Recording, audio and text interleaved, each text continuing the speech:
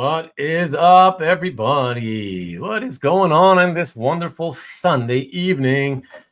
December the 8th. It's almost Hanukkah and Christmas time for everyone.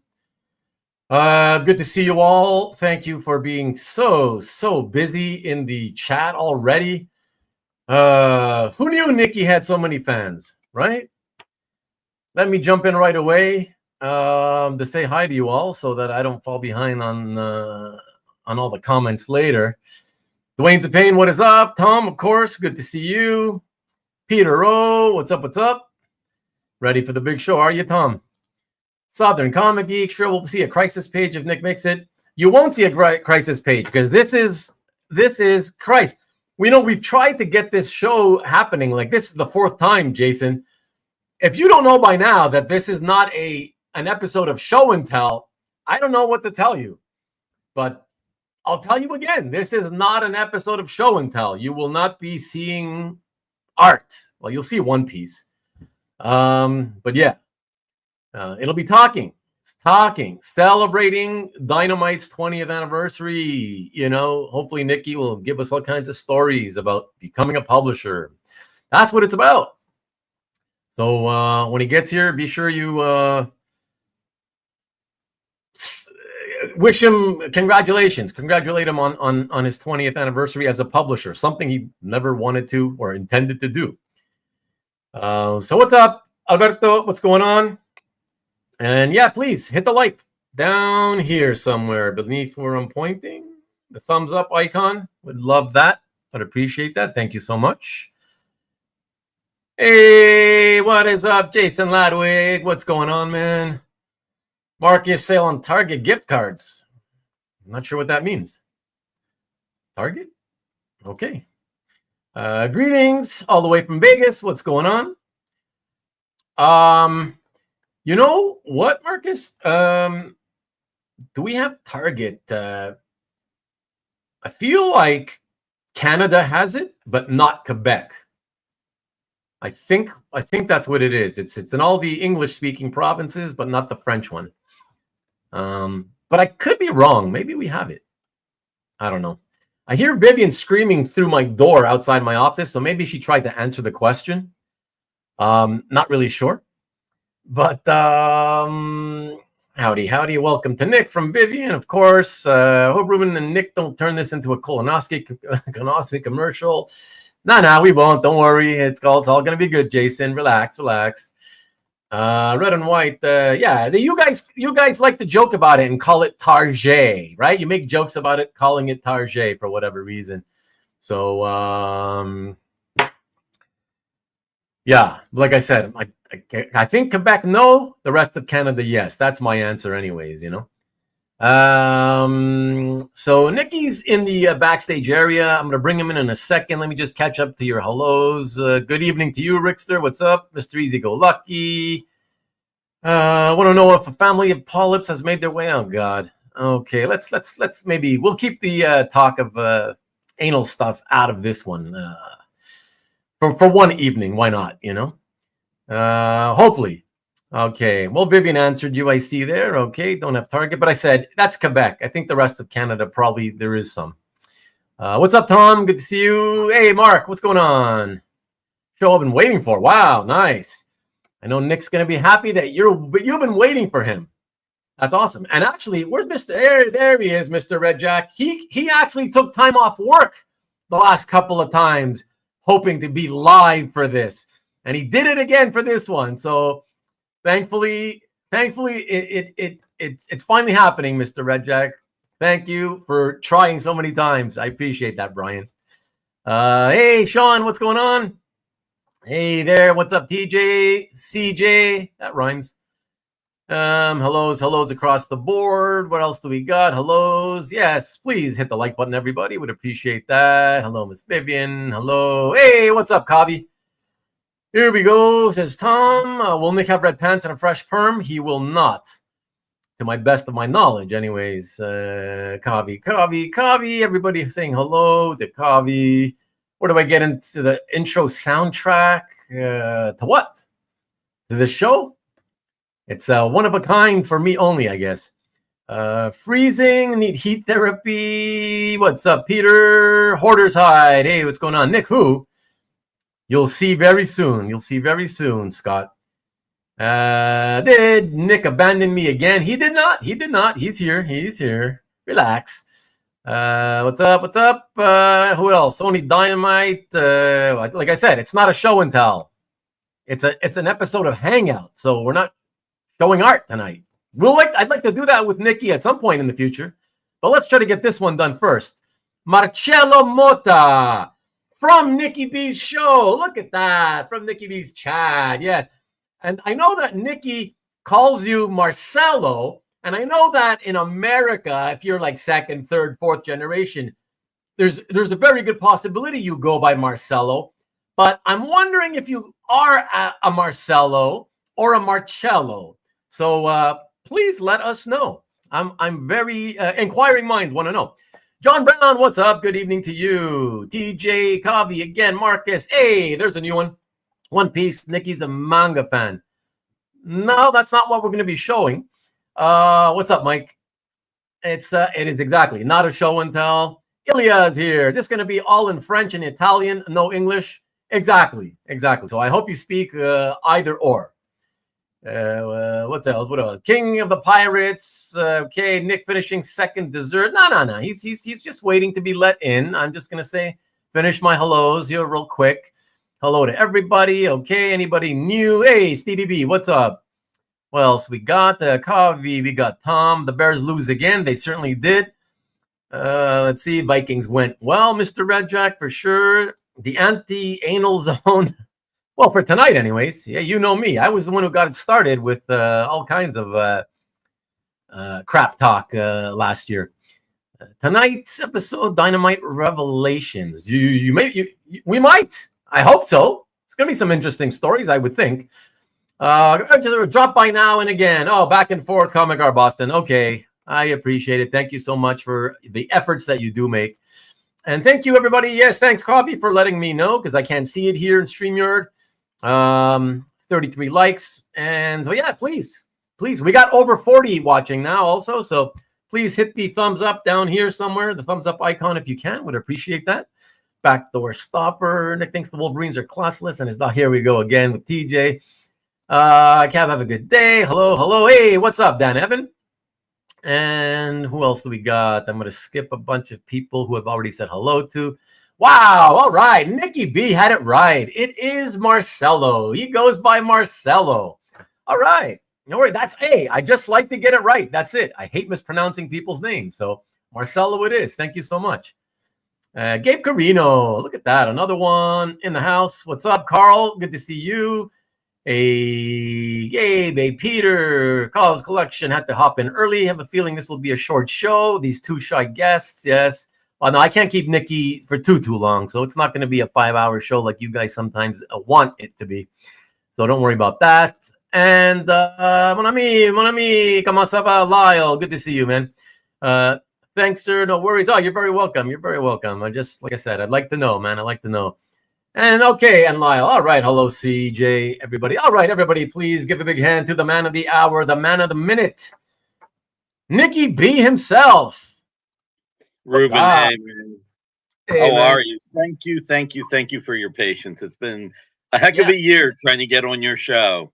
Yes, I know. But it's whatever, man. We see each other every week on your show and whatever. So, it's I get it. You're a busy guy. I know.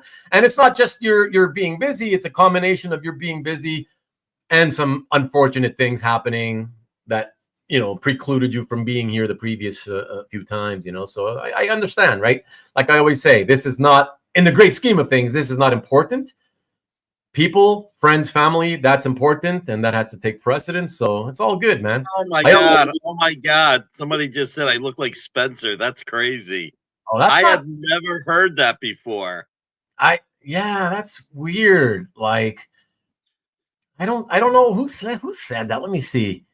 So Marcello says, "Hey Nick," and we got Lyle saying, "Hello, Nick, Mr. Dynamite." Nick is on. Guess it's time to leave. You thought it'd be fun, Pop and celebrate. Nicky B's here. Comic Art Boston says, "Hi, Nick." And we got, hey, Nicky from Tom. Good things come to those who wait. There you go. See, I like that. Well said, Rickster. Well said.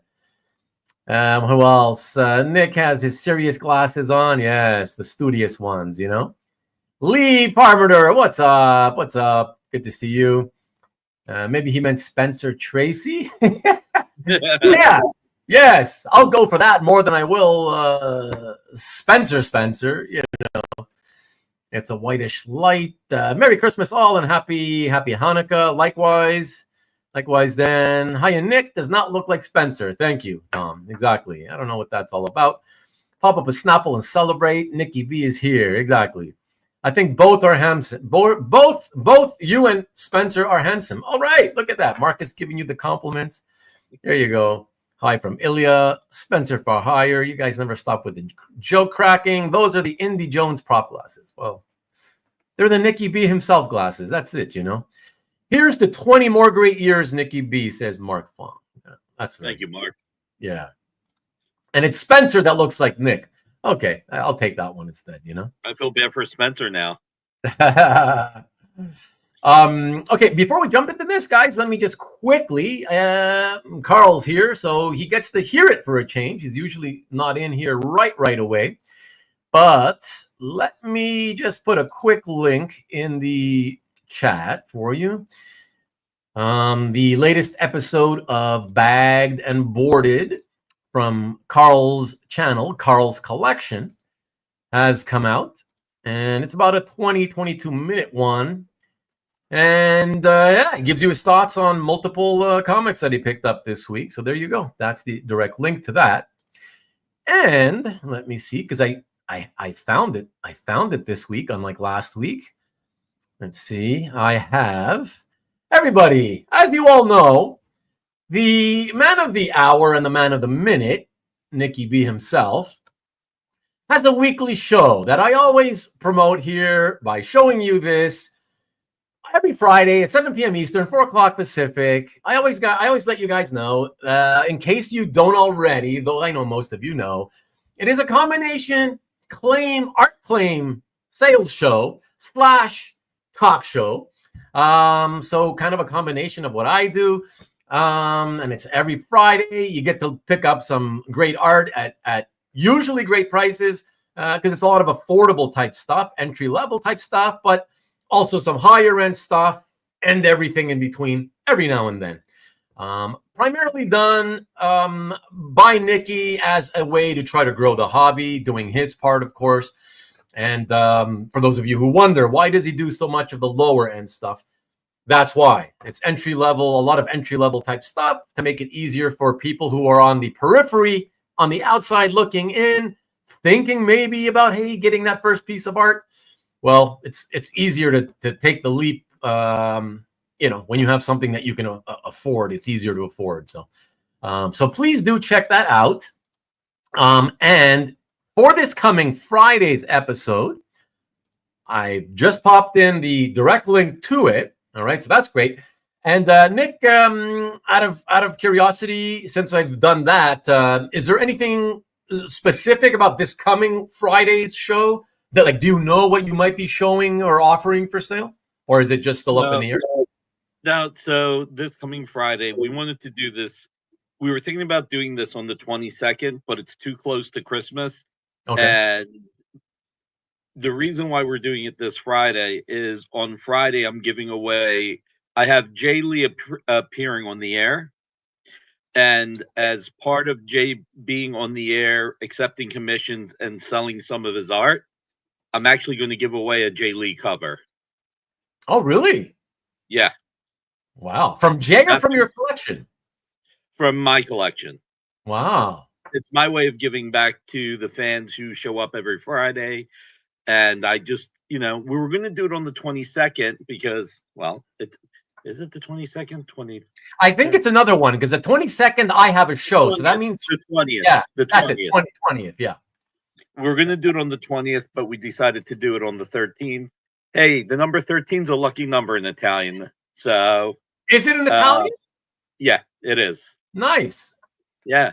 Nice. It's lucky, just like the devil horns that you get with the red pepper, you know?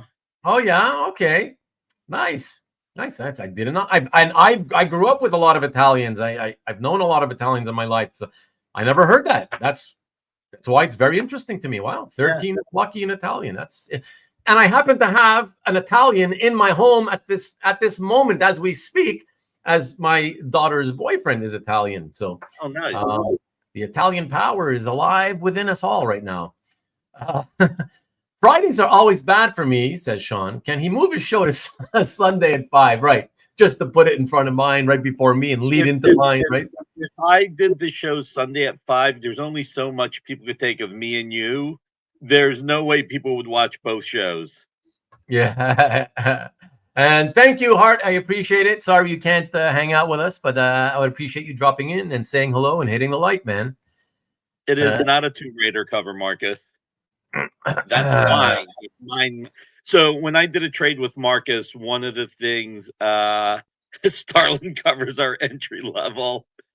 Oh, Yeah. you know what I find amazing though? I find it amazing when I do sell some of the higher end pieces and then they end up in Comic Link or Heritage or Comic Connect. I sold Oh, a you mean? Drax cover by Jim Starlin at a really good price on one of my shows, and it's on Comic Link that ends on Thursday. Oh, yeah.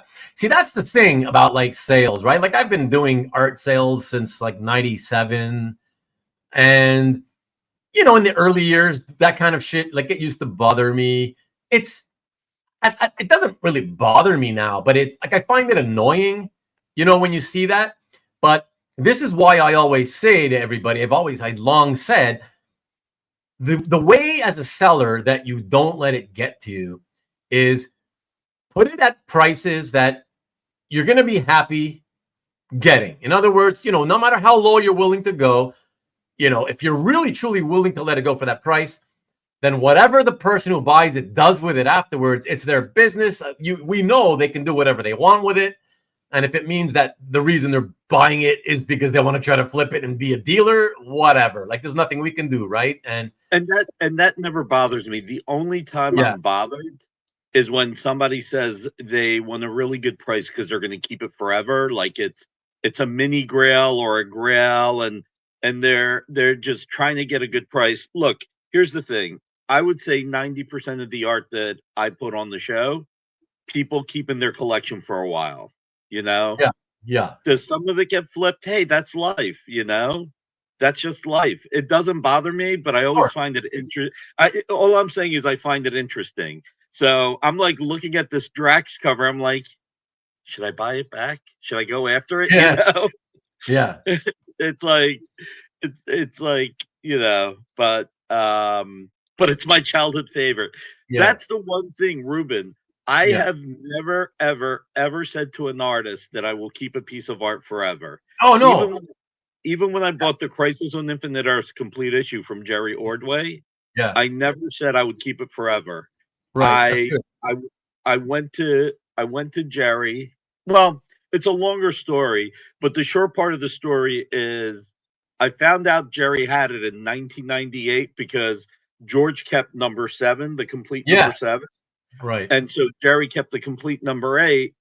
And when Jerry was ready to sell it, um, he remembered how much I loved it. And when he approached me, it's it's for my kid. My kid loves Drax. Loves Drax. Yeah. Um, um, I didn't know what to value it at.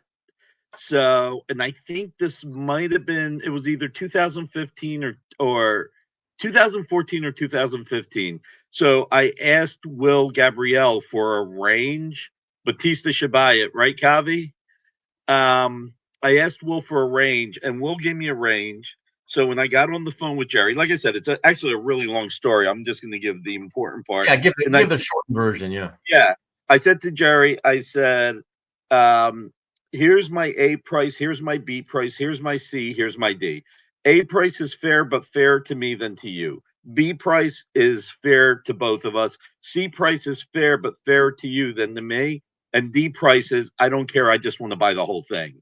And the funny thing is, before I even said that, he told me what he got offered years before that, And I said to Jerry, Jerry, I got good news for you. My A offer is higher than what you got offered 10 years ago. Right. So, and Jerry remembered that. So when he was ready to sell a lot of All Star Squadron pages, he knew how much I loved All Star Squadron, and he called me. Yeah. So Jerry's a sweetheart. I don't know if you know him. He's one of the nicest guys in the industry. Yeah, I'm not friends, but we've met. Yeah, yeah. Super Yeah. nice guy. Yeah. So his response to my giving him the A, B, C, and D was, well, if you don't mind, I'll take the C.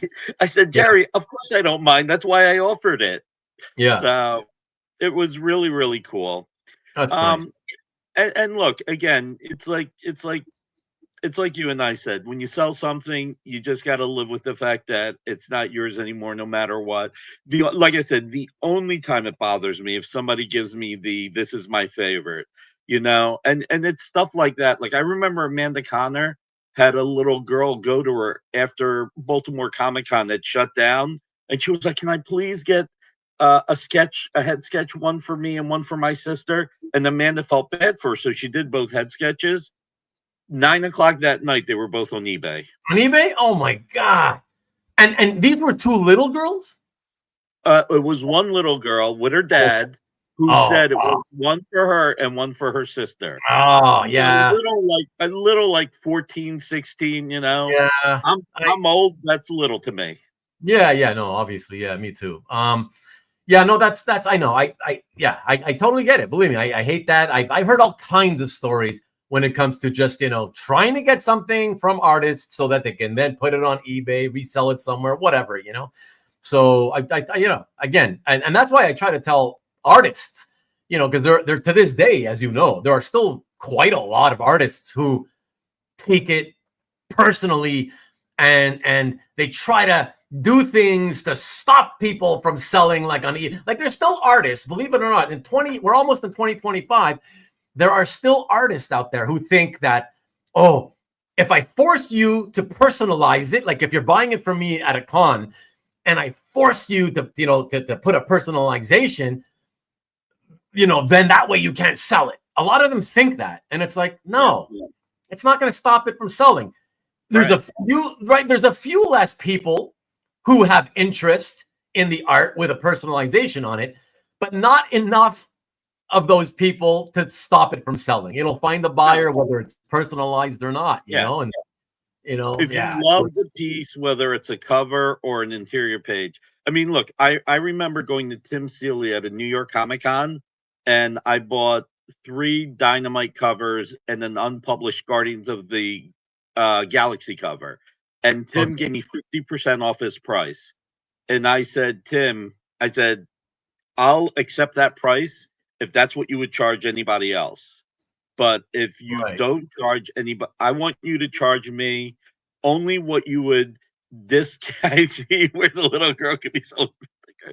I said, I only want the discount you would give anybody else. I don't want a lesser discount, but I don't want a greater discount, because if I ever sell any of this, I don't want you regretting you're giving me half price. So he went back, it went from giving me 50 off to 20 off, and I was happy with that.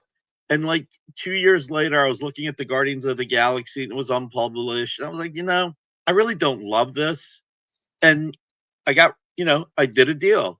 And I would have felt really guilty if I sold it and then Tim saw it one day and it bothered him. So that's just where that's at.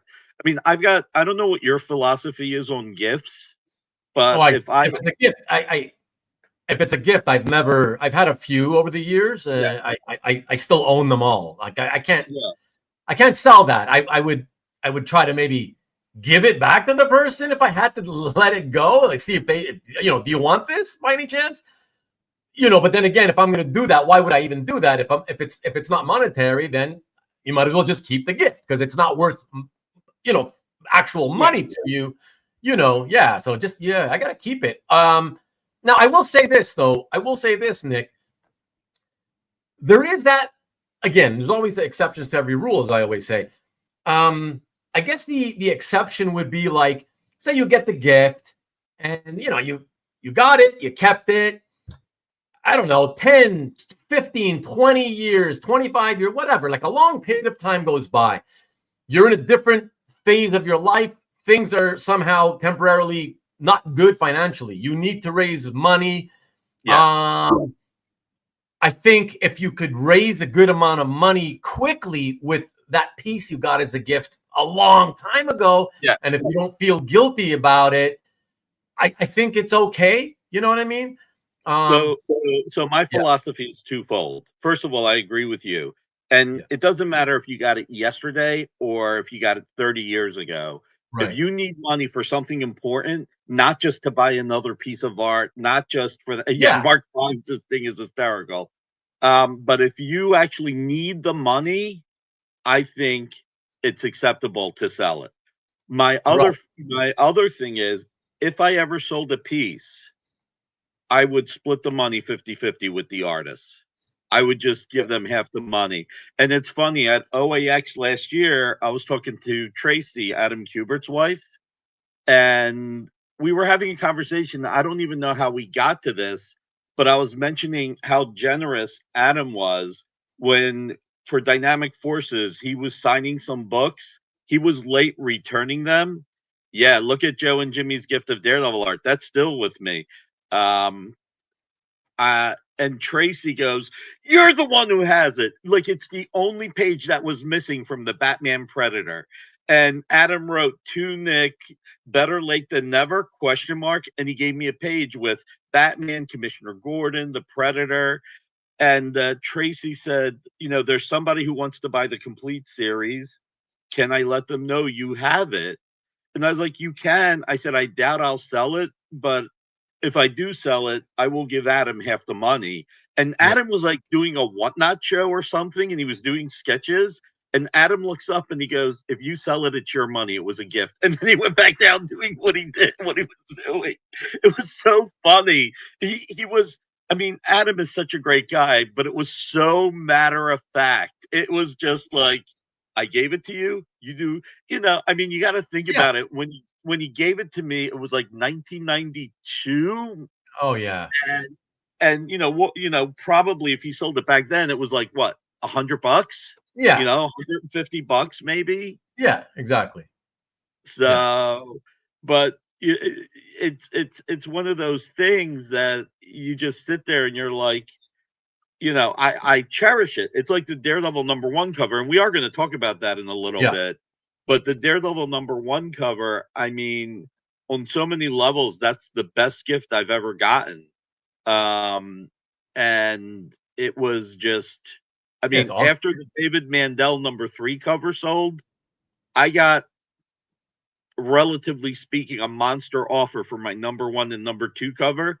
Yeah.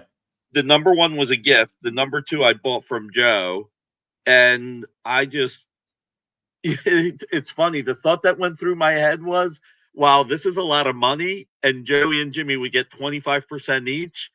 God, I'm actually holding money back from them. But it's like it's probably my favorite gift ever. And it's I mean, I a mean, lot went into that, which we're going to talk about.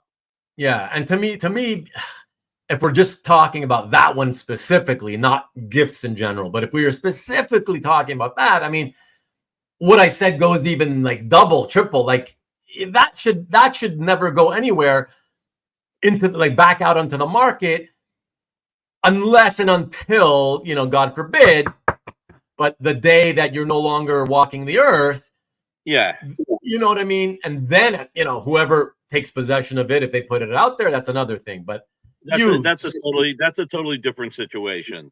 yeah, exactly, exactly. All right, excellent. So let's get into this, everybody. Nicky, I actually was hoping, and I mean, I know it's dangerous for me to do this because it could extend the time, but I was hoping that before we start at the inception of how you got started as a publisher, I was wondering, would you be okay giving as condensed as possible a little bit of a background on how you went from wheeling and dealing comic books, as a lot of us did as a weekend warrior, to suddenly making this move to like, oh, look, everybody wants to get signed comics at cons and stuff. I'm going to buy a bunch of comics, get them signed, get contracts with this, that, and the other, and start selling limited edition collectibles. And suddenly I have Dynamic Forces as a company. Like, would you mind giving us a little bit of? I don't mind at all. I think it's an important part of this. So I started selling comics when I was 12 or 13 years old, and my dad hated comics. He despised them. I feel you there. Off the boat Italian, didn't understand. Yeah. Same thing with me and my dad. Yeah. So Spaniard, yeah. Yeah. At first I was buying, I don't know if this was the case in Canada, but in America, when they were selling comics on the newsstand and the retailers returned the comics to the distributors ripped the covers off to get a credit.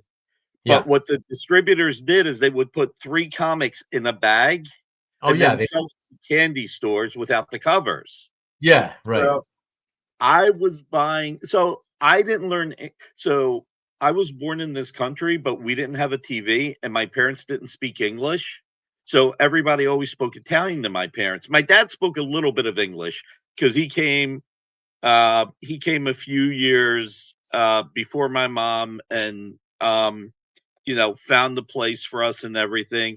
He actually traveled the country before he met my mom, and he went to Toronto, to Los Angeles, to New York, to Philadelphia, to Pittsburgh, Chicago, just looking for work. And he decided to settle down in Philadelphia. And then he went back to Italy, met my mom, met my mom, and she became, they got married like 3 weeks after they met. That's crazy, Nick, by the way. Just sorry to interrupt, but it's crazy because it's exactly what happened with my dad. My dad left Spain as a bachelor. I think he was in his mid to late 20s. I don't know. He saw some kind of an ad out there in small town Spain, village or whatever, and some ad about like Canada, something happening, go to, encouraging him immigration or whatever. And he decided on his own, I want adventure. So let me go on this adventure. He came right to Canada, stayed here for a few years, but in the summers would go back to see his family. And on one of those trips back, met my mom, and they ultimately came back here. Yeah, so it's the same exact thing. It's so weird. So it's pretty much the same age because my dad went back when he was 30 or 31. Okay. And that's when he met my mom. Because there was no work where they lived. It was hard to get work. My father was a tailor, and my mom's family were all farmers. So they didn't feel that was a good place to raise a family. And my father's older brother had come to America.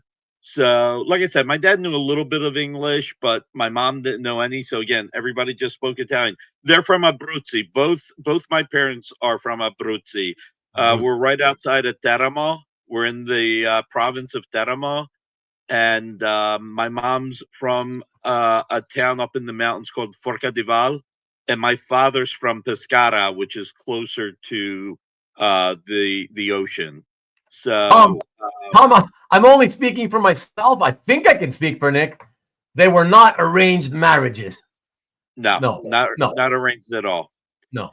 That would be more common in the Indian and the Asian cultures, Correct. Not that Indian isn't Asian, but you know what I mean. Yeah. Right. Sorry, Nick. Yeah, go ahead. No, that's okay. So that's very kind, Mark. Thank you. Yeah, thank you, Mark. So what happened was back then, we had to go to school when we were 4 years old to learn English. So before we could go to kindergarten, we had to learn the English language. And comic books, my first memory of reading a comic in kindergarten, I met this kid, Ercole Fede, and Hercules to everybody in America, but in Italian it's without the H, it's Ercole. So I met him, and it was really funny. My mom tells a story. I don't remember this. She's like, "Yeah, he was waiting for his mom at school, and you said you really like this kid. He seems really nice. Can he walk home with us?" And that's how I met Ercole. But my first memory of reading a comic, let me grab it. I actually bought this as a commemoration to Ercole. Give me one sec. Sure. It was this. This is what I remember, and these were black and white reprints. Oh, the little Of, digest. yeah, they were the big little books or whatever. So I remember reading this, and in my mind, it was always black and white, even though it was always color. I don't know why I always thought it was black and white. So, and the first story I remember reading was Amazing Spider-Man 10 with the big man. Oh, that's really nice, Lee. So, so this to me, this is the first comic I remember reading, and then I would buy the comics 3 for a dime or 3 for 15 cents at the candy store. My friends would buy candy, I'd buy comics. And they were without the covers, which is probably why you see so many covers on Dynamite Comics. I'm making up for all those coverless books I Yeah. bought. um but and then when I was in the 8th grade, um my school gave away the Pope John Paul II comic. Oh, yeah. And I finally got a comic with a cover. So at that point, I was determined to find a comic book store. Okay. And the other thing that I remember reading after this, but there was a library by my dad's tailor shop. My dad eventually stopped working in the factory, and opened up a tailor store, and the the library next door had the history of comics by Jim Steranko. And I remember reading those, and it's probably a little bit why I like a lot of Golden Age characters, Oh, reading yeah. the history of Steranko. So my dad took me to my first convention. I went before I went to high school. The high school I went to, you had to take this course that was called pre-prep, and Was you that had was this St. Joseph's Prep? yeah, St. Joe's Prep. Okay. So I didn't get I was the nerd. I was the guy who actually had comics in school. I didn't play sports. I was the kid that got picked on and beat up. So I went to sell my comics to buy clothes, basically. Right. Because my parents couldn't afford to just buy me new clothes just so that I could fit in. My dad took me to a comic convention in Center City, Philadelphia, and he was so happy. I went in with 2 long boxes of books, Yeah. and he's like, "Finally, you're getting rid of these." Like Yeah. the two things he didn't want. He didn't want me to become a tailor like him, and he didn't want me to be involved with comics. So Right. I ended up coming out with 6.5 boxes and $18 in my hand. And even though I made a $16 profit and got 4.5 extra boxes, my father was pissed off and never Yeah. took me to another convention again. Wow. So I had to actually take a cab to conventions until I was for like a year. I don't remember how long, but I was taking cabs to conventions, and then I would start once I started doing conventions outside of Philadelphia. I would pay friends and other people money to take me to the conventions.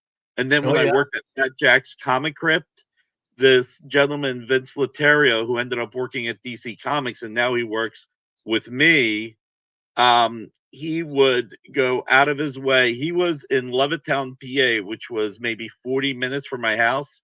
He would actually come and pick me up to take me to conventions that he went to for the store he worked for. And for 15 bucks, I mean, he was just really generous and really took care of me. So then fast forward, you know, 1991, X-Men, X-Force, Spider-Man, all these big books are coming out. Marvel Comics Presents 85 with Sam Keith, Barry Windsor Smith. And we're going to the conventions, and the lines are getting longer and longer and longer and longer. And if I can just interrupt real quick, Nick, sorry. Because at that point, let's call it 1991, like you say, Spidey's coming out and all that stuff, the X-Men, the #1 issues at Marvel being relaunched, right, with the biggest artists around. At that point, though, you are 23-ish years old. 21. I'm like 21. Well, no, because aren't you a couple of years older than me? How old are you now? 69. May of 69. You're 69. Oh, okay. I'm 70. Okay. Okay. So yeah. Okay. Right. Fine. What were you doing at that point for your main source of revenue? Were you still comic dealing? Yeah. I was going to conventions on the weekend. I drove as far as Wisconsin, and I drove as south as Miami. And really? Wow. I once drove to Miami straight. I did it. This was like around when New Warriors came out. Vince became the guy. Vince did feel bad for me. I even got picked on when I was at Fat Jack's because two of the guys didn't like my taste in music and other stuff. Terry went to prep. Hey, listen, best thing that happened was going to the prep because sliding doors. I never would have sold my comics if I didn't get picked on. I mean, I left at 12 o'clock once. I was working for Great Eastern Conventions. I did a deal with Fred at Great Eastern where I would run the show and he would pay for the gas, give me a booth, and pay for my hotel. So I left at 12 o'clock in the afternoon. I took down somebody who I was seeing, which probably freaked her out. Like talking about selling comics and actually selling comics can be being there can be two different things. Two different things for sure. Yeah, we drove down, and when I was driving down, I'd always there was a Ryan Steakhouse. You would always eat at the places where you could get the most amount of food for the least amount of money. It's like $6 and change to get a steak, and and then what do you call it? A buffet. So all you can eat. At 6. Yep, we get there at 6:15 in the morning, and she slept a good amount of the way, but we got the hotel room, and I told her to feel free to go take a nap, and she actually didn't. She was just like, no, I'm here with you. And my job at that point was to make sure I ran the convention, collected the table money from everybody, collected the door money, run my table, and make sure Mark Bagley was happy because Mark Bagley was at the show. But how did you run the table? Because when you got to be running around taking care of the convention itself, right? Like you can't really be. So I got there at 6:15 in the morning, and look, this was a long time ago, but I got there at 6:15 in the morning. I got the room set up right away. Got all the tables set up. Yeah, she didn't like the comics. She liked. I think she liked me, but not the comics. But still, it was still. I will still say that would be like absolutely hitting the lottery, Brian. Yeah. But I would say even if you found one that wasn't into it, didn't like it, but tolerated it just because she liked you, that in itself was like a big deal, Yeah. It was. So I set up all the tables, and I put on each table the sign, these are your tables, these are your tables, and then had breakfast with Mark around 7ish, finished at 8, then went to the van, got everything out of the van, set up my table, and then I went around the room and collected everybody's money because I figured let me get myself set up first because otherwise I'm going to be chasing people's money and then have to set up. And Right. by the time I was done setting up, everybody else would set up. Um, so, and then Sue did me a favor and she ran the door and collected the money while I ran my table. Um, once was enough for them. Um, and Yeah, I mean, look, that was outside of going. I remember once going to Chicago when we were invading Iraq, and it was me, my friend Larry, and my brother Angelo, who at the time, if I was 18, I'm 6 years older than him.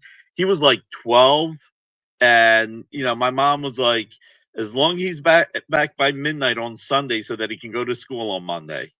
And then as we're driving, so we did stupid shit, like really stupid shit.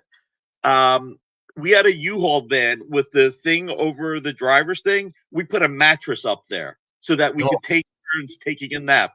That was oh. the dude. All you needed was one sudden stop, and Yeah, you're flying. yeah. So Yeah. me and Larry were hearing the that America's entering the Iraq War, and both me and Larry are like, we're going to Canada. Screw Chicago. Screw Wisconsin. Angela, you're coming to Canada with us. Um, and meanwhile, Angel's like up there, like we're like, Larry's messing with him, like, Angel, you got to wake up. We're going to Canada. So, That's funny. yeah, it was funny. It was funny. So so I did all these shows, and I got to meet artists over the years. Right. And so one day I'm at a show, I think it was in Detroit. Oh, here's a funny story. Before Google, before anything, it's a 9-hour drive to, there you go. It's a 9-hour drive to Detroit, right? Chicago's a 12 or 13-hour drive. Okay. So I didn't look at a map. I'm like, oh, this is good. We'll be done in Chicago at 4. We'll pack up by 5. We'll grab dinner. We'll leave Detroit by 6 o'clock, and we'll be in Chicago by 10 o'clock and get a good night's sleep.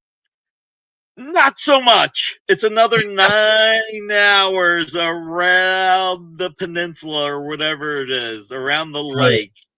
Right. Um, so yeah, that didn't work out so well. We ended up getting there at 3 in the morning and we were exhausted. And look, when I was in college, we did some crazy stuff. Like me and my friend Sal, if we were doing a convention in Boston, and somebody talked about 1989, that was a big year. But we had a convention in Boston, and Sal and I would get out of college, go party, and then at midnight leave to go to Boston where there would be the least amount of traffic so we could get there at 5 in the morning. If we left at midnight, sometimes we left at 2 in the morning, and then we Right. would work the whole day. And look, when you're 19, you got stamina that you can't even imagine. I mean, we would go pretty much on 2 hours, 3 hours sleep, taking turns napping in the van, and Yeah. I mean, I remember doing a convention in Rhode Island when they were shooting Scent of a Woman, and we met a bunch of the actors from. We actually met the actors who were the guys who dropped the paint on the principal's car, and so Oh, like these guys have all these girls around them, and Sal and I were like, oh, why not? They're buying us drinks. What are we gonna do, right? yeah. Um, but I was at a show and it was either Detroit or Chicago or Wisconsin, and Sam Keith's line was around the corner. It was like so long, and I'm sitting there talking. I think I was talking to Archie Goodman, and Goodwin. we were just talking, and I was a fan of Archie's from I was a fan of Archie's period, but Manhunter, the Scorpio graphic novel with Howard Chaykin, um, all so many watershed books that he worked on Hmm. that You know what? The only person who wasn't there was Philip Seymour Hoffman. It was the three guys that were in the school auditorium that that Philip Seymour Hoffman wouldn't give the names. So it was everybody but him. So I'm looking at this line. I'm like, man, a lot of people are waiting in line. I wonder if people would pay to have signed comics mailed to them. So uh I'm thinking, huh. All right, I know a lot of writers and artists, and I think I focused on artists first. Um I can get books signed. All right. And that's back when you bought CBG ads, and I was like, I gotta sound big. I gotta sound big. What's a great name? How about National Comic Services? National? That's National Comic Services. That was the initial name. Okay. That was before the Death of Superman book. Okay. Nick invented mail. So, and our tagline was "Tomorrow's Treasures Today." Okay. So, I would, got like Robin signed by Tom Lyle and Chuck Dixon, and Spirits of Vengeance and Ghost Rider by Adam and Andy Kubert. And then the people I didn't know, I'd just be cold calling because I would get their number from another creator. I remember talking to Andy Kubert because I had never met Andy at a show. And Okay. he said something funny that always stayed with me. He was kidding, by the way. He was like, well, when you meet me, when you come up and get the book signed, I just look like uh I think he half kidded like I'm just a redneck. He's like, don't be surprised when you see me, which he's not, but he was having fun. Yeah. And it kind of grew, but there was this company called Nick knows how to turn a catchy phrase. There was this company called Scoreboard who had Catch a Oh Star. yeah. The sports cards, you mean The scoreboard? sports cards, yeah. They ended up all those years later. They ended up being caught up in a scandal, scamming or whatever. Did you hear about that? Oh, they got caught up in many scandals. They were a public company, and what they Yeah. would do at the end of each quarter, ship product and sometimes pretend to ship product Oh, to be able to put on the books that they had all yeah. these receivables. But Right. then the week after the quarter, they would take the returns. Right. Oh, So yeah. so um I don't remember the owner, but Kenny Golden, who owns Golden Auctions, Mhm. was the audit. He was the I guess the vice president, but Kenny's an aggressive person. I mean, really aggressive. Yeah. So we were doing signed books, and at the same time they were doing signed books, but they started selling my books on QVC. Okay. So Who was selling your books on QVC? Catch a Star. But they were basically they were doing two things. They were using us to make money, exactly, Catch a Star and Scoreboard, and they were using us to get into the comic business. So I got a call from Gareb Shamus saying, "Hey Nick, there's this missing pallets, please." I don't even talk about that. I got into a conversation. Gareb Shamus called me. Wizard did a top 100 books one year, and I actually wrote it or helped write it, helped put it together. And he's like, "There's this guy, there's a guy company called Supercars, and he Hold on, Nick. would like." Sorry, you're breaking up. You broke up there. Your last sentence or two, you broke up. So I certainly didn't hear it. Okay. Yeah. So I wrote the Wizard Top 100 Comics. They did a special, and I worked on it for Gareb. And Bob and Weave. Um, and so he called me and he said, Oh, let me tell you how I met Garib. I'm going to have to digress real quick. I'm going to Yeah. digress before this, before I got into the signed books. So there was this company called Big Bob's Baseball Cards, and this Okay. guy was huge into baseball. Like this guy was a nutball. And so he got into comics, and the way he would actually order comics, if it was a gem of the month, he would order 50 to 100,000 copies. Oh If it my. was a spotlight, he would order 25,000 copies at least. I Just mean, this was, to what? To try to retail them? yeah, to sell them to sell them wholesale, to sell them to his card people. Oh, to sell them wholesale through the card business. Okay, Yeah. I get it. Yeah, yeah. So this guy was such a nutball. He would, the stories that I heard is, so I heard this secondhand, but he would go to a strip club with $10,000 in ones and walk around the strip club throwing $1,000 in ones and walking around to make sure everybody knew he was there. So Oh he'd my. be throwing 10.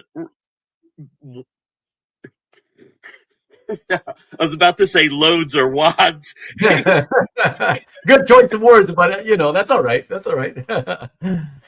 So We get he it. went out of business, and they were doing a fire sale. You never use the word fire sale when you're selling comics. He was a bankruptcy sale. And so you could go up there and buy pallets of books.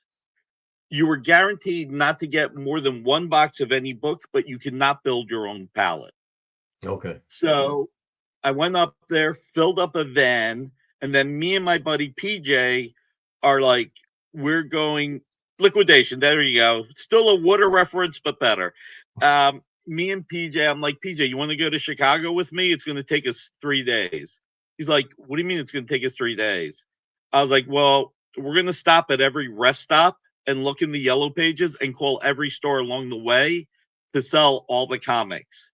So every rest stop from, I mean, first, like I went to Fat Jack's. I was like, Mike, do you want to buy any of these books? Go through the books. There were Aliens versus Predator by Chris Claremont and Butch Guice. There were Dark Horse Presents #1s. I don't know where Bob got those. That was crazy. Yeah, did I use MapQuest? I knew how to get to Chicago. I will tell you that. And this was the year that Image was so big that they had a tent outside the convention because they couldn't have them in the convention because they were getting too many fans. So we're Oh, driving. I'm calling Phantom of the Attic. That's how I met Todd McDevitt. I called Tom McDevitt, and Todd's like, it's funny. All the retailers around here, we have a industry night where we get together, talk about what's working, so we can grow each other's businesses. Our meeting ends at 7 o'clock, and it's like 4:30. I'm like, PJ, I can take a nap. You want to take a nap? We can grab some food. We go to a rest stop where they get on the turnpike because I'm not getting off the turnpike. So they get on the turnpike to start going through the boxes. And I think I probably sold an eighth of the books just to them. okay. So we're going through Ohio, Indiana, whatever, right? Finally make it to Chicago, and I forgot two things.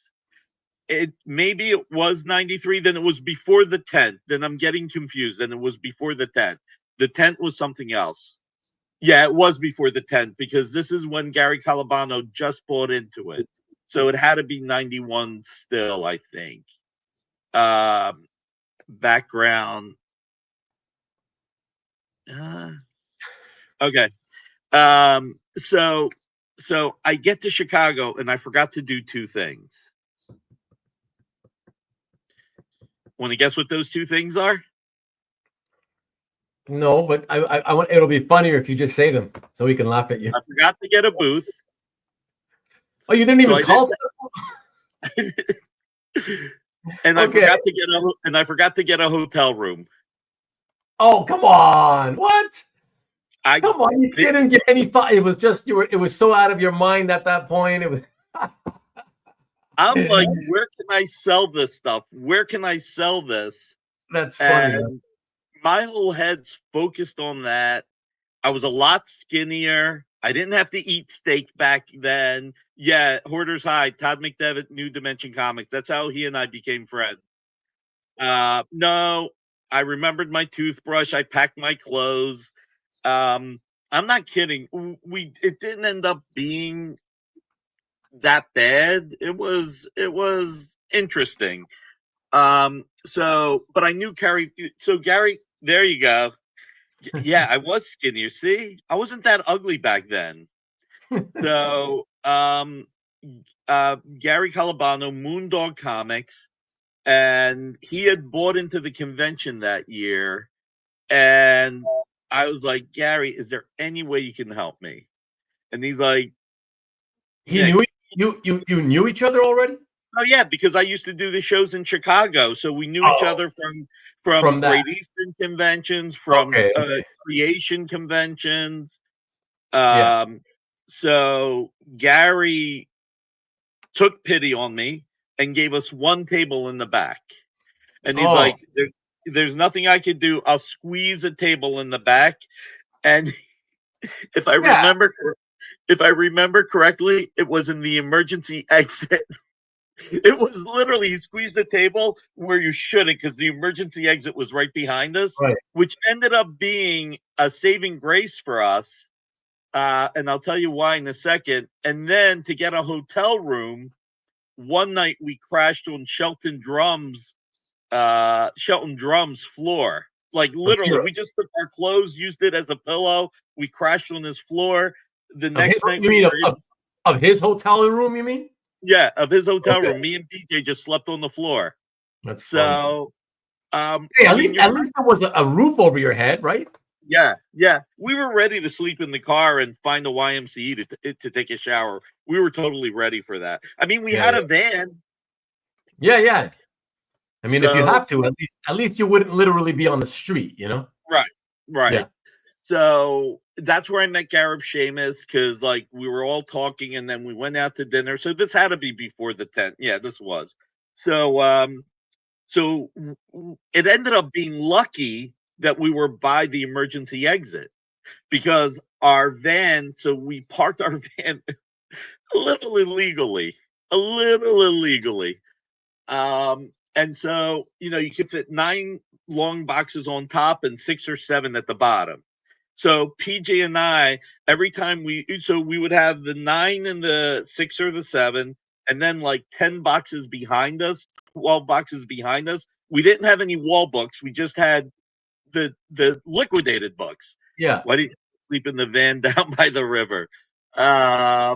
So we we're so we're taking turns like now we didn't even have a cart. I had to borrow a cart from somebody, so we're like taking turns as books are selling. We're running back to the car. PJ's like walking around telling retailers, by the way, we got books at $1 each right now. We started off at $2 each, and instead of doing 3 for $5, we did 6 or 7 for $10. We figured let's just get $10. My parents didn't know any of this, Stanley. I always hid this stuff from them. Not that I was selling comics, but I hid everything I did to sell comics. So, so and then like on Sunday we're like 50 cents a book, 4 for $1. We're like, we got to get rid of this. There was one box left at the end of the show. Wow. One Out of how many? the whole van. Wow. There was one book nobody wanted. Wonder Man #1. Oh yeah. Nobody, Nice. it was the only book. We're like, there's 150, 200 of these. And me and PJ were like, I think it's a better story if we just leave it here. I don't feel like taking it back. Nobody wants them. I don't want them. Yeah. So that was a lot of fun. We both made good money. I took care of PJ. We then man, I will tell you one last crazy story doing conventions. So I had a Isuzu, and we would get a U-Haul attachment to the Isuzu. And I had this. At Fat Jack's there was this guy Bill Cucinata, and if you look at the original Kimiko books, you will see Bill Cucinata's name. Okay. He was one of the Kimiko founders, but he left or whatever, and ended up at Fat Jack's. And he was just he was one of these guys, like really laid back. So we're in the Isuzu Trooper, and I need to get my brother home by midnight. He's got to go to school the next day, and it's me and Vince and Bill and my brother Angelo. And Bill never told us he didn't know how to drive a stick shift, so Okay. he grinded like we were Oh. all exhausted, and he grinded everything. So on the turnpike, or before getting on, yeah, I think we were on the turnpike. I think like I stopped. I don't know. I don't remember. We had to call a tow truck. So we need a tow truck to take our car and our U-Haul to a hotel. And I had to call my mom and dad, and like Angela's not going to be able to make it to school tomorrow. And my dad screaming at me, questo per quando vai lo fratello te e non gli piacciono i fumetti ed è fermato questo quando arrivi la casa io ti dico l'ammazzata. Translate now. Yes. This is why I hate these effing comics. This is why your brother should not be helping you. He's too young. I can't believe you would do this to him. He's going to miss a day of school because of you. This is why you should never be doing this. I'm going to kick your butt. You've corrupted your brother, apparently, in their heads, right? Well, the one thing my mom and dad never knew was once me and my brother Angelo did a show in Boston, and Angelo was 15, and I was so exhausted he drove. That was Angelo learning how to drive. Nice. I was like, I'm just too tired. Let's just do it. Let's take our chances. Whatever. Just drive, yeah. man. Yeah. He was so scared. He finally woke me up. He's like, listen, a lot of cars are honking. I'm doing 40, 45 in the 55. I was like, all right. I was like, we got to pull up. See, I can't drink coffee. Coffee actually makes me sick. Okay. 9 out of 10 times I drink coffee, I taste it twice. Okay. So I just vomited it all up. So I was like, all right. You know what keeps you up when you're driving more than anything? Ice cubes. So we got off. Sorry, Nick. Ice cubes does what more than anything? Keeps you up. Keeps you Put up. an ice cube in your mouth. Oh, just keeping it in your mouth. Up. Oh. So we pulled over. We got a Coke at a McDonald's, and it was. I was like, just fill it up with ice. Give me a little bit of Coke, but make it all ice. Oh yeah, David Barr. It's funny. I was going to buy this Daredevil piece by Quesada, and he reached out to me from the Marvel 1000. And even though I wanted to buy it, and he's like, "Should I buy it?" I'm like, "What am I going to do? Tell him it's a bad idea?" I was like, "No, it's a great deal. You should buy it the second you get it. Hopefully, one day if he sells it, he'll keep me in mind." So, there you go, like, Dave. I'm like chugging ice. I'm chugging ice. I'm like, whatever it takes. Corey, yeah, I never touched this stuff. So,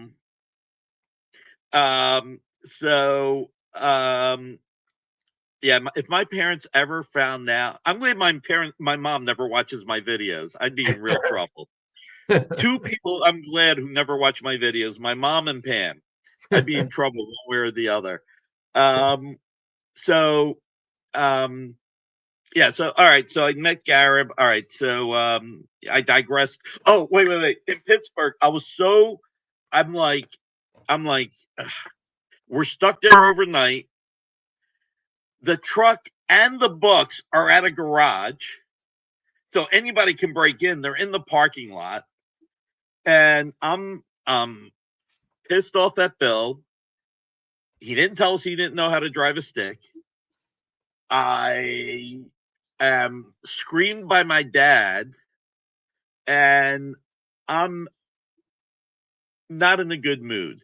So we end up being at this hotel, and me and Vince and Angelo, I think Angelo may have not gone to bed yet. It's like 11 o'clock at night. We're shooting pool, and I'm so pissed off. I don't know why, I started poking the ceiling with the cue stick. Okay. I'm just, so the owner's son comes over to me, and he's like, thieves only took one of their accounts. Uh, and like he's ready to throw me out, and Vince is like, no, no, no, no, no. And this is a different Vince, by the way. Vince is like, no, no, no. Think of Joe Pesci with a mustache. He's like, no, no, no. Listen, I'll pay for this. Like, he's just bad day. The guy's like, all right, all right. But if he does it again, I'm throwing him out face first. So he turns around to walk out, and I just like, one more time. And Vince is looking at me. He's like, thank God he didn't. Like, somebody literally had like broken a rack of balls just as I did that. And I was like, all right, I got it out of my system. I got it out of my system. Steve Mazarski, I could tell a Steve Mazarski story. All right. Well, So at a certain point, don't forget, Nick, we still have to get back to how the inception of yes.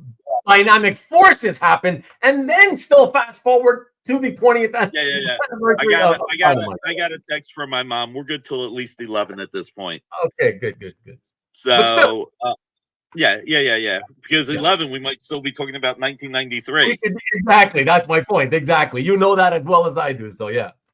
So Mazarski, yeah.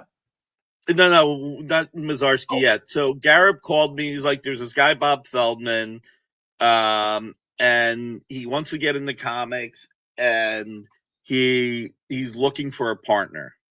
So I'm never on time for anything. So the first time I'm supposed to meet with him, I'm lost. I'm late. And I just called him and said, listen, I can't make it. I'm lost. I'm late. I'm going home. So Garib calls me the next day, like, what the F, Nick? I told this guy you would show up. I was like, Garib, I got lost on the way. I was already late. I didn't want him waiting for me. I was like, he's like, well, you got to, yeah. The only record time I ever did, Stanley, was going to Miami. Oh, poor Angela. There was another freaking time. So anyway, so I meet with Bob a couple of days later, and like I said, I'm getting squeezed by Scoreboard. They're trying to get into the comics business. They're selling my stuff on QVC, but they're starting to do their own stuff for QVC. And like I said, the reason why I got to sign books, because I'm seeing everybody do this, blah, blah. I'm like, these lines are long. And the other factor was I'm sitting there like, I can buy as many X-Force #1s as I want. I can buy as many X-Men #1s as I want. I can buy as many Spider-Man #1s as I want. How long is this going to... I'm still waiting for the part where Nick puts Sophia back in the asylum. How long can this last that these books come out and they're hot? Yeah. I mean, because like I'm looking at X-Men #1 by Jim Lee, and I'm sitting there going, Jim Lee's a genius. You go buy X-Men #1, cover 1A, and you got what? Cyclops? No, you had Colossus and a few other people. Then the next week you go and buy issue 1, letter B, the connecting cover. And there were a lot of Wasn't it not?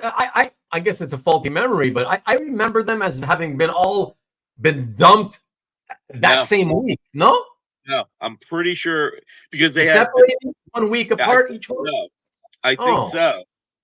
Okay. Maybe my memory's faulty, but the thing that Jim did that was genius is he put Wolverine on cover C.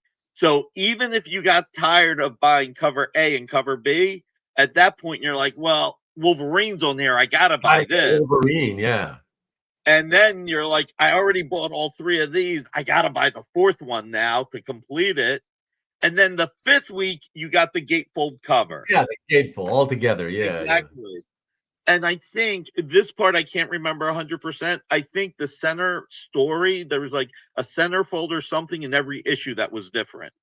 So I think Carl Choi may remember better than me. Anybody might remember this.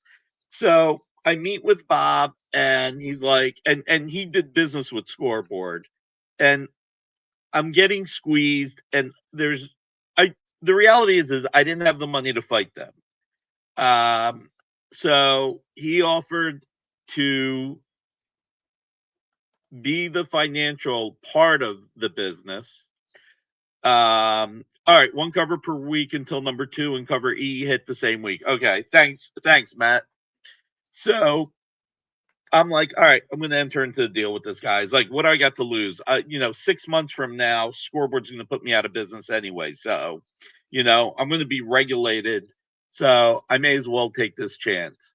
Yeah. So I become partners with Bob. And I'm like sitting there like, Supercard's a lot better name than National Comic Services. I was like, I need a better name. I need a better name. I mean, then you got Wizard ads, your past CBG ads, I'm like, I don't want to pick something with the word super in it because he's got it. It should be something dynamic. It's really got to be dynamic. It's like we got to say we're a force in the industry. I'm like, oh, dynamic forces. Dynamic force. Look at that. Yeah, that's pretty cool. And so we started. So Bob funded this, but Bob started doing shady shit to me from like day 2. Oh. So like all of a sudden he'd be like, Nick. So he had Supercard.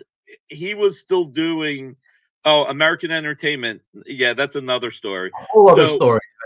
Bob like was still doing $10 million a year in Supercard, and we were gearing up to do a few million a year, and he was like, well, now that we're doing more of this, I think my overhead should be covered by Dynamic Forces. Oh, Margie, the secretary, is doing some Dynamic Forces work. I think we should put her payroll under Dynamic Forces. So within 6 months, every employee now was being paid by Dynamic Forces, even though Supercard was bigger for a while. Wow. So, but you don't think about this stuff. I'm too busy fighting Scoreboard at this point. And then Scoreboard, they decided to hire Spencer Beck to fight us. Oh, wow. Really? Yeah. So they had Michael Feldstein and Spencer Beck. And the thing that put us over the top was Superman 75. So we got Superman 75 signed by Dan Jurgens and Brett Breeding. And yes, I am Nicola. So now we're in not so friendly competition. We're still supplying them, but they're trying to screw with us more. So we had this meeting with them, and I think it was right around when they signed Shaquille O'Neal, and Bob's like, congratulations on signing Shaquille O'Neal. You guys really saw something nobody else saw, blah, blah, blah, blah, blah. And like going into it, we knew this was going to be a tough negotiation. And so Kenny comes in and he's like, well, I think we need a deeper discount from you. We got Greg Capullo signing X-Force 25. And what Kenny didn't know was I was on the phone with Greg Capullo until 3 o'clock that morning, faxed Greg a contract that he signed and sent it back to me. And Michael Feldstein's like, he's like shaking his head. And Kenny's like, what? He's like, well, we're getting Sabretooth #1 signed by Mark Texiera. Well, we're working on Excalibur 75 getting signed.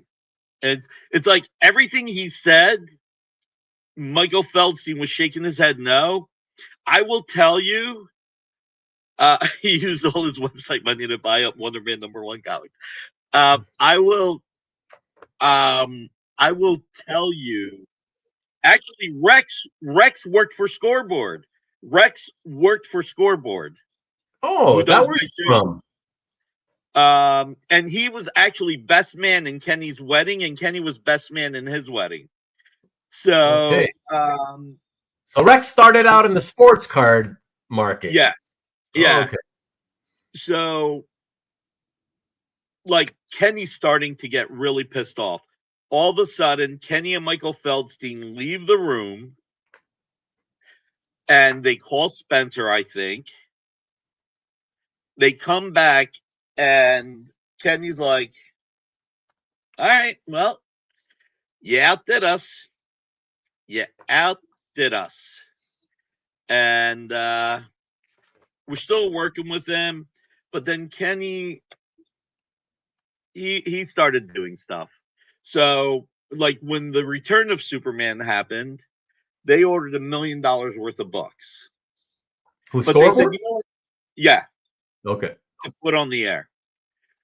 And they said, you know. You mean, do you mean $1 million at wholesale cost of the individual issue 75 Superman 75? After they were signed. I see. Okay. Because I wanted to kind of go back a little bit, because I wanted to kind of get you to answer, how do you actually get started? In other words, when you decide, all right, Dynamic Forces sounds great, so that's a better name. How do you get that start where you're like, okay, what's the first, at least under Dynamic Forces' name, what's the first thing we did? Like, was it like it was particular by comic? By coincidence, it was Superman 75. Okay, Superman 75. Okay, and let me ask you this, though.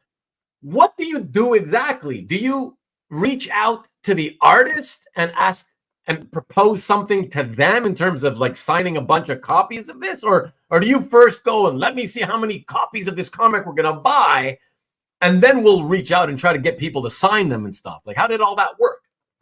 So I reached out to the creators first. Okay, smart. And see if I can get them signed. Right. So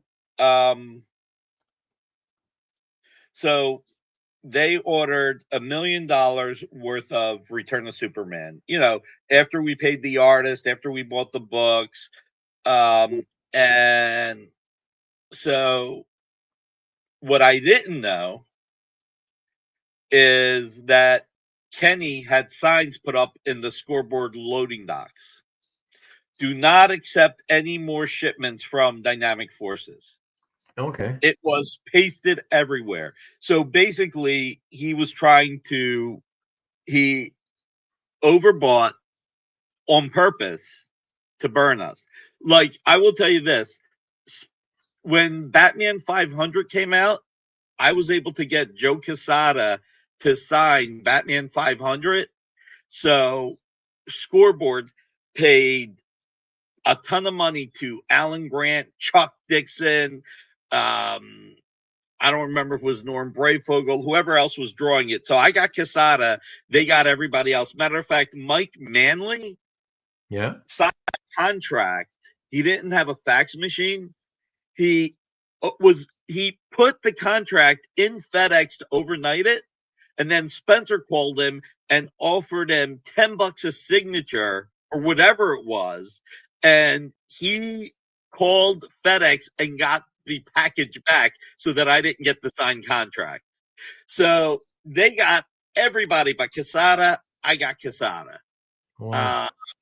And by the way, to answer your question, so this is how I met Joe Quesada and Jimmy Palmiotti. So I called up Joe Quesada and asked him to, I think it was X Factor. It was an issue of X Factor, I think. I wanted him to sign copies of X Factor. And it was right before San Diego Comic-Con, I guess. Talking about being young, you know, that was, so we were having breakfast together. And, you know, we all get stereotyped. You know how it is. Joe asked Jimmy, do you know this guy, Nick Barrucci? He called me out of the blue. He wants me to sign these books, but I want to talk to him before I say yes. Do me a favor. Come. Do you know this guy? And Jimmy's like, what? I know every Italian Because he's Italian. I know him, right? I have to know him, right? So Joe's like, if I give you the sign, tell him we got to go. Because, I'm a very forward person. Yeah. So that's how I met Joey and Jimmy. We had breakfast, and Joey agreed to sign the books. And so, you moved down to Batman 500, and he signed a boatload of them. Going back to the Steve Mzarsky thing, Steve was a real prick. So, smart guy. Don't get me wrong. I mean, he was the agent for some of the bands like Aerosmith and Really? yeah, he was a lawyer or agent for them and some I can't remember the country band, but a couple of places. Places, not polices, a couple of performers. So we were getting books signed, and he called me, got my number from Garib, called me, and said, "What the F are you doing getting books signed by my talent? You are not able to get books signed by my talent. You have to go through me." I'm Did like, he? all right. Did he? Do you know if he had exclusive contracts with them? It didn't matter really. It was more that he was, I don't know if he was the publisher or what his title was at the time, but they worked for him. At the end of the day, they worked for him. So, I'm not going to go nuts on this. So I agree to this. Batman 500 was Cosa Nostra. So I agree to this. And then I'm at a convention with Jimmy Palmiotti, and one of the creators comes up to me. No. I agreed to this. Blood Chat #1 is coming out. The Blood Chat happened first. And I wanted Don Perlin to sign it. So Steve sends me this contract that says that Don Perlin gets the highest signing rate out of anybody. And that if I ever pay anybody more than I'm paying Don Perlin, I have to retroactively give Don Perlin more money. What? And I said, Steve, to be honest, that's not fair. I don't think you would sign that kind of contract. Um, I said, listen, I'm creating a wholesale and a retail based on the cost of the books and based on the cost of the signature and the cost of the packaging. I said, can we sign an agreement that says that I'm giving Don the highest rate we're giving anybody as of today, which is what I was paying Stan Lee at the time. And any documentation you need, canceled checks, I'll show them to you. Contracts, I'll show them to you. We just need to sign an NDA. And he's like, all right, we can do that. So Don agreed to sign it. And Bloodshot was big, probably would have been bigger if it didn't come out. Valiant did this thing twice. They put out Bloodshot the same week as Death of Superman. They put out Turok the same day as Adventure Comics 500, The Return of Superman. They were like, it's like, you would have been hotter if you don't actually aim for that. So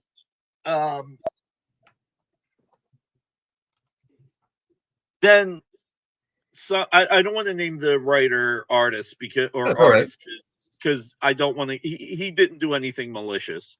No, you don't So have to. a creator walks up to me at a convention about signing one of the books he's working on, and I said, "Cool, but I need."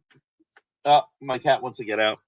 I said, "Cool." Let's see. I remember buying a DF tour book for $3. I noticed Casada thing, but oh, that wasn't a tour book. That was the convention that practically put me out of business, I think. We can talk about that too.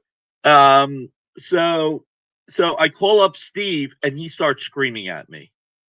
What are you doing talking to my talent? See, I knew I couldn't trust you. I knew that you were a swarmy piece of crap. You are not allowed to do anything with any of my clients again, or I will fire them. I'm sorry, not clients, my talent ever again. Talent. Yeah. I'm like, Steve, he brought it up innocently. Well, I can't trust you. Okay. I won't get any more Valiant comics signed. So, and like I said, so like, and with Scoreboard, Spencer was trying to outdo me. And so Is this because Spencer at the time was also trying to get in on the whole limited edition signed comics thing? he was working for Scoreboard. He was an independent contractor who was working for Scoreboard. Okay, but on the only on the strictly on the comic side? Yeah, strictly on the Okay. comic side. Hold on, Okay. I gotta let Zeke out. Give me a second. Sure. Let him go. Okay, That's Zeke, go on. funny. That's funny. Oh, so Spencer and I, and like with Garrett, like he and I wouldn't say we were friends, but you know, before the whole dynamic forces, like we went, there was this guy Alexander who had Alexander's Gallery, who was really trying to hype up original art, and he had this art convention, and it was different than any other convention because all the tables had linen, everybody had to be dressed in a certain way. He wanted to be more like a gallery. uh no, Steve didn't have any right, but I wasn't going to get any creator in trouble because of a signed book. I mean, they got to pay their bills. Um, so I mean, he was an asshole. I mean, he was, and but he was a smart person. I can't take away from that. He was a really smart person. But that tracks though, right, Nick? A lot of business people are smart. I mean, success. If you're successful, you're typically pretty smart, but oftentimes you're also, to some level, an asshole. And So in order to succeed to certain levels, it's almost like you have to be at a certain point. It's hard. It's hard to be squeaky clean and get far in business, is what I'm saying. You know, it, and not it and I'm not saying it because I'm not trying to say that to excuse the behavior. I'm not. I'm just saying I know throughout my life that that's the one constant. It's that successful business people, even many that I've admired when I've dug deep into their backgrounds, clearly they at somewhere along the way they've screwed people here and there and every, like it just happens. That's just how business goes. Marcus, I'm not the smart one, so it's not a backhanded compliment. He's talking about smart business people. I don't fall into that circle. So it's like, all right. So like Garib and I went to this art show. This is where I picked up the first two John Byrne Captain America 255 pages I got, and I picked up some Crisis pages and other art. And there was a Lone Wolf and Cub, I think. It was penciled by Frank Miller, inked by Bill Sienkiewicz. Yeah, he did. He did. Um, and it was $800. And I said to Garib, I said, because he didn't know as much. I was like, you really should buy this. I was like, if you don't buy it, I'll buy it. And I said, and Garib's on the fence. And all of a sudden, this guy walks up next to Garib, and he's like, "Are you buying that Lone Wolf and Cub?" And Garib's like, "Well, I'm thinking about it, but if I don't buy it, Nick's going to buy it." And it was $800. And the guy goes, "If either of you buy it, I'll pay the $800 and give you $1,200 profit right now." And Garib was like, "Nope, I'm buying it." It was the quickest nope, I'm buying it. I mean, Garrett was buying art besides that, but he was more in tune with McFarlane and Liefeld and the things that Wizard was hyping up. Yeah, those And yeah. yeah, and he knew some good deals, but sometimes you need advice from somebody, a colleague. um so anyway, so at this point, going back to this, Bob's like chipping away, chipping away, chipping away. And like a lot of people, he was great when business was good. As the industry started to slowly fall apart after the return of Superman, or maybe not so slowly, um, you know, like the old saying goes, as Ernest Hemingway once said, in The Sun Also Rises, a wealthy man was once asked how he lost all his money. Slowly at first, and then all at once. So the comics market slowly was getting worse, and then it was really getting worse. So Bob was doing what he did, and then I started realizing a few things. I never got a cent from all the credit card direct to consumer sales. He never gave me how much time had passed before you realized that? a year and a half. Holy I trusted him. I trusted him implicitly. He was my partner. Right. I trusted him. And he said, "Look, I'm going through a cash crunch. I'll give you the money when I can." The scums. So, and things were just getting worse. There was tension. He would come in the office at like 7 in the morning and then go play golf at 10. And I would come in at 9 or 10, but I would work till 3 in the morning. So, I mean, look, you're talking to like Greg Capullo and Dan Panosian on the West Coast.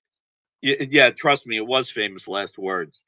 And like we went to New York. We met with Mike Hobson at Marvel Comics about starting to do some licensed merchandise, and things were just getting more hostile. Are we just so we can follow along? Are we at this point in the 94, 95-ish time frame? Yeah. Okay. Yeah. Whenever X-Men 30 and Uncanny X-Men 316 came out, what were those dates? Oh gosh, This was the Phalanx saga. Joe Madureira, Andy Kubert. Yeah, 94, I want to say. 94, 95, I'm thinking, yeah, for sure. Whenever that was, it was around there. Let me just look up Uncanny X-Men 316 real quick while we're talking. Yeah, no or worries. Somebody copy that up while we're talking. And this is why we waited for this show. Nick had a fascinating life in comics. The time is flying by tonight. Brian, the time always flies by. You know that. September 94 is when it is 94 out. Indeed, right? Yeah, okay. Yeah. So I'm on the phone with Andy Kubert, and Andy's telling me, "Listen, Nick, Spencer Beck is offering me a ton of money to sign X-Men books." And I'm like, "Andy, I get it. I can't match that." Like at this point, Scoreboard is just literally like whatever it takes, whatever it takes, whatever it takes. Oh, yeah? We're going to overpay until we put Dynamic Forces out of business. Wow. He really hated you, Nick.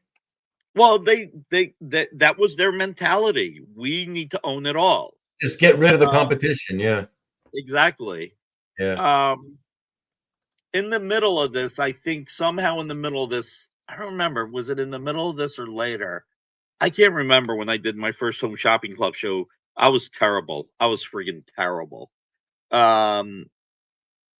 I don't remember when that was, but I'll talk about that in a second. So I'm talking to Andy Kubert, and Bob hears me as he walks by my office. And I'm saying to Andy, "Don't worry about it. I'll talk to Scott Lobdell. I'll talk to Matt Ryan, the inker. Hey, man, we'll figure something out." Matt, they were not moving as much as they liked, and they were building a lot of inventory. We had switched to Home Shopping Club at that point. So we worked with this guy, another Michael, and Dane Hall. I can't remember Michael's last name, but Dane Hall. How many of those home shopping network type networks, channels, or whatever you want to call them, how many were there in existence at the same time? Do you know? 3 at the most, as far as I know. QVC, Home Shopping Network, and at the time, Value Vision. And Value Vision was called something else before that. And I don't remember if they closed down or whatever. And then a lot of their hosts went to QVC. Which one of the 3 was considered the monster? QVC. QVC. Okay. Yeah. Okay. HSN was first, but not as big. Okay. So we started selling on the home shopping. Like one of the home shopping club shows we did, we had Mr. T on the air. It's like, Oh Mr. yeah. T and the T Force comic from Now Comics. Oh yeah. Oh my God, with the Neil Adams cover, I think it was. Yep. Yep. Yeah.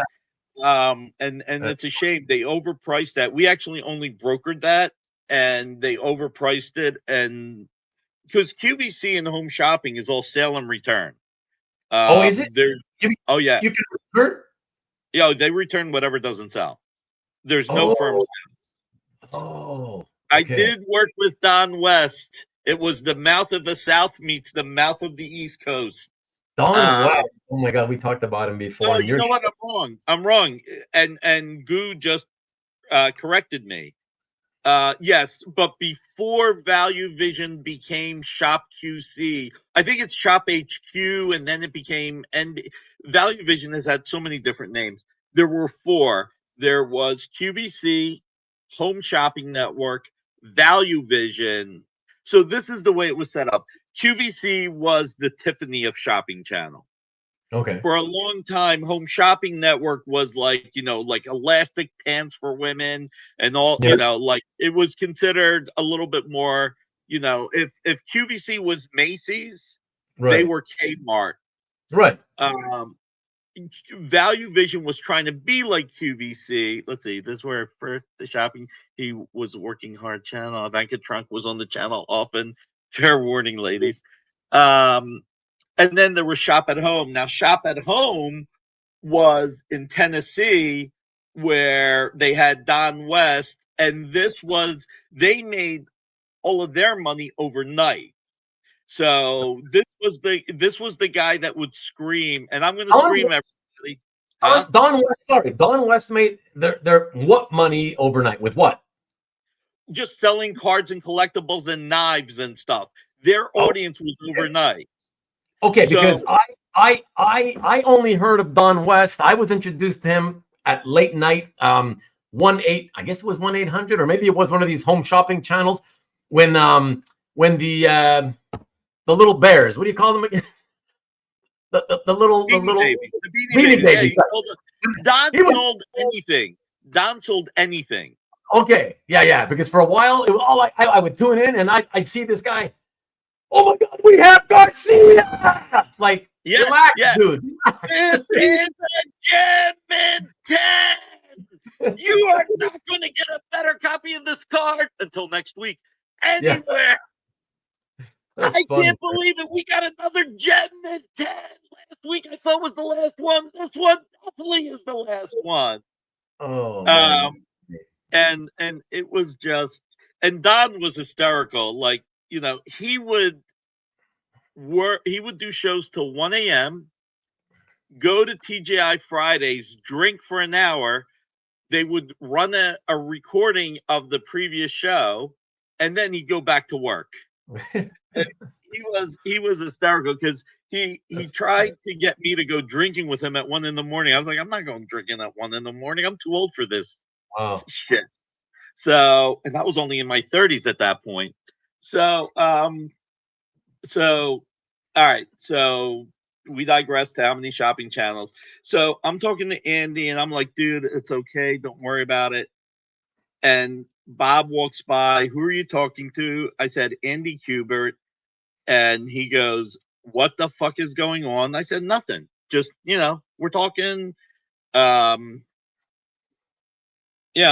is going to be signing this for Scoreboard, but, and he starts screaming over the phone, saying derogatory things. And at that moment, I knew it was over. And I said to Andy, I got to call you back later. And Andy said, yeah, I think that's a good idea. And we hung up the phone. So Bob now starts screaming at me, what are you doing taking the side of a creator? That is bullshit. You should be fighting for us. You should have did. I said, Bob, we wouldn't be able to make money. I said, Scoreboard is losing money hand over fist. CVN, cable. Okay. That's what CVN became Value Vision, I think. So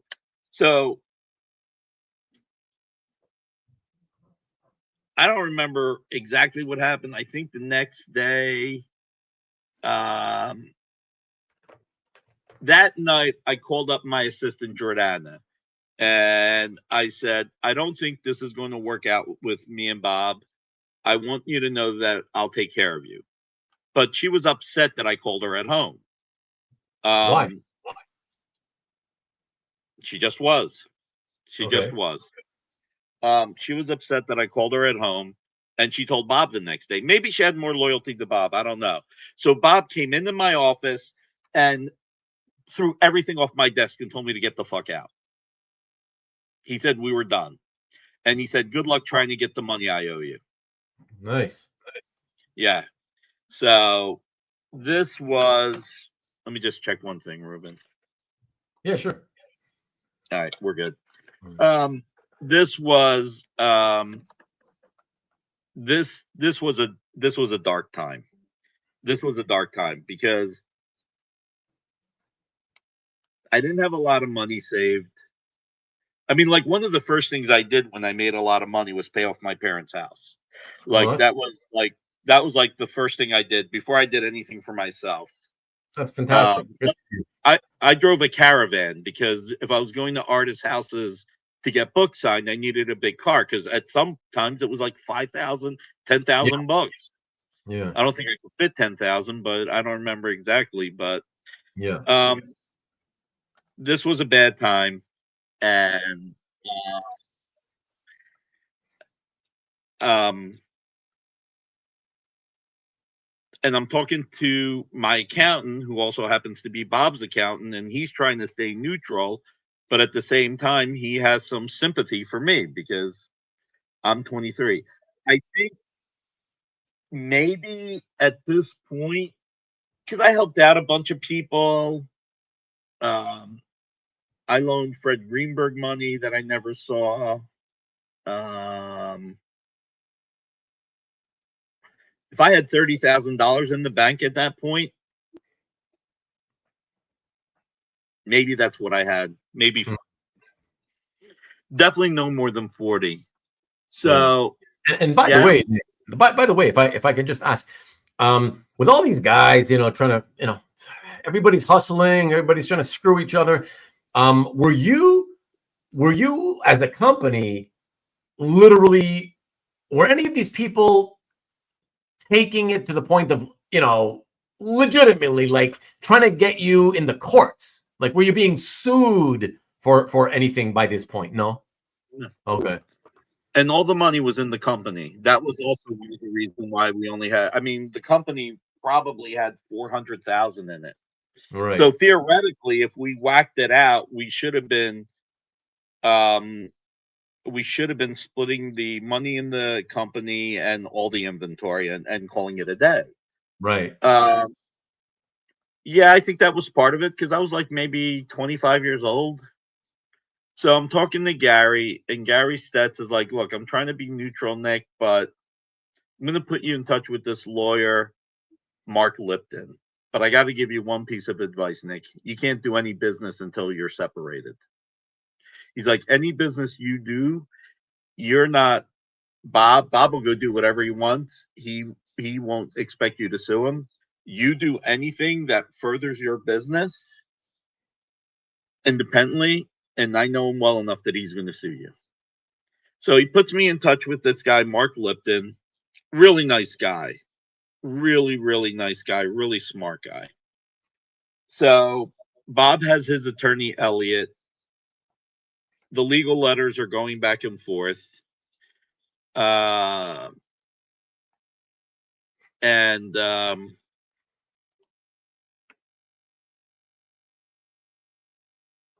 These are like cease and desist type letters primarily. this was, see, Like no, not even threats, cease and desist. not Like, even.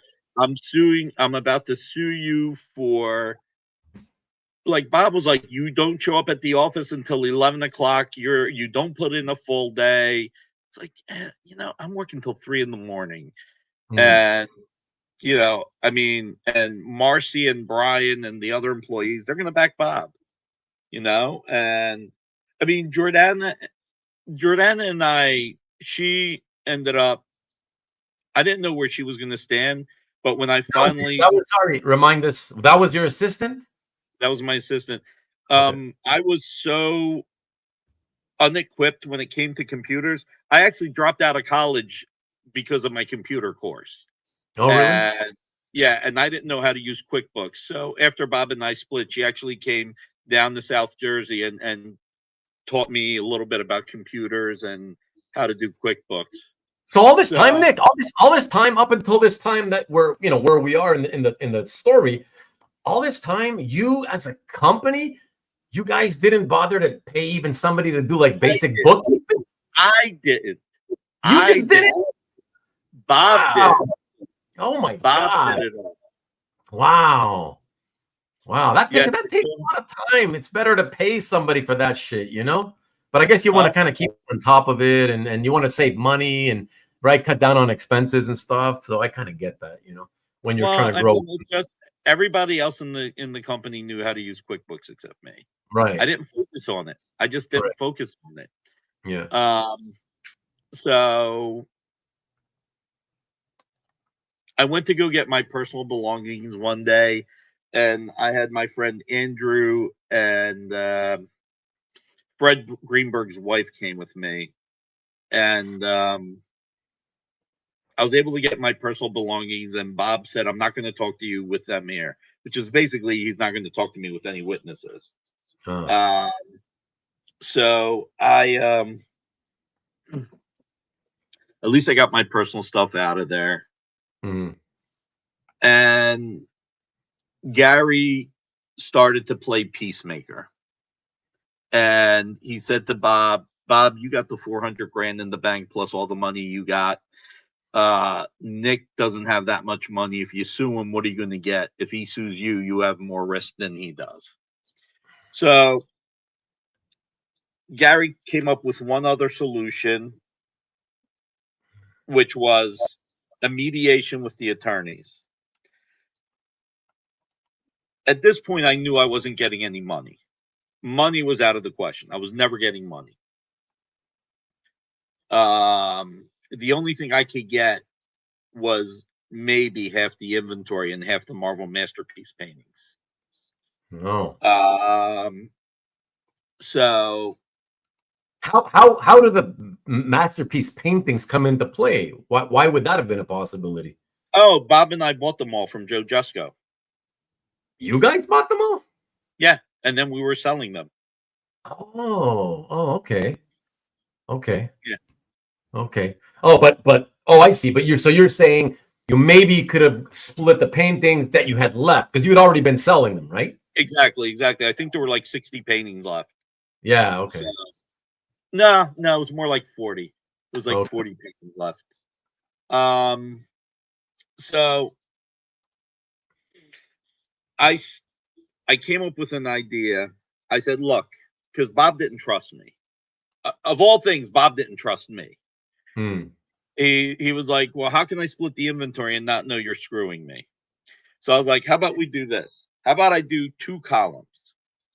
A and B, A and B, A and B, A and B. And we did the same thing with the Jusko paintings. Let's say A has 500 Jerry Siegel signed Adventures 500. B has 500 Superman Archive signed by Jerry Siegel. A has 200 Green Lanterns signed by Gil Kane.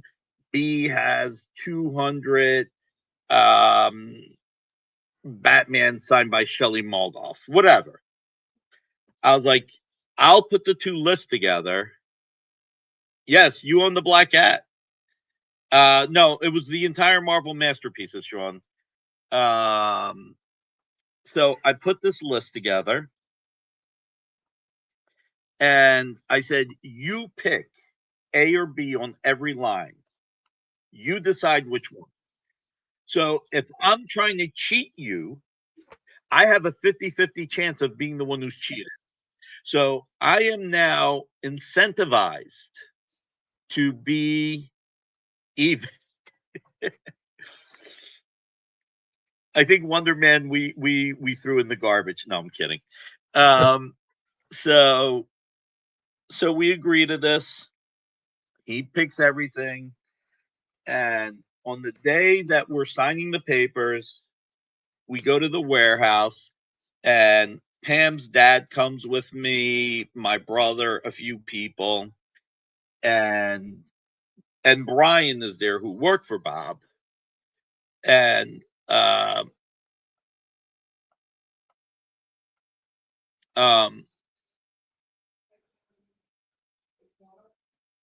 Brian's overseeing everything. So I got to leave at 2:30 to go sign the paperwork with Bob and Mark Lipton and Elliot. So what I didn't know was at 2:45,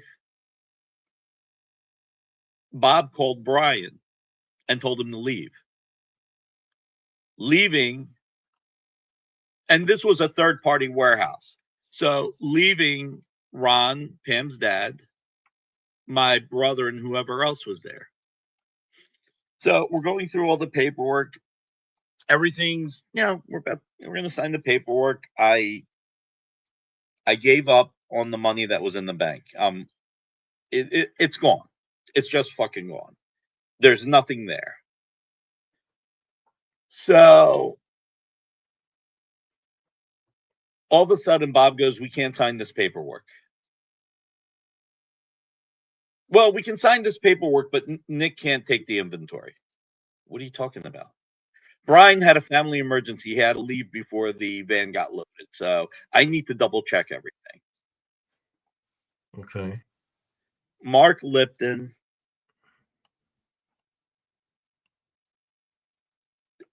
stands up, takes his glasses off, folds them. I mean, this is like a moment in time where everything is frozen for me. Okay. I'm like, I give up at this point. I'm done. I'm just fucked. Puts his glasses down and says, "I've only known Nick a short time, but I can tell you he's an honorable person. Just by putting together the list, he told me I needed to be sure that he was not doctoring the list in any way, shape, or form. And I went over it with him." So one of two things is going to happen, Bob. Either Nick's people are leaving with the goods and you're signing this contract, or Nick is going to sue you and I'm going to do it pro bono. And then I'll get everything that Nick deserves. Elliot said, "I'd like to confer with my client outside." Mark said, "I think that's a good idea." And then he goes, "Because Bob, keep in mind one thing. Under oath, Brian will have to say that he had a family emergency and that you didn't call him to leave. So and I'm not saying that that's what happened, Bob, but if that is what happened, I'm going to make sure Nick gets more than his share. And I'm not going to charge him a penny for it." And was this, how did this come off to you when he stood up and said this? How did this? I'm frozen, dude. I'm frozen. I'm about to cry. Yeah. I'm like, I can't believe I got this far. It's like Robert De Niro in Midnight Run when he's on the open door car with Charles Grodin and he's like, "I came too far, too far." It's like I came so fucking far. Yeah. It's like your heart got torn out. I'm like, and then when Bob and Elliot leave, Mark puts his hand on my shoulder. And it was one of those, like, don't say, like, you know what I mean? Like, yeah. And you can hear Bob and Elliot outside basically arguing. And Bob and Elliot come in like 12 minutes later. And Elliot says, "My client has reconsidered." And Bob goes, "You're right, Mark. Nick is an honorable person. We should put this behind us and make it work." let's sign the paperwork and his people can leave with the books. It's enough to give a man polyps. So that part's over. And now it's time to start over. So, like I said, I loaned Fred Greenberg a lot of my money. I remember the Great Eastern Convention that had the blizzard. I actually loaned him $130,000 to be able to throw the show. Oh yeah, and yeah. Wow. And Fred decided that it wasn't worth paying $12,000 for event insurance. If he would have paid the $12,000 for event insurance, I would have got my money back. Oh. So Fred felt bad and let me work out of his office for a while. Better than nothing.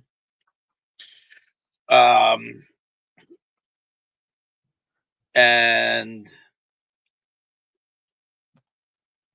one door shuts and another door shuts right after that.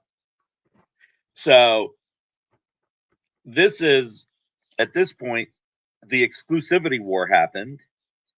DC went exclusive with Diamond. Dark Horse went exclusive with Diamond. Image went exclusive with Diamond. Dude, listen, off the record, his life became hell. I found out about it, so maybe there is some karma in life. Karma. Yeah. Yeah. But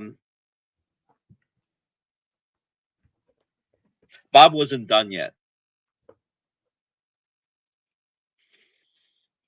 So Bob was doing a lot of business with Diamond Comics. So Diamond Comics couldn't be seen selling cases of, when the card market was hot, they couldn't be seen selling the hot cards for more money. Okay. And being stuck with the bad cards. So Right. the deal they would do with Bob is you buy these 10 cases of Jurassic Park we're swimming in that nobody wants, that you'll lose $200 each on, but we'll sell you these 5 cases of hockey cards that are $600 each at $200 each. So we'll make 200 a case or whatever. You'll break even. Yeah, I get it. Yeah. So now I got Bill Shamus fucking me at Diamond. So, and DC now, before the distribution wars, the distributors had all the power because the distributors decided everything. Who gets the cover to the magazine, everything. Once the distribution wars happened, all that power moved to the publishers. Because Marvel bought Heroes World.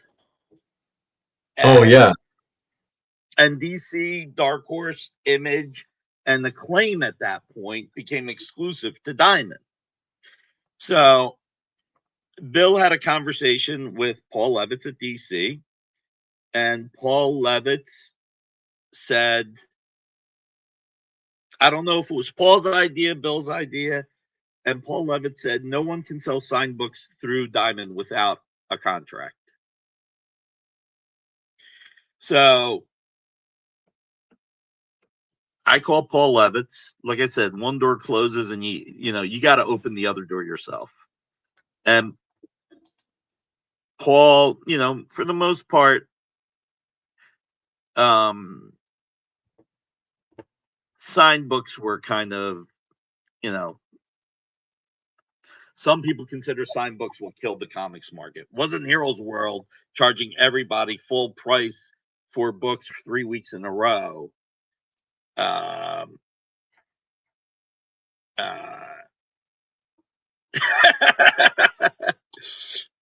laugh at Jeff's joke. You better not be laughing at Jeff's joke, Nick. So I'm on the phone with Paul Levitz, and he says,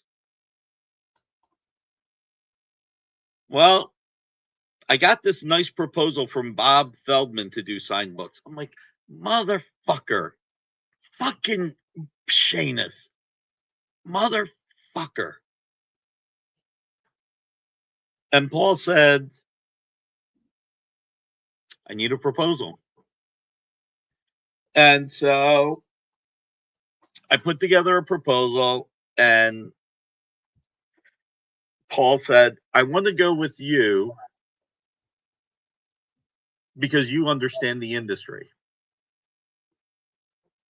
So here's what I'll tell you, Nick. You advance $50,000 and we'll sign the deal with you. 50,000, I think it was 50,000 a year or 50,000 for 3 years. I don't remember.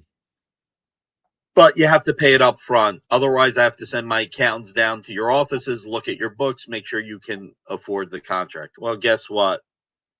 I don't have books at this point because I just broke up with Bob. So all the books are over there.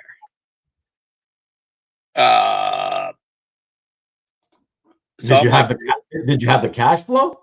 No. I mean, I told you I had 30 to 40 grand, and so many months had passed. I'm like down to 20 grand. Yeah. I would have sold my body, but nobody wanted it. I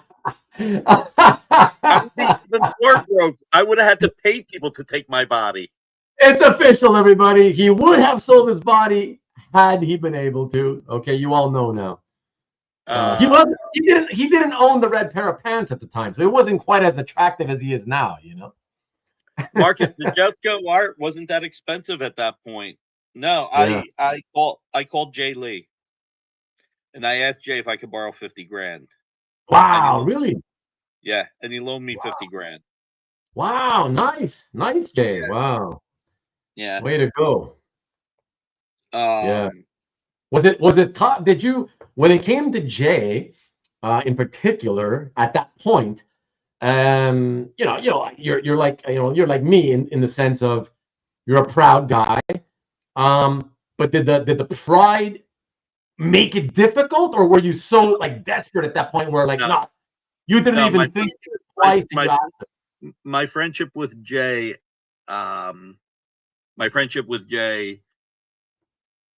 was solid enough. He was my best friend. He is my best friend.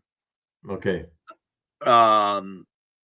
So Jay said yes, and I said, okay, I'm going to do it under one condition. I'm paying you back after a year, and I'm giving you a 20% interest.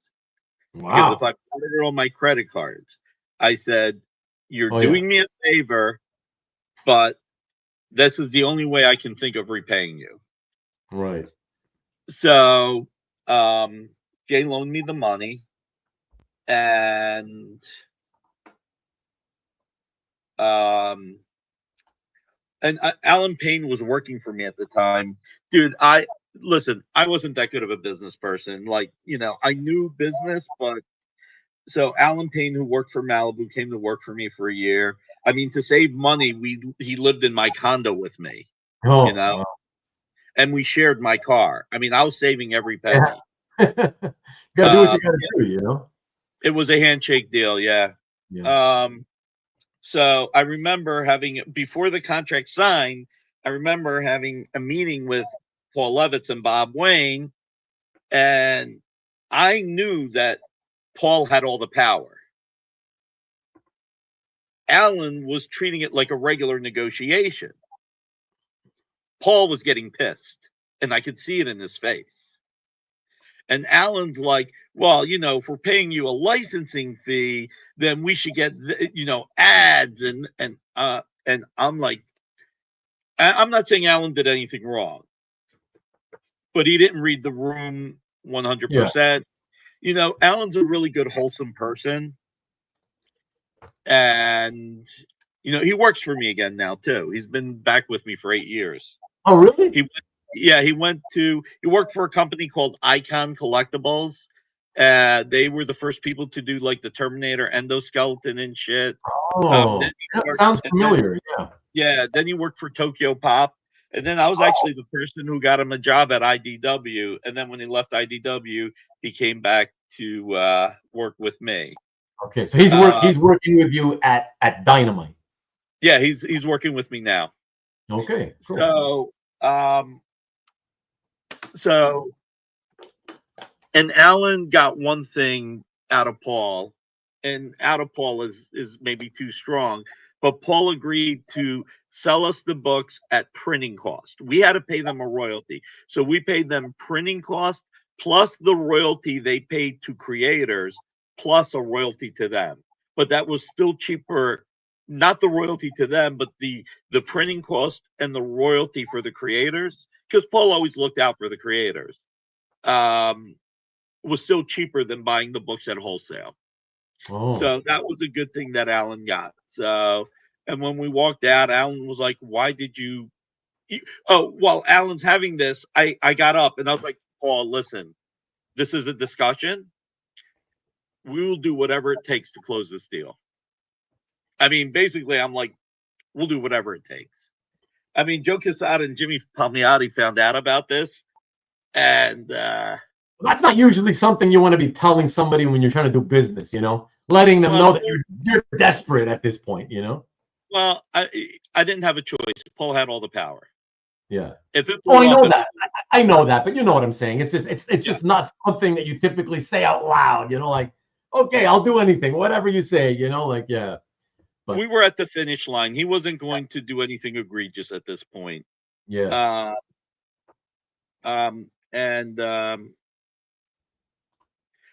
And when we left, Alan was like, I think we could have gotten more out of this. I was like, Alan, we couldn't get more out of this. And by signing DC, that means all the other publishers are going to work with us. It's worth the price of admission. We offered Marvel money for a license. They didn't want it. They just said, we'll work with you. We offered Dark Horse money for a license. They said, we didn't want it. We'll just work with you. We couldn't work with Acclaim. I still wouldn't work with Mazarski. Just left a bad taste in my mouth. And Nick, and when you're asking at this moment, working with these companies, if you had been able to, would this have been what, for licensed products? No, to actually get books signed. Oh, just to get books signed. Okay. To be able to be distributed through Diamond. Okay, I see. Okay. So, and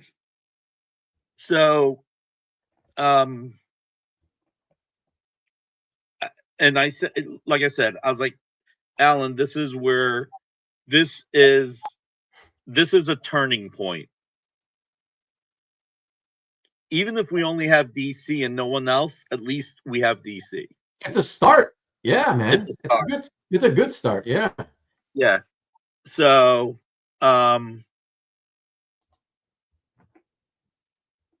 we get that we're working, and Bill sent a letter. He's such an asshole. He sent a letter to all the publishers to ask them whether or not they wanted to stop. They wanted Diamond to stop carrying our product. I mean, look, he was friends with Bob, whatever. But the publishers, most of them knew me, and I had that advantage. Yeah. And then one other thing happened. I had a secretary that worked for me. We couldn't sell to QVC US. They were, and Home Shopping Network. They were out of comics. They were burned out. They don't give a shit. They were done with it by that point, you mean? Yeah. They were like, this category is dead. The sales had already died off enough that it was no good for them. Yeah. Okay. Yeah. I had a part-time secretary whose husband worked and lived in the UK, and she would go visit him like every 3 weeks or something. And I was trying to get into QVC UK. Somebody had told me QVC UK is thinking about getting into comics. And so I contacted them and they were like, well, we're still discussing it. We think if we're going to do this, we should just work with the publishers. And I explained to them, well, the publishers, they're not getting books signed. They're it's if you want a variety of publishers, and I can't remember her name, but she goes she she goes to QVC UK and literally just walks in to the lobby and says, "Who's the buyer for collectibles? I want to talk to them." She gets a meeting with Fiona Avery. I remember Fiona's name. She was my buyer for like 2 years. Fiona then gets back in contact with me, and we get a show. And this was when QVC UK was literally getting $1 million a month and sometimes a week from QVC US. They would watch the show, and sometimes they would sell one item or 0 items in an hour. Yeah. They were that new. Wow. But I'm kind of desperate because I also have the half of inventory that I split up with Bob. And I can't just dump it all in the market. So I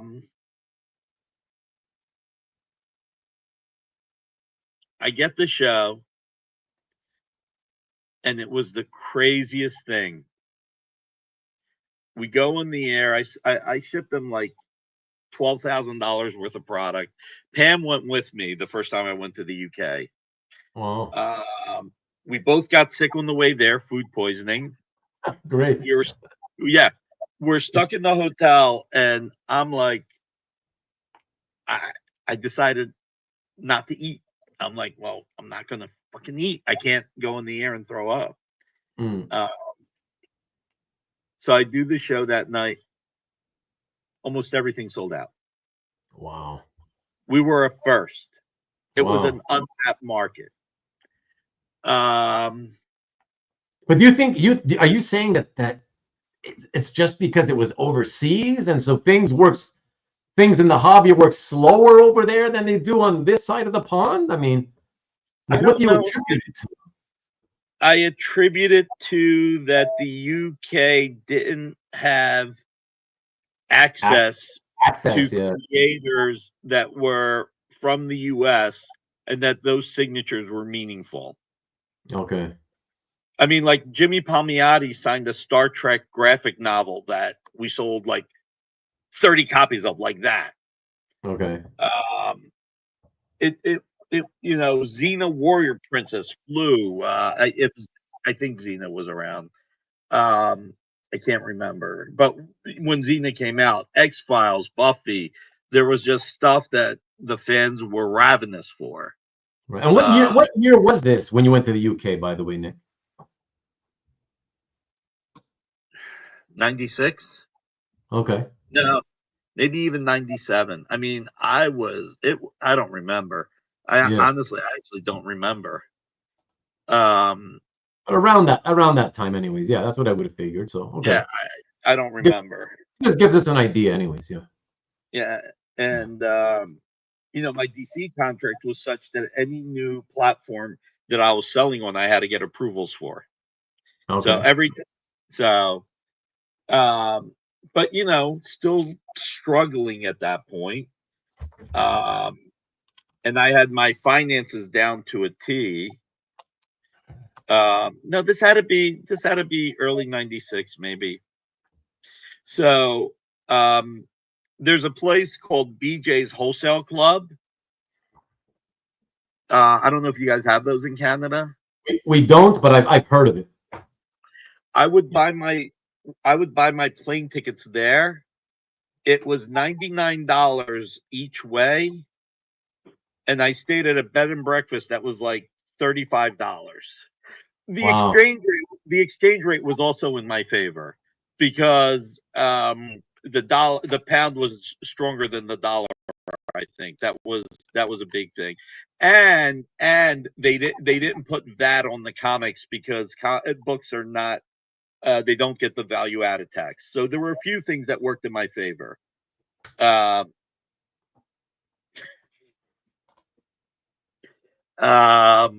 So you never put any. I mean, you never, when you're young, and I was youngish, 26.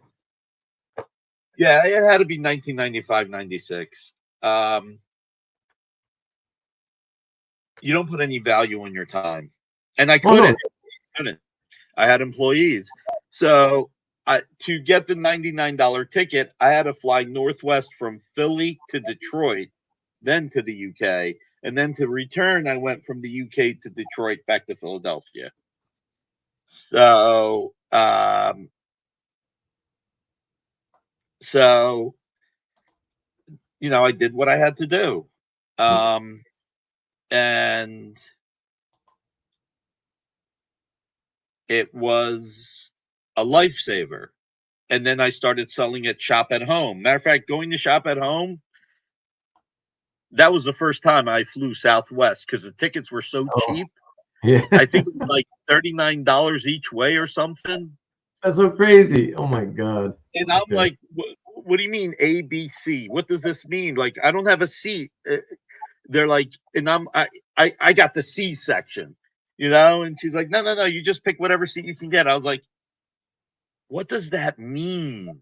Oh, and the first trip to the UK was so bad, so terrible, that the second trip, I mean, Pam wanted to do one thing that when we were in the UK, and I still regret it to this day that we didn't do it because I was so worried that outside of the show doing well, I was worried we wouldn't catch our flight back. Plus, oh, by the way, on Sunday, back then in 1995, 96, everything's closed in the UK on Sunday. On Sundays, yeah. That's right. So it was McDonald's. Yeah. Yeah. So I should say, even here in Canada, it was, I don't remember the year, but it was in the 90s, sometime around that same era where we also were always 6 days a week, nothing other than a corner store, nothing was allowed to be open on Sundays. That's how it was. And then all of a sudden they changed the yeah, law and I think it was just the culture. I don't even think it was that nothing was allowed to be open. Just the culture was Sundays our day off. yeah, yeah. So she wanted to go to Buckingham Palace to see the guards not move, Okay. Yeah. and I didn't go. And believe it or not, that actually bothers me to this day. Really? Yeah, it still I mean, bothers me. why though? You could always go back if you really guys really want to. She had a bad experience. I had a bad experience, and if I didn't need the money, I would never have gone back. Oh. And I just feel like I let her down. Oh. So it's something that still bothers me to this day. Um, anyway, before we go down this rabbit hole, um, so Yeah, dude, then I started. we still gotta get the Dynamite's inception. Yeah, I know. That's going to be the quickest part of this story now. So, Okay. um, so I started doing then Shop at Home. I mean, I was like, every penny counts, every penny counts, every penny counts. And when I made it to Tennessee, and I think it was Knoxville, um, if you've seen My Cousin Vinny, that was me. Are you Italian? Are you I like are you like Rocky in the Rocky movie? uh, Do you see My Cousin Vinny? You kind of remind me of the Karate Kid. And I'm like, oh my God, I'm not going to make it out of here alive. But I will say that's where I discovered Waffle House. That is where I discovered Waffle House. over there? No, in Tennessee. Oh, Tennessee. Okay, yeah, Right yeah. now we're talking about Tennessee. Okay, Uh, okay. and the best Italian food in Tennessee, Olive Garden. But I've still never been to Olive Garden, interestingly enough. Yeah. Or Chipotle. Or the chicken. What's that chicken one? Chick-fil-A. Chick-fil-A, Yeah, yeah. Chick-fil-A. None of those popular ones, yeah. So, so I would go down there. I'd be down there for 6 days. I mean, I'd be, I would just be like, whatever. And there were restaurants I would go to where I would get the dirtiest looks. I'm like, I'm not coming back here. I'm not coming back here. Um, there was a waitress that was actually flirting with me, and like the bartender started giving me a dirty look, like he was going to kick my ass. I'm like, I'm Maybe not that was coming, the boyfriend. huh? Maybe that was the boyfriend. Boyfriend could be her boyfriend and her brother. You know, Yeah. we're in, sorry, Yeah. bad. Sorry Uh, to you Tennesseans. so, but you know, and I'm doing the show with Don West. Like they did this commercial, East meets West, the Battle of the Mouths, and all the other stuff. I mean, look, I mean, there were shows that made $2,000, but that $2,000 meant a lot. It meant everything at that point. You know? So can you, if you don't mind sharing Yeah. that type of information, can you let us know like what would have been considered bad? I guess that's bad. What would be considered a decent show, and what would be a great show, like in terms of sales numbers? Um, I Shop at Home had high expectations overnight. Believe it or Okay. not, they wanted 50 grand an hour because when Oh, you're selling on TV, oh, yeah. it's dollars per minute. Minute. Just Right. right. I When you're selling retail, it's dollars per square foot. Right. On TV, it's dollars per minute. Per minute. Yeah. Because airtime is expensive, so I get it. Yeah. Yeah.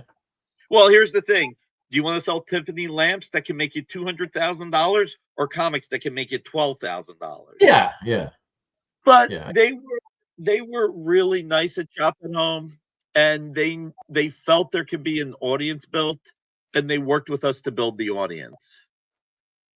You're not missing anything, Ruben. Um, and you know, we built it from there. And I would knock on QVC and Home Shopping Network's doors. And the success I was having at Shop at Home actually started opening those doors again. The funny thing is, I got a phone call from QVC once because they said, my VP just came to me. He heard that Superman's getting married to Lois Lane. We want to carry that book and make a big deal out of it. And that was a win for me.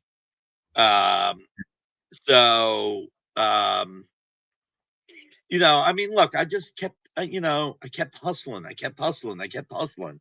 That's all you can do. Yeah. Um, You have to. You know. you do.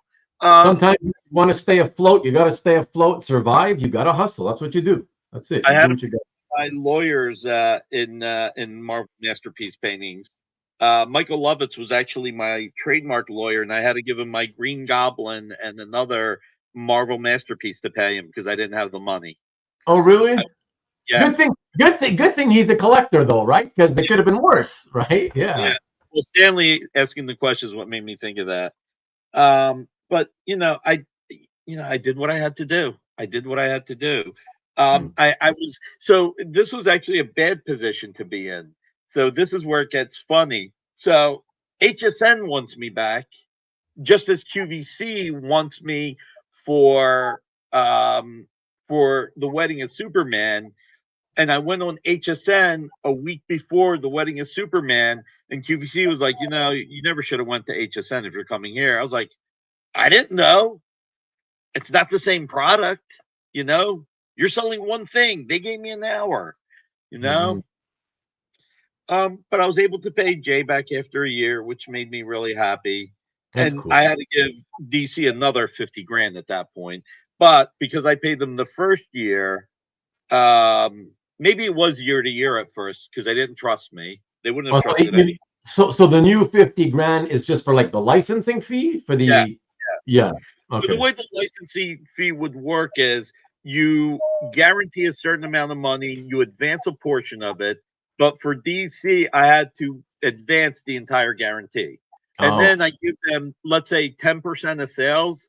So to absorb the entire 50,000, I need to do $500,000 in sales. right. Uh, I didn't do $500,000. I didn't erase the guarantee, but that didn't matter to DC. They got their money, but I made Yeah. enough money to be ahead of that, to pay Jay back, and to take care of the other thing. No, that's good. It is. But I was, I mean, like I said, I did everything that I needed to do to make money. I mean, the QVC UK stuff was working really well. I once, this is crazy.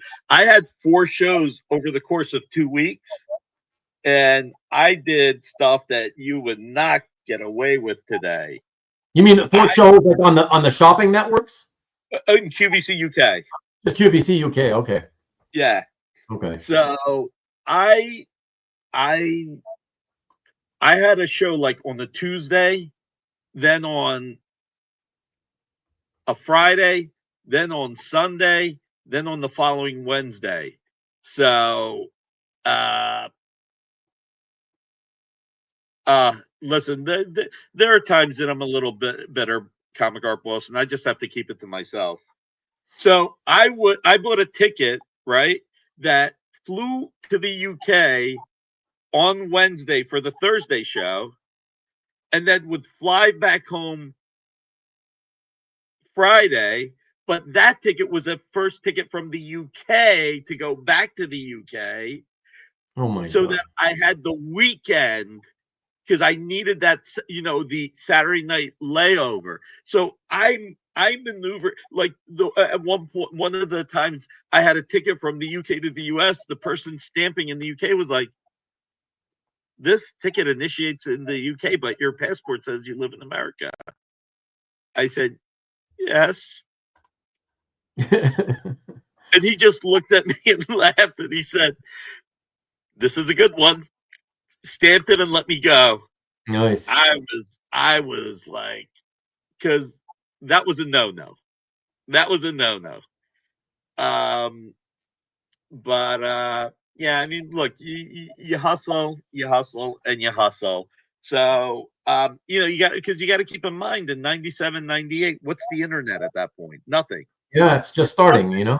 Yeah. I had to fly there, fly back, do paperwork, talk to creators. If I talked to creators while I'm in the UK, the phone bill was out of this world. Um, Yeah, for sure. it was cheaper.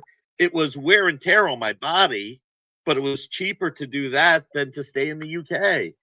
Would Yeah, I have been able to afford to stay in the UK? Yeah, but it just again did what we had to do. for sure. And Nick, can I ask, like, when you started to do the signed books on Home Shopping Network, was that the only avenue of sales at the time, or did you have? Well, no, there were through Diamond. There was Diamond Comic Distributor. Okay, so just but you were wholesaling through Diamond. Yeah. Okay, and other than that, on Shopping Network, what's the kind of deal that they do? Like, they take a percentage and the rest is for you? How does that work? You sell it at wholesale. So the tough part about a QVC home shopping is you have to package each item separately. Somebody can buy 25 items, but they're all packaged separately. So, Oh, and they have a 15-foot drop. So whatever you sell them, they drop it from 15 feet to see if it bends, breaks, or gets oh, damaged. okay. So there was the extra expense of the Jiffy bags that was there. So we got about, if a book was 19.99, we might be able to get 11 or $12. Okay. If a book was 19.99 in the comics market, we got $8. So through Okay. Diamond, because then Diamond sold it at $10. So Right. there was a little bit more money with QVC and Home Shopping and Shop at Home and Value Vision. But it was returnable and you had more expenses. Because QVC likes to keystone their items. Do you know? So Do you remember? Do you recall, Nick, what the roughly what the return rate percentage might have been?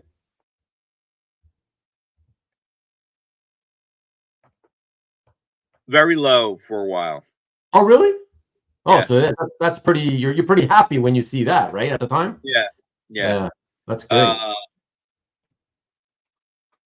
Uh, um, so and it was, but I was, it's funny. I was the the experimental person. I was the lab rat for QVC UK, which is probably why they gave me a lot of considerations. So the QVC, lab rat for collectibles, I assume you mean. no, for QVC. Yeah. So they did a video recording for 2 hours where it was just a voice and the product would pop up on screen from 1 to 3 a.m. and they had me record that. So like Oh, there would be things they would want to try, and I was the person that they used to experiment. okay. But So always with your product or with other? yeah, with my Oh, okay. product, Yeah, product. yeah. And then we started selling in Germany, and QVC Germany was a totally different animal. And I had to like stop talking every 2 sentences so they could translate what I was saying. Hmm. And I actually met Lori, I forget her name. She's on Shark Tank. Oh, Uh, Lori Greiner. Lori Grenier, yeah. And it was the first thing she was selling, and she actually asked my advice on how to sell it in Really? Germany because Wow. I was selling. And I think the advice I gave her is you seem really good. Just be passionate. Um, just I mean, she's a very smart woman. You know, Oh, yeah. if I gave her any encouragement, that's all it was. She didn't Yeah. need me. I was the Don West of West Germany. Um, so yeah, I mean, I was selling at the shopping channel in Canada. Um, I was the first person. Uh, I was the first person that QVC UK allowed to mail postcards to previous customers. I wasn't allowed to mail them. I had to pay QVC. I had to pay for the postcards, give them postage money, and pay for the time that they put into it to mail the postcards Hmm. to remind previous buyers to come on the air to watch our show. And that was one way I built an audience as well. Um, I can't help. I can't help. I need to ask Nick.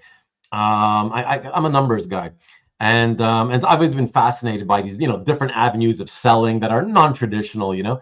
Um, you mentioned earlier that like places like QVC would be like, well, we have expectations. You got to do 50K in an hour, or whatever. So when you go on QVC, and if they tell you, hey, Nick, we're looking for at least 50K in an hour. Like if your product is what retailing 19.99 typically would have been a standard, right? Like what was the realistic expectation in terms of like, because to hit 50K at 20 bucks, at 20 bucks retail, you're looking at what, 2,500 units you'd have to move in that hour. Was that like, how realistic was that for a $20 retail item? well, we didn't have just $20.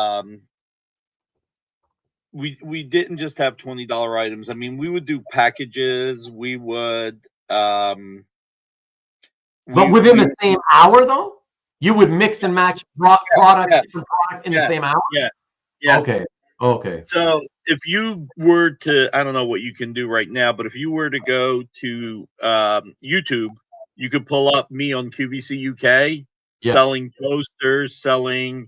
I would sell like the Infinity Crusade 1 through 6 in a binder signed by Ron Lim, right. and then I would have like 20 other additional books, and that would be $60.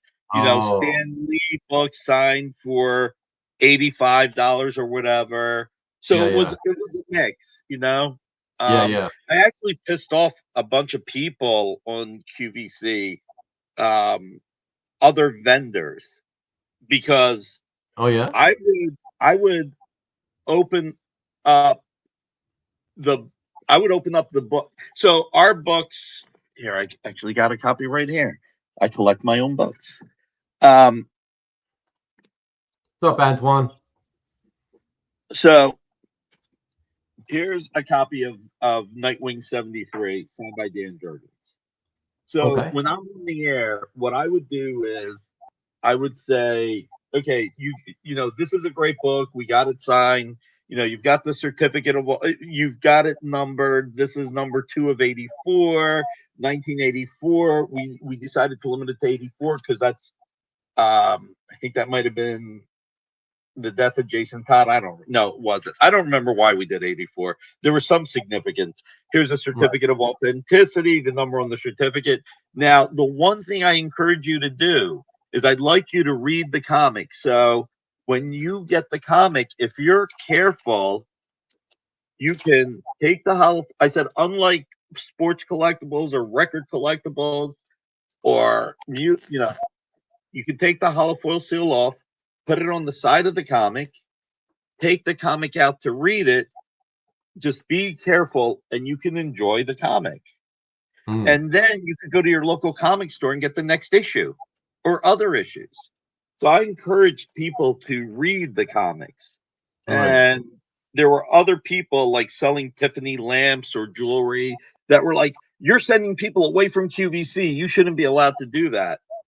I said, I'm not sending people away from QVC. I'm creating comic readers so that they come back to QVC. I don't want them to buy one book, never to see them again. And QVC saw the value in that. They didn't give me shit. So, well, I mean, I was growing again, but then, of course, 1998 happened.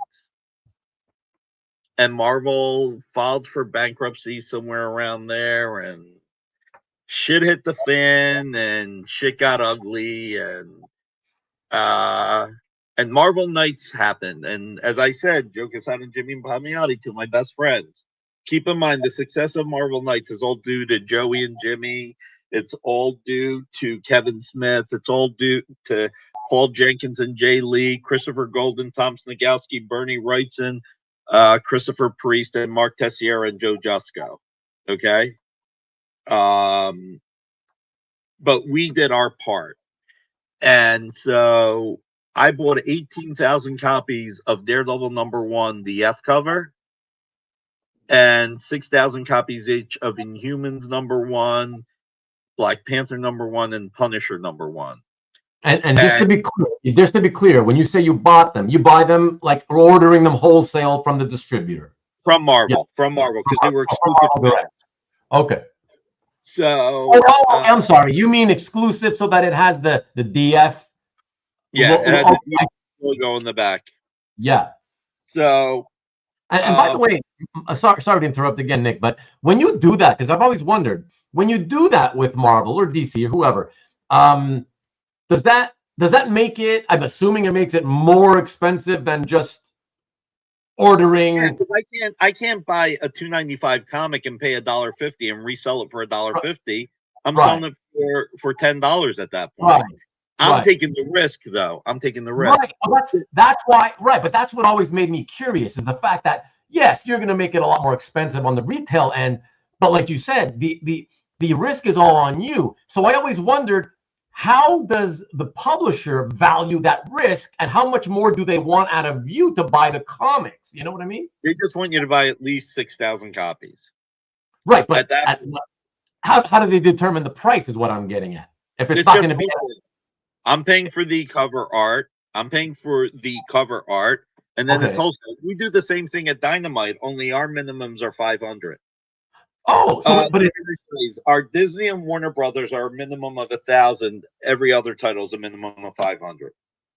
Okay, but it's still at wholesale off the cover price. Yeah. Oh, but they also pay for so like if Mark Tessiera is painting the cover, they pay the fee for that and wholesale.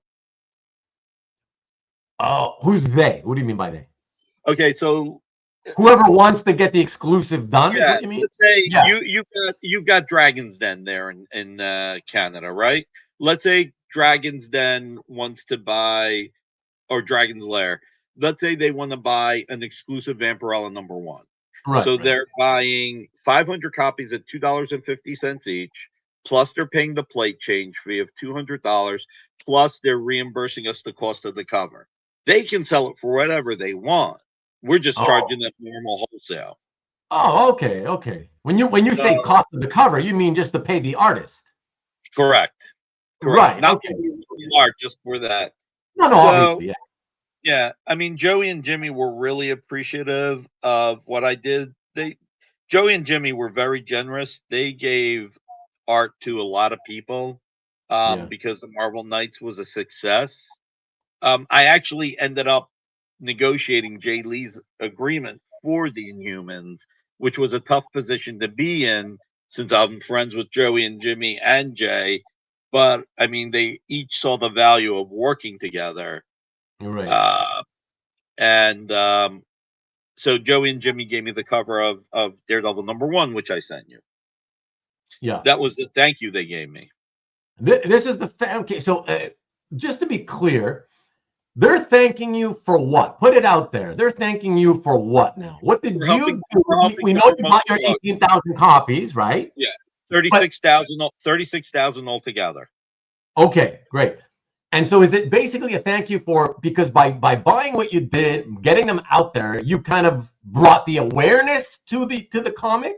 You helped I bring helped bring awareness. awareness. Yeah, I helped bring awareness to the comics. I bought ads in Wizard, Comic Shop News, and I would promote like, "Hey, this new line for Marvel Knights. Check it out at your local retailer." And here's the DF covers. Oh, I put them on okay. QVC.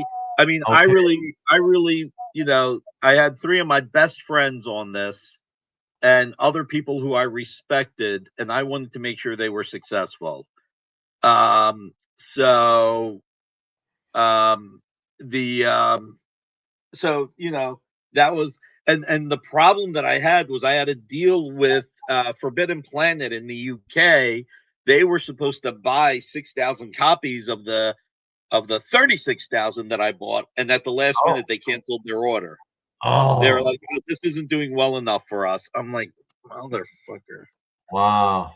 It's not the phone call I want to get at 5 in the morning. Nothing you could Uh, do about it either, I assume. oh, I mean, what are you going to do at that What are you point? gonna do, right? I can Yeah. argue. You Yeah, know, no. Yeah. I got them to keep 1,500 of them. Did you? That's a small victory at that point, you know. No, Yeah. I'm being sarcastic. That's what they sold, so they only took what they sold. Oh, really? Okay. Wow. So yeah, I mean, I just hustled and bustled at that point. The funny thing so I think I was so in 1997, I got a letter. Yeah, that's it. Yeah, that's the one that you were gifted by the boys, right? Yep. Yeah. Oh, that's very nice. Very lovely. So I got a letter in the mail from Temple University saying that they were going to wash all my credits if I didn't go back, if I didn't take the last class. Oh. But you had So only gone there. You had gone. How long had you gone to Temple for? I went from 1987 to 1992. I think I was a 5 year student. You did stay there that long? Oh yeah, no, I only dropped out of one class. I only Oh, didn't do the computer class. That's the only oh, class. That was the oh. only class. I dropped out with one class left. One class. Oh my God. Okay. Yeah.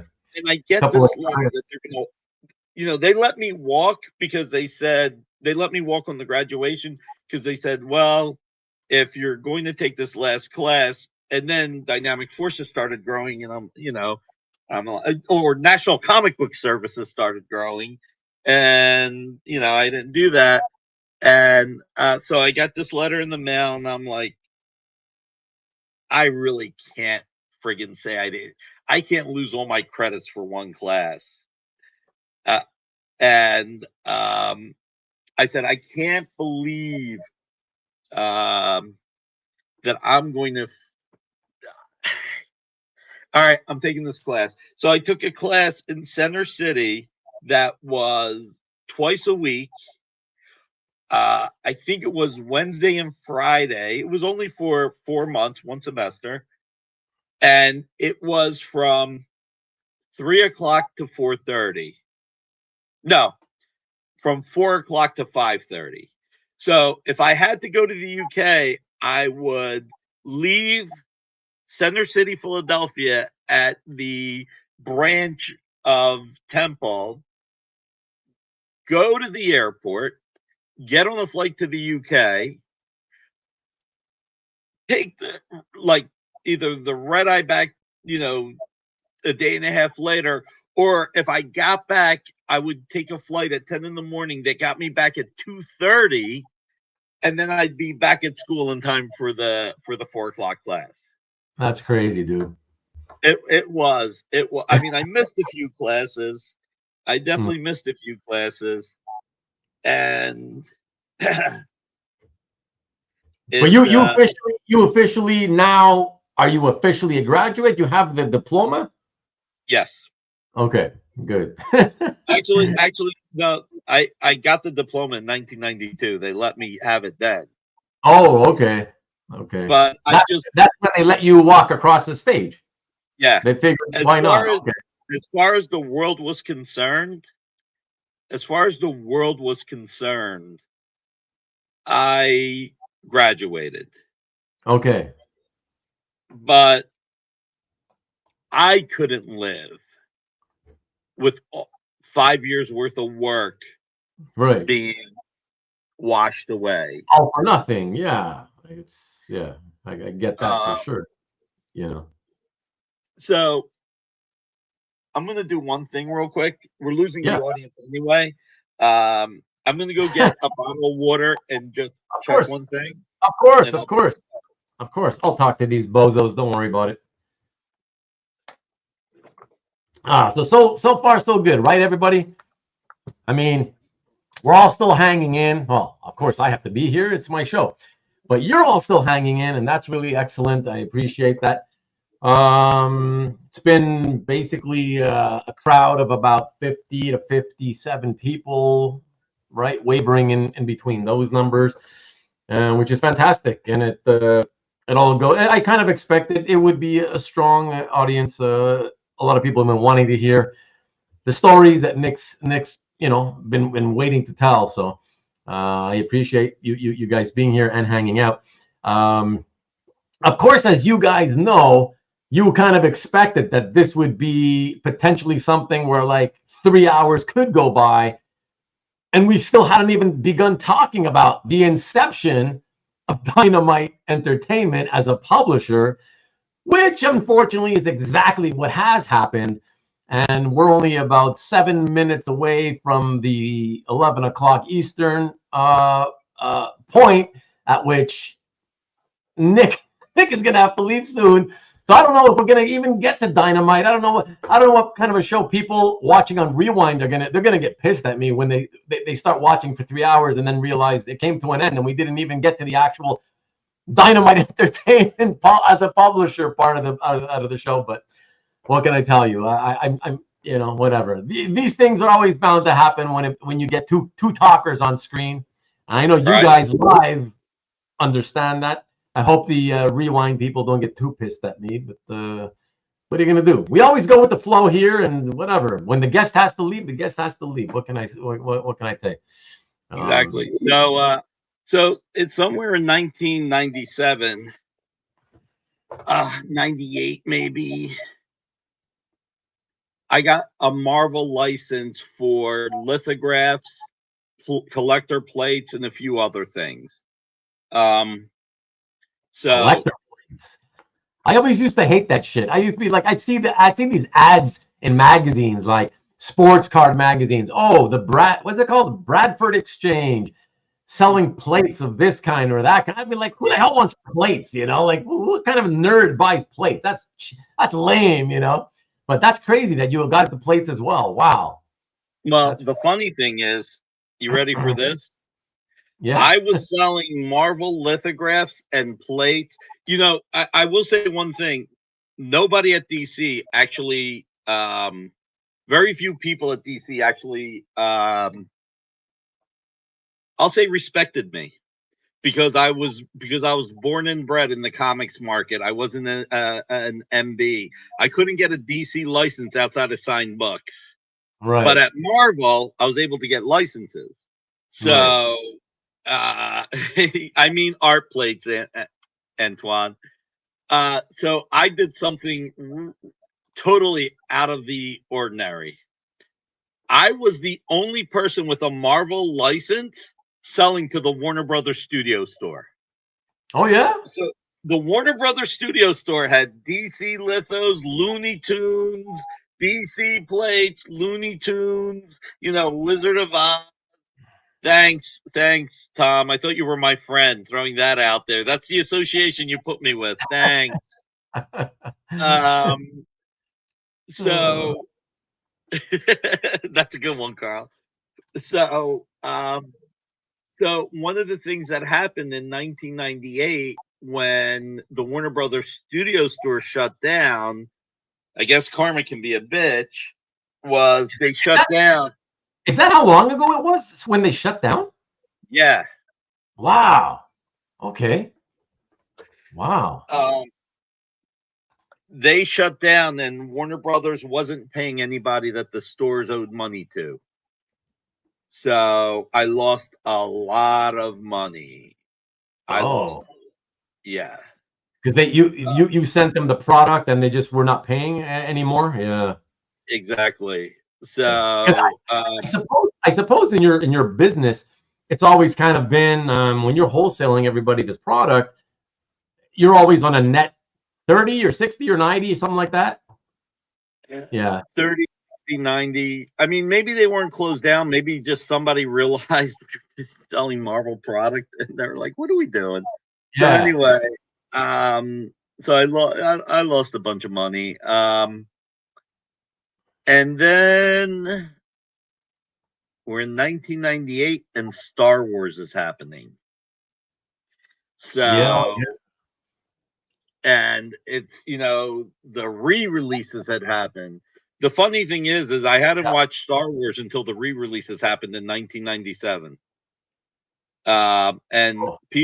And people were like, how do you sell Star Wars on TV if you don't read the if you never saw the movies? I'm like, I read the comics. I mean, I was confused why in Splinter of the Mind's Eye it seemed like Luke and Leia were going to get it on when I heard that Leia's love interest was Han Solo. I'm like, I don't understand this, but I'll just run with it. And then Roy Thomas explained it to me because Roy Thomas actually created Star Wars, with Wolverine. So he said that he said that if you look at the first movie, he thought Luke would have been the runaway hit, and that ended up being Han Solo. The algorithm brought me here. I'm a little lost, but it's fun. Yeah. So again, and the books outside of the Marvel Knights that were coming out weren't that successful at the time. I mean, it's kind of like when Marvel was doing Space Knights, and all this other stuff that wasn't selling. So signed books had slowed down too. So, but uh,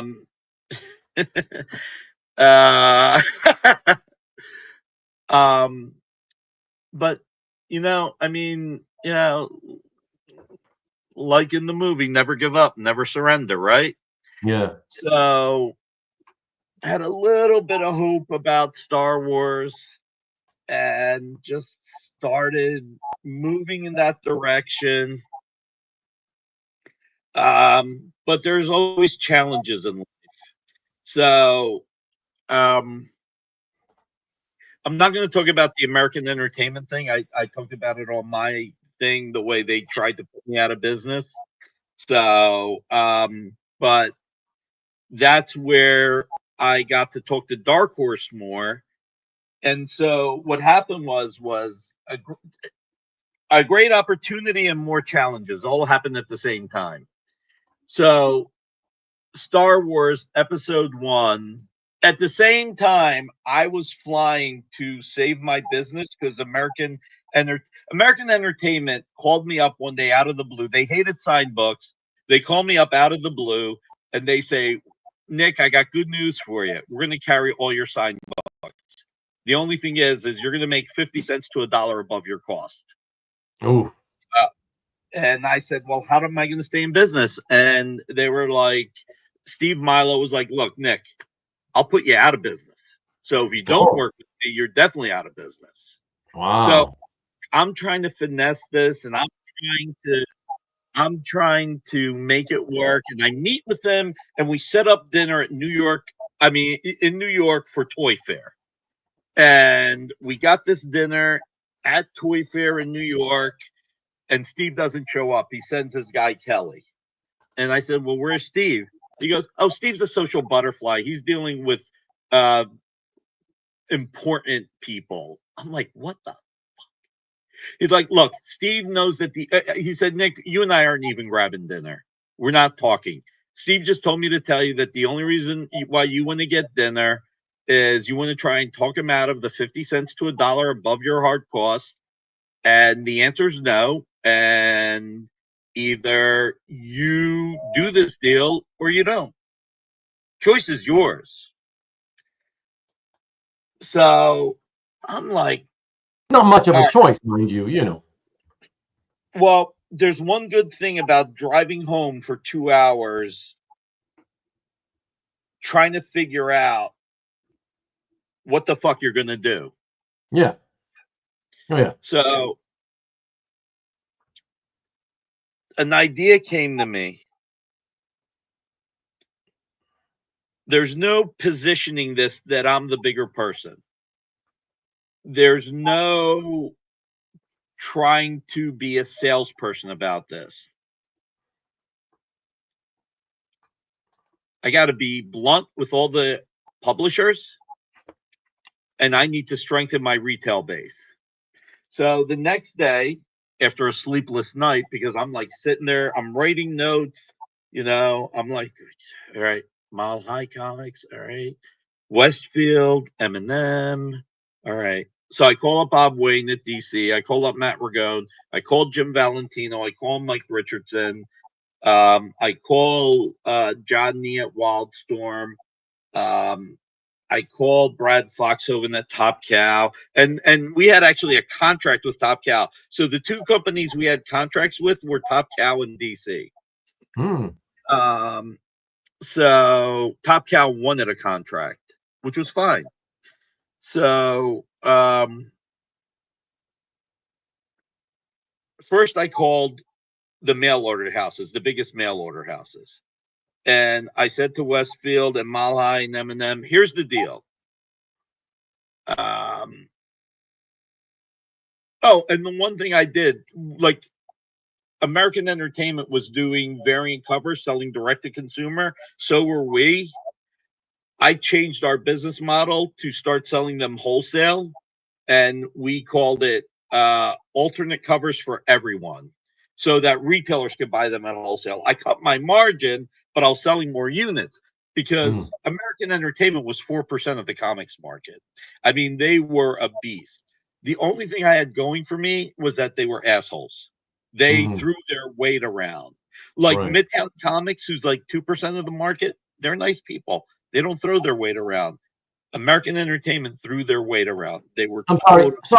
Sorry, Nick. Did you just say that back then or now, Now, Midtown? Midtown Now now. they I'm they just they saying, yeah, yeah, they represent 2% of the entire market. yeah, Midtown Comics. yeah. Okay, but that's ever since that grew. I'm assuming ever since they became also a distributor. No, without the distribution. This is just direct to consumer mail order. Really? They do a great job. Yeah, they do a great Wow. job. They've got 3 fantastic stores and a great mail order program. Oh, because they have mail order as well. I forget about that. Yeah. Let me not confuse the issue with Midtown. Sorry, it was just to say, Yeah. you can be big and nice.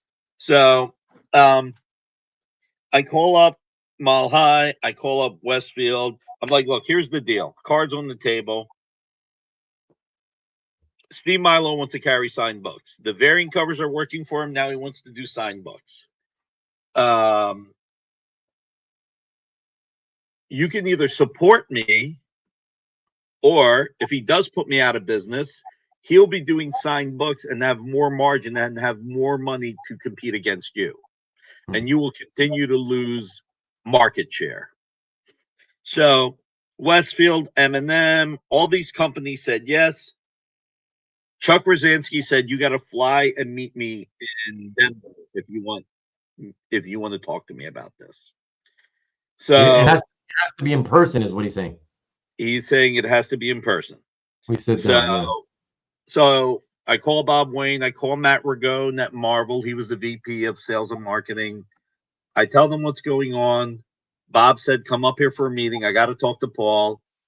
I go up the next day for a meeting with Bob, a meeting with Matt Ragone. Bob said, "Look, this is how much DC hated American Entertainment. American Entertainment wanted to do a Babylon 5 variant cover, and DC did not do variant covers back then. Okay. So they sent a letter to oh man, who owned Turner? What the heck's the guy's name? He merged with Warner Brothers. Ted Turner, you mean?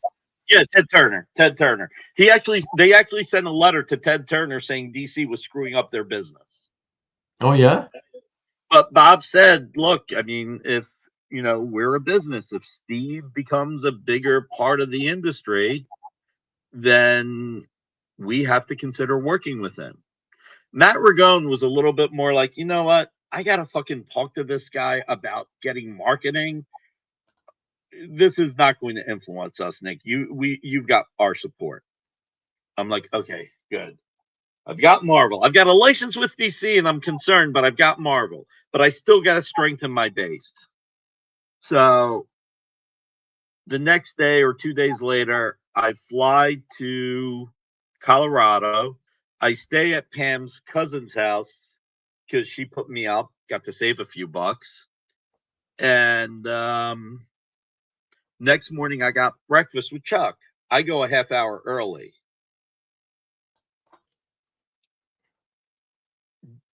Beat Chuck there by 10 minutes. He showed up 20 minutes early. Oh yeah. Got up to say hi, put out his hand and said, "Nick, we have a deal." That's the first thing he said? First thing he said.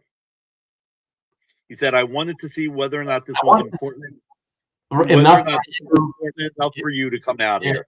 Come out. Yeah. That's cool. So then I flew out to Dark Horse. So this is where a bad situation actually had more than one plus. Mike Richardson hated Steve. I mean, maybe hate's a wrong word, but let's just say, they were aggressive.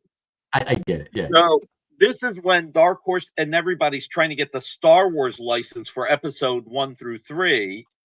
And so Richardson it tells me his pitch, and he goes, "And I'm going to finish it with, and as George Lucas said, we're going to paraphrase, may the horse be with you." May the horse be with you? Yeah, instead of the force be with you. Yeah. Like, we've been your publishing partner for 10 years. Why would you leave us? Yeah. So then I fly down to meet with Jim Valentino, and he said, "Look, I don't run Image. I mean, I don't tell people what to do. I run Image. I can give people suggestions. It is everybody's own decision whether or not to work with you. So no problem. I'm in Orange County. So then I got to go to Santa Monica to meet with Top Cow. Well, Brad Foxhoven isn't there. We don't know when he's going to be in, but probably I wouldn't wait around for him if I were you. All right. We got a contract. What am I worried about, right? So later that afternoon, I get in the car. I drive to La Jolla. The next morning, I have lunch with John Nee and Jeff Marriott of Wildstorm. And John goes, "So, Nick, we're going to work with you. Steve gives us too much shit and always wants a bigger discount and always wants free this, free that, wants ads in our comics to promote us." He's like, "It's too much. But can you do me a little favor? I know you met with Dark Horse. What's their offer to Lucasfilm?" because our offer, I want to make sure our financial offer beats it. And we're actually got the little extra plus of Jim Lee drawing the first series. And I said, John, I can't tell you that. He's like, come on, you can tell me. I was like, no, John, I can't. He's like, come on, we're going to be working together. I'm like, look, John, I can't tell you because I won't tell you because I wouldn't tell Dark Horse your plans. So if that means we can't work together, I'm sorry, but I can't betray somebody just for, I can't. That is not a good way to live life. And then he smiled. He's like, good. That's what I needed to hear. Because if you were willing to do that to Dark Horse to cut a deal with us, I couldn't imagine what you would do to us to cut a deal with somebody else. All right. So then I fly back. I can't reach Brad Foxo, and it's like 3 weeks. Then he finally gets on the phone. He's like, Nick, can you not take a hint? We don't want to work with you anymore. See, what Steve Milo literally every 2 months was doing a different variant cover to Witchblade #8 with the first appearance of the Darkness. Like it was like literally they were printing tens of thousands of dollars a month just doing another cover to the same book. To the same issue? Same issue. They would just keep doing a new cover. Witchblade was so hot. Remember, Top Cow left Image for a little bit because of the fight that Top Cow had with Maximum Press. So Top Cow was really popular. So, and I sat there and I thought, you know what? I love Mark Silvestri. He's one of my favorite artists. I love working with David Finch, Joe Benitez, and all these guys, but if Steve Mazzarski taught me anything, if Brad tells them not to, they're not going to. So I'm not doing anything to betray them. So I'm going to let this go. And I let it go. So get on the phone with DC. I reassure Marvel. So by the time I made it to Image and Dark Horse and Wildstorm and Top Cow, I was able to go to them and tell them I had all the other mail order companies. So like when Marvel relaunched Thor with John Romita Jr. and Dan Jurgens, the front cover to the Westfield catalog was the Dynamic Forces Thor cover. Oh wow! So I was actually able to say to the mail order houses, I'm doing these variant covers. So if you push my variant cover, it'll help you sell more of the regular book. So I started having more influence. Like I got in trouble once at Marvel because Joey Cavalieri, when Marvel was going through bankruptcy, they had so many different presidents. Joey Cavalieri was so impressed with my my ability to sell Marvel Knights. He took me into an editorial meeting, and Bob Harris looked like he was going to fucking throw me out the window. Like, what the heck is this guy doing in our editorial meeting? After I left, I was like, Joe, do me a favor, don't do that to me again, please. I was like, I don't want this relationship to get thrown away because people think I'm trying to do something. I'll give you any advice you want, but don't bring me there. Right. Matter of fact, when Joey Calamari was let go, me, Joe Quesada, and Jimmy Palmiotti took him out to dinner as a thank you for everything he did. So, so when I went to Dark Horse, Image, Wildstorm, etc., I had all the mail order companies, including Chuck. When I got back, I called DC and Marvel, let them know Chuck was here. Oh, by the way, Stanley, that's why Joey and Jimmy call me Nicky the Roach. If you read the first 6 issues of Ash, I get shot in the back of the head by Don Delfini, and yet I still live. So, oh, yeah, I'll go back to the Paul Levitz thing. So, in a second. So, but now I impressed Mike Richardson, and he's like, let's sell more Star Wars. I got the Star Wars license. So I'm talking to QVC US. I'm selling more Star Wars. I'm selling more Star Wars QVC UK. I'm about to do a big deal, but remember, money's still tight because, some of the big books are ROM Space Knights. Uh, so a lot of stuff. Lost money with the Warner Brothers Studio store. Blah blah blah. Um, Antoine, Joey, and Jimmy kept it all. Yeah, they still Uh, have it. they still have it all. So, so I'm selling Star Wars on QVC UK and get a metaphorical knock on the door. It's Titan Comics. Titan had the exclusive to sell Star Wars in the UK. I couldn't Oh, sell it without. So I had to give a normal licensing fee is like 10%. I had to give Titan 20% because they had to give 10% to Lucas and they wanted to keep 10%. oh, wow. So I'm in the middle of negotiating this hell of a deal. It's Okay, hefty. wait. I got to tell you guys the whole Paul. So there's this one scene in Ash where Don Delfini has me shot in the back of the head, and I'm sitting there like praying, please don't kill me, please don't kill me. And so Joey and Jimmy, when they first found out I signed the DC deal, they faxed me that page blown up saying, please, Paul Levitz, give me a contract for signed comics. Please, Paul Levitz. It was so funny. It was That is so funny. that is Uh, funny. Nick, real quick for Goo. Was curious. In order to do the whole Star Wars thing, did you ever have to deal or get to meet George Lucas at all, or was that all no, done on? the thing is me, Bob Wayne, and George Lucas all celebrate, and Joe Fields of Flying Colors. We were all our birthdays are all May 14th, but for Oh, some really? reason, George Lucas never comes to our lunch. I don't know why. Interesting. Well, there you go, Uh, Goo. no, I didn't get to meet him, but I hear he's a heck of a nice guy. I worked with a lot of people at Lucasfilm when we were helping to do Star Wars shows. Once we did Episode 1, Mm. Steve Sansweet and a few other people, really nice people. So, um, so, uh, so I'm doing the deal with Richardson. QVC UK is ready to put in a big order. You know, one of the things I would do with QVC, like a lot of people, if they had an hour, 2 hour block at QVC, they try to just put their product in there. Right. But to make the shows better, I would put in like trading cards from other suppliers, lithographs from other suppliers, get Mm. their marketing involved, but also give variety. Because I'd rather sell more of 6 items than Right. less of 12 items. Right.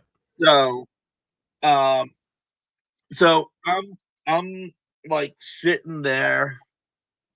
So I get a phone call from Titan. You're not allowed to sell Star Wars in the UK without our permission. So I got to fly to the UK now. Good thing is I was flying to the UK every few weeks anyway for QVC. So I had a meeting with Nick and Vivian and was working on the deal with QVC UK and QVC US. And QVC UK was going to be a minimum of a $500,000 sale. It was going to make me whole. And then QVC US should have been at least $300,000, if not more. Didn't have that problem with QVC US. Guess what I got? I got a problem because I got to pay Dark Horse for the comics. I got to pay all the creators for their signatures. I got to buy all the packaging. I got to buy the Jiffy bags to put them in. And I got to give Nick at least 100 grand. Mm. I don't have enough money. So I have two choices at this point: sell a lot less or figure out a way to sell more. I didn't want to call Jay again. So I actually called Dan Jurgens. You want to hit So him up for some cash? I did. Oh shit! Wow. Good old So Dan. what I did was um I think I put like I maxed out every credit card I had for a down payment with Dark Horse. I took the 90 grand from Dan to um to pay for the artist and all the other stuff because I was buying so much. I didn't have that kind of credit line. And then I got QVC UK to agree to sign a letter of intent that they would pay Titan the 20% directly. Mm. So I was able to manage that. So home free, right? You would think. What could Possibly go wrong. go wrong at this point? Yeah, everything. So Rodolfo DiMaggio, I don't remember the writer's name, but like Chuck Kim, Al Williamson. Al Williamson lived in Pennsylvania, flew in all these creators, signing a ton of Star Wars books, baby. This is going to go well. Thank you, God. Thank you. I've got breakfast with Al Williamson. Nice. Now, have you ever seen Al Williamson? Yeah. Like Frazetta, like a big, strong man, a man's man. Nick, do me a favor. Make sure you introduce me to Rodolfo DiMaggio when he comes in. Yeah, no problem. Well, Al was thinking Rodolfo. I was like, no problem. Yeah. It'd be nice for you guys to get to know each other. I don't know if I'd say nice, Nick.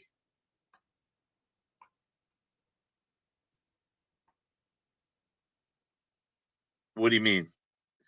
Well, the editor at Dark Horse has told me that he doesn't like my inks. No one in my entire adult career has told me they don't like my inks. I have a problem, and I'm going to resolve it. Are you serious? But who did Al claim at Dark Horse said, I don't like your inks? The editor. The editor? Because he was like, you make these changes so that Rodolfo's happy with your inks. Right. Oh my God. Wow. Asking that to Al Williamson. Wow. Yeah. That's wild. So, I mean, what am I going to do at this point? I can't separate them, right? I can't friggin' separate them. So it's like, hey. And I don't have time to go run to Rodolfo because I'm having breakfast with Al. What am I going to say? I got to go to the bathroom and wait until he shows up? I can be waiting 45 minutes. So Rodolfo comes in, and I'm like, Rodolfo, Al Williamson, Rodolfo. In the meanwhile, I'm thinking, I'm dead. I'm dead. And Al just folds his arms and goes, so, I hear you don't like my inks. He said that to Rodolfo? He said that to Rodolfo. Oh, my God. Rodolfo goes, Al, you know what? Couple of things. First, the fans love it. Isn't that the most important thing?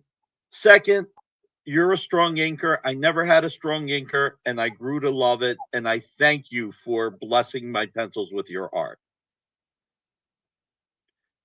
He diffused the whole situation. Well, that's good. Al was happy at that moment. Even if Al knew it was bullshit, it was the words he wanted to hear. Yeah. So we're getting everything signed. All right. Now we're all working around the clock. And when I say around the clock, like going in at 7 and finishing at 3 in the morning, because getting the book signed isn't everything. Now you got to bag and board every book. You got to put every book in a thing. You got to put a barcode on every book, on every Jiffy bag. So a couple days later, now keep in mind, Star Wars in the US opened up Memorial Day. In the UK, I think it was like July, the end of July. So it was like 6 weeks later. So I did the QVC US show, and we sold 270,000 of $300,000 worth of books. Wow. So I was like, okay, the good thing is that I can pay Dan Jurgens. I was more worried about paying Dan Jurgens than paying off my credit cards. So, because Dan took it out of his retirement fund. So, but QVC pays like 45 to 60 days later. So, I No problem. Yeah, I know. I got a big mouth. Yeah, we had to number each book too, and then the number had to match the certificate. Let me just tell you guys one thing. We did mess up one book. We put the Chewbacca signatures. Who played? Was it Peter? Who Peter played Mayhew. Chewbacca? Peter Peter Mayhew. Mayhew. We Yeah. put him in with the Tom Palmer book. They both signed the same book separately. We got the certificates messed up. I mean, like we freaking bagged and boarded like 80,000 bucks. How many? And like 80,000. It was an incredible amount. I sold $800,000 worth of books to QVC UK. So Wow. so QVC UK fixed that for us. So here's the problem. So we got a week to go. All the single books are put together. We're waiting for the shipment of binders. The shipment of binders, the truck breaks down in like North Carolina or Virginia. It's friggin' July 4th weekend. So we got to figure out a way to get another truck down there to take a truck full of stuff up. Working 7 a.m. in the morning to 3 in the morning.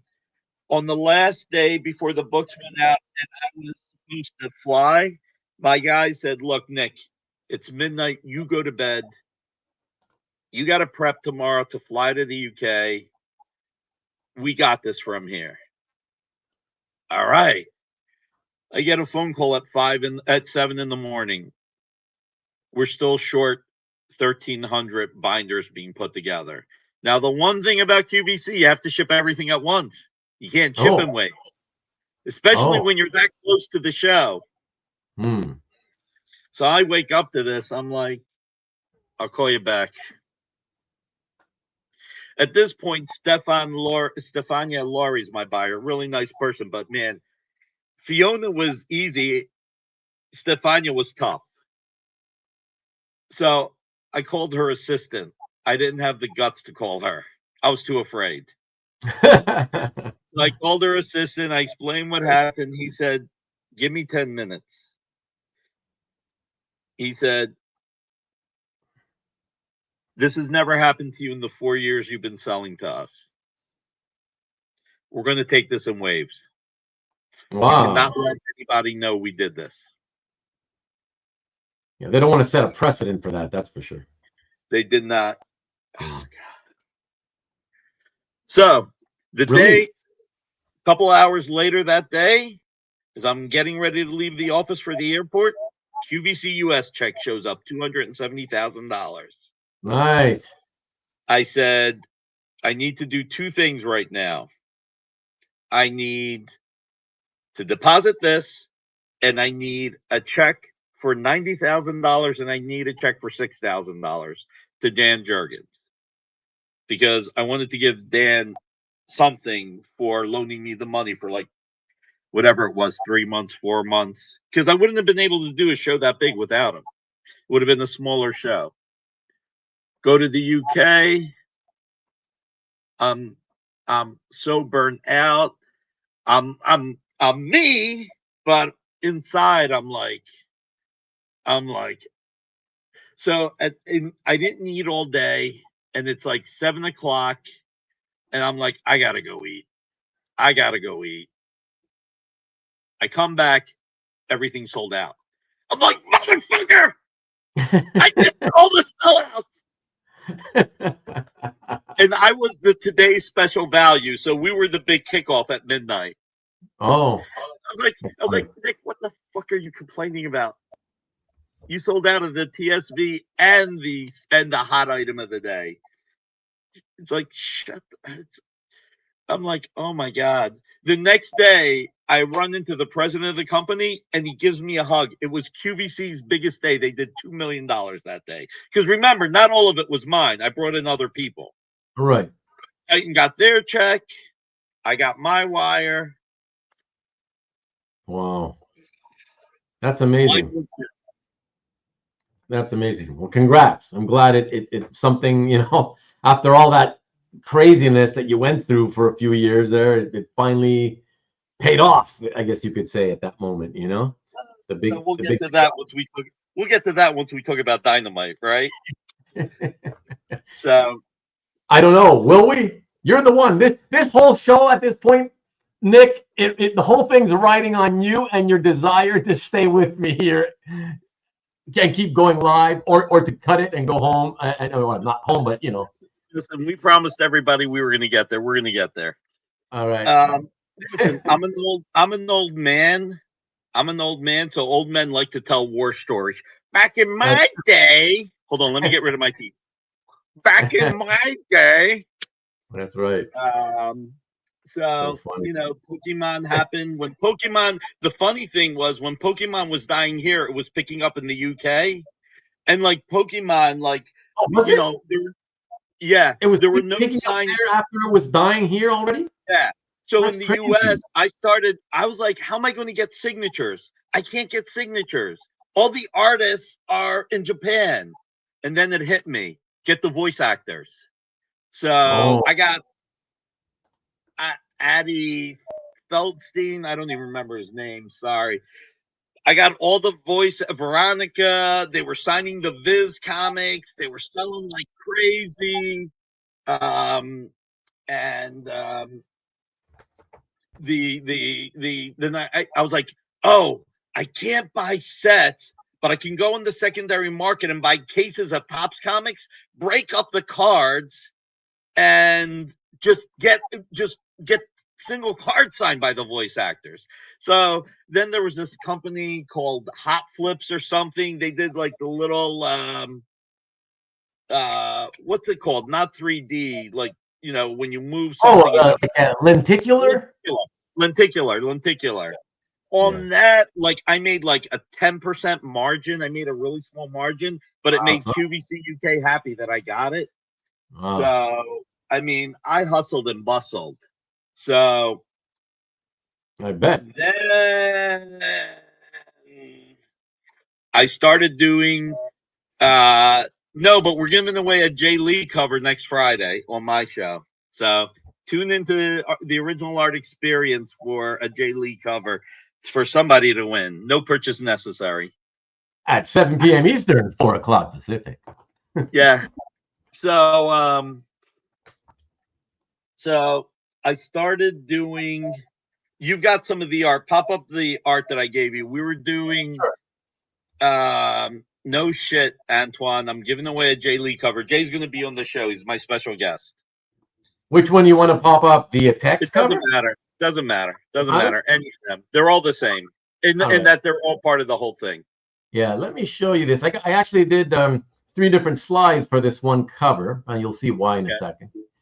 So I did this, right? So Tomb Raider Scarface's Daughter. That's cover A by Mark Texera. And Jeff Johns and Beth Sotelo. And that's written by Jeff Johns too. Yeah, wow. Yep. Sorry, I don't know Beth Sotelo. She's the colorist. She colored the interior. Oh, she did the interior coloring. Okay. Yeah. Okay. Yeah. Here's the close-up of what Nicky was giving out with the comics when you bought the comic. And of course, there was a second text cover, and that's why I made this one as well. So yeah, A and B. But I found this online when I was looking for a better image of the comic that you sent me, and as I was looking for it, I found that there was this second B cover, and I figured I don't know if it mattered to you that if it was specifically something about the first one that you sent me. No, multiple covers. That's all that mattered. Okay. Yeah. And so what's the story behind this then? So, why did you want to show this? So this leads into becoming Dynamite to a degree. I should add one more thing going back to American Entertainment. Yeah. After they maintained Top Cow, but we got everybody else. Yeah. They became my third biggest client, whatever you want to call it. Oh, really? Yep. Oh, wow. And then I built a relationship with them. Kind of funny, isn't it? Wow, that's fantastic. Yeah, for sure. Now that's the way these things go. They come full circle sometimes, right? Sometimes, as they said in White Man Can't Jump, sometimes the sun shines on the dog's butt, right? Yes. So that to a degree worked out. That was in and of itself interesting. So um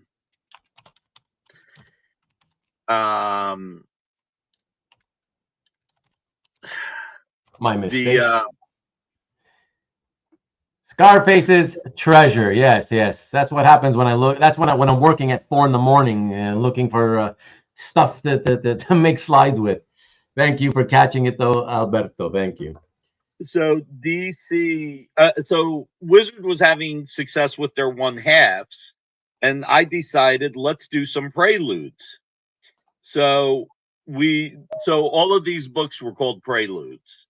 Apparently except for Tomb Raider. I don't know why. So we worked with Top Cow, and like I remember I called Jeff Johns and I got him right before he went on vacation, and he agreed to do this. Um, so I called Jeff Johns.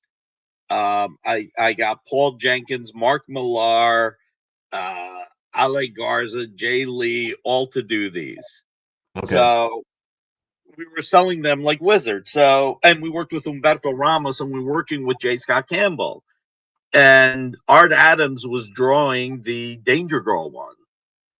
Well, Oh, Art Adams is slow, yeah. or at Super. least was. Yeah, yeah. So between like Art Adams was like J. Scott Campbell was like, you get Art Adams, you can do a prelude. Well, you know what they say? A funny thing happened on the way to the opera, or whatever that saying is. On the way to Well, Albuquerque, I think. yeah, whatever. A funny thing happened on the way to doing this. DC bought Wildstorm. I got Oh, called up to a meeting with, huh?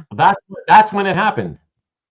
Well, The we got buyout. the Crimson one before DC bought Wildstorm, but the Danger Girl hadn't been out yet. So Okay. I get a phone call from Bob Wayne saying, Paul and I would like to talk to you. No clue what it's about.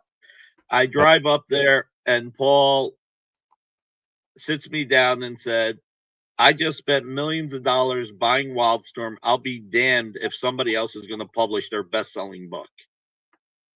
DC wants this.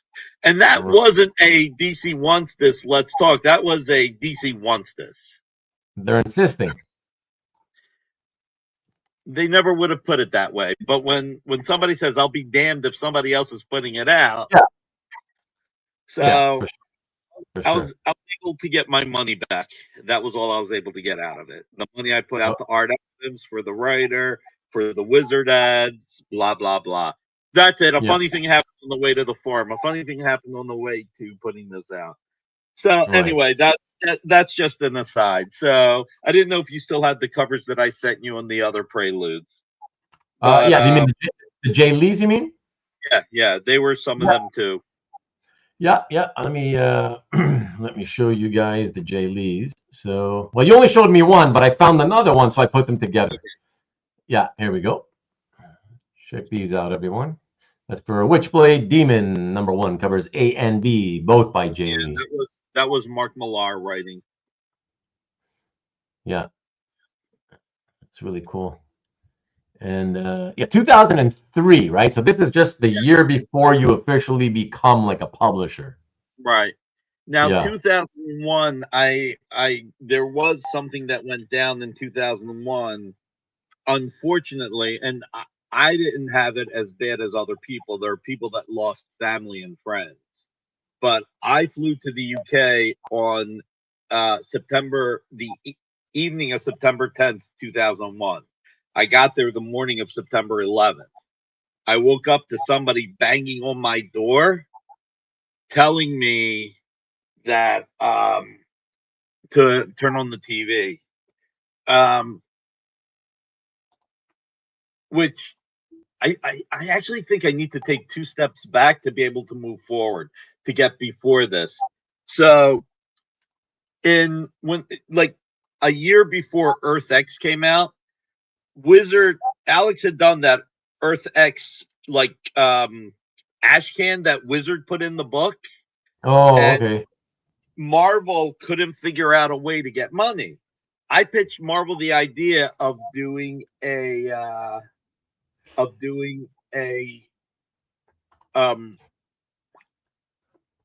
a program, a collector's program, and I said, I think, yeah, I get blamed for everything. And I said, I think we could. So nobody at Marvel wanted to do Earth X. They didn't think it would make money because it was so far out there. You know, it was really? the future of Marvel. Yeah. So Really? I'm talking to Matt Ragone, and I'm like, look, and I'll never forget where I was when I had this call with Matt. I'm like, I think I could do a collector program, a monthly membership. I think I can sell 20,000 memberships at least if I have a monthly comic in there.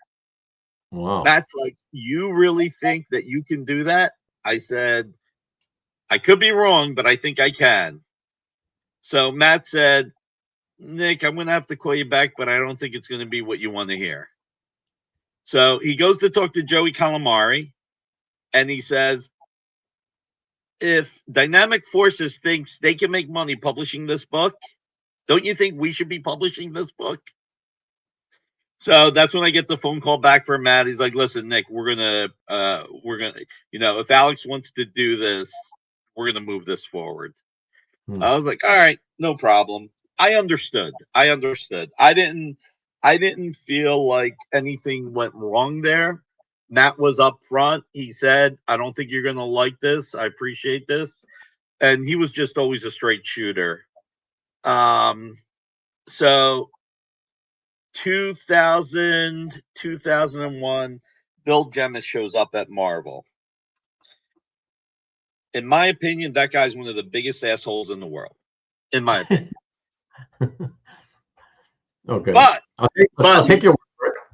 But he was the right person for Marvel. Was he? Yeah, he was. My memory of it at the time was like from the online sort of feedback from people. It's like people were like always bitching about his decision making and this and that. Yeah. Oh. Okay. You're right. But why would you say he was the right guy at the right time? He shook things up. He said, why is Peter Parker older? We need him younger. Why aren't we doing something special with Spider-Man and the X-Men? Why aren't we doing a lot of stuff? But the problem for me was people at Marvel respected me. So Matt Ragone brings me into a meeting with Bill Jemas, and he's like, you're the guy everybody talks about? You do signed books. So, like he was not keen on finding out it was you.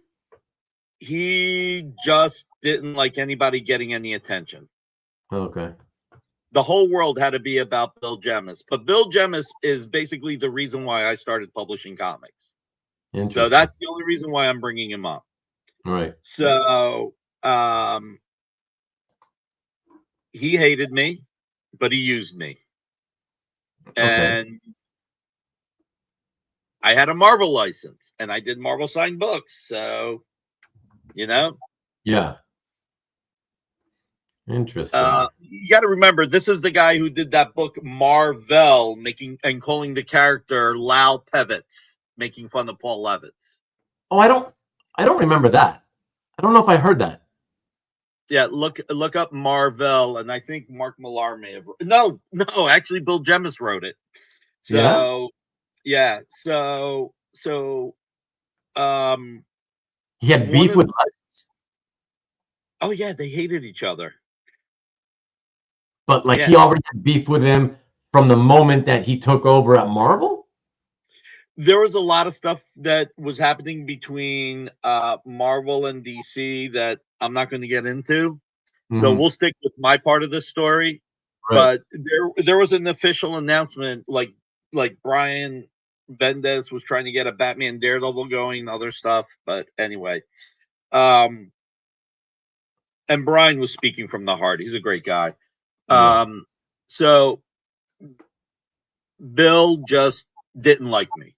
He's like, I don't care who this guy is. I'm smarter than him. I'll do better. And he was a smart guy. Matter of fact, the funny thing is they launched the Ultimate line. This is the kind of guy Bill Jemas was. He wanted the Ultimate line to succeed. He pushed me to do variant covers, and I'm thinking to myself, this could be like Untold Tales of Spider-Man. All those like throwback books. I mean, you got Yeah. faith in Brian Michael Bendis and Mark Bagley, but you're concerned. The funny thing is they almost called the line Ground Zero. They almost, which would have been really terrible after 9/11. Wow. So Yeah. this is the type of guy Bill was. So I did the variant covers because I had no choice. The books came out and they were hot. And then he was pissed at me because we did a variant cover. Because we had a hot book. Well, because he was jealous then. Yes, there was a level of jealousy. Yeah. And so, like, when it was time for my renewal, my first contract with Marvel was like $25,000 guarantee.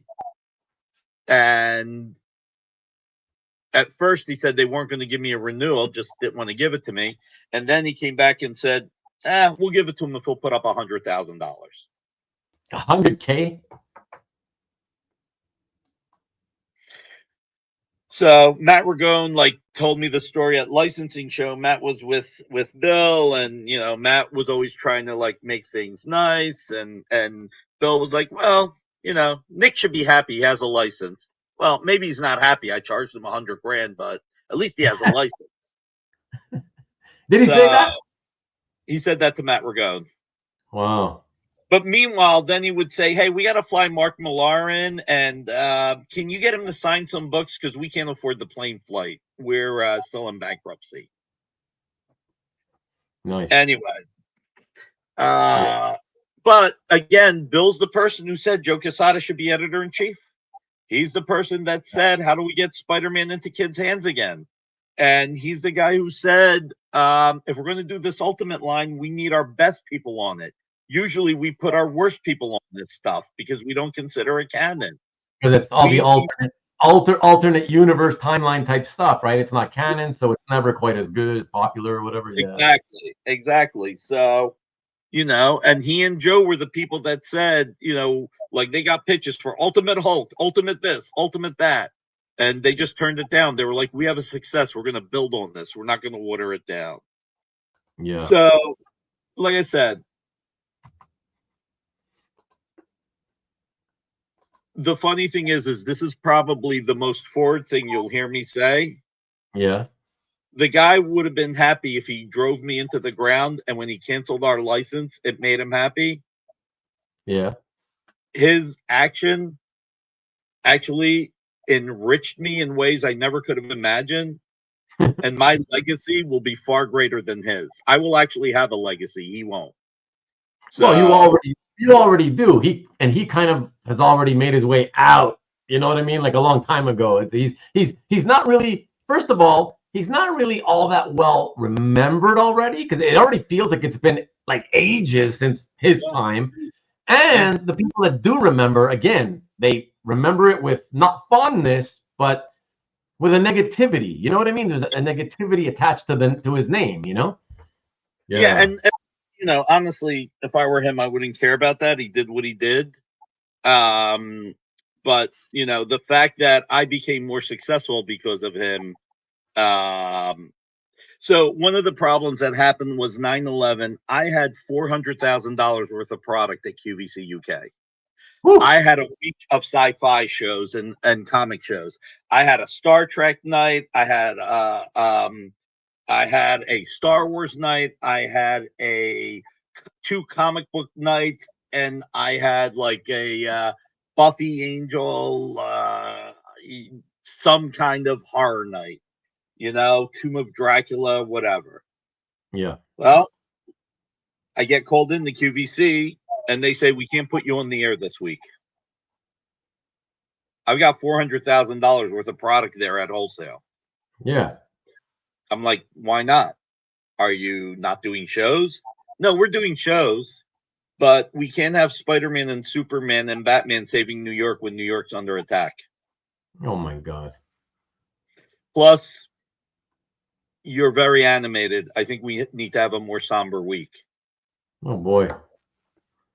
Yeah, but for home shopping sales, you need animation. That's what the whole it's the person that sells the stuff. It's not just the product that sells by itself. You know what I mean? Like, yeah, that's So and you know, and like I said, I mean, I lost $400,000 that week, but there are people that lost their lives, people that lost family, first responders who went to help, who ended up having cancer and everything. I mean, there are people that lost a lot more than me.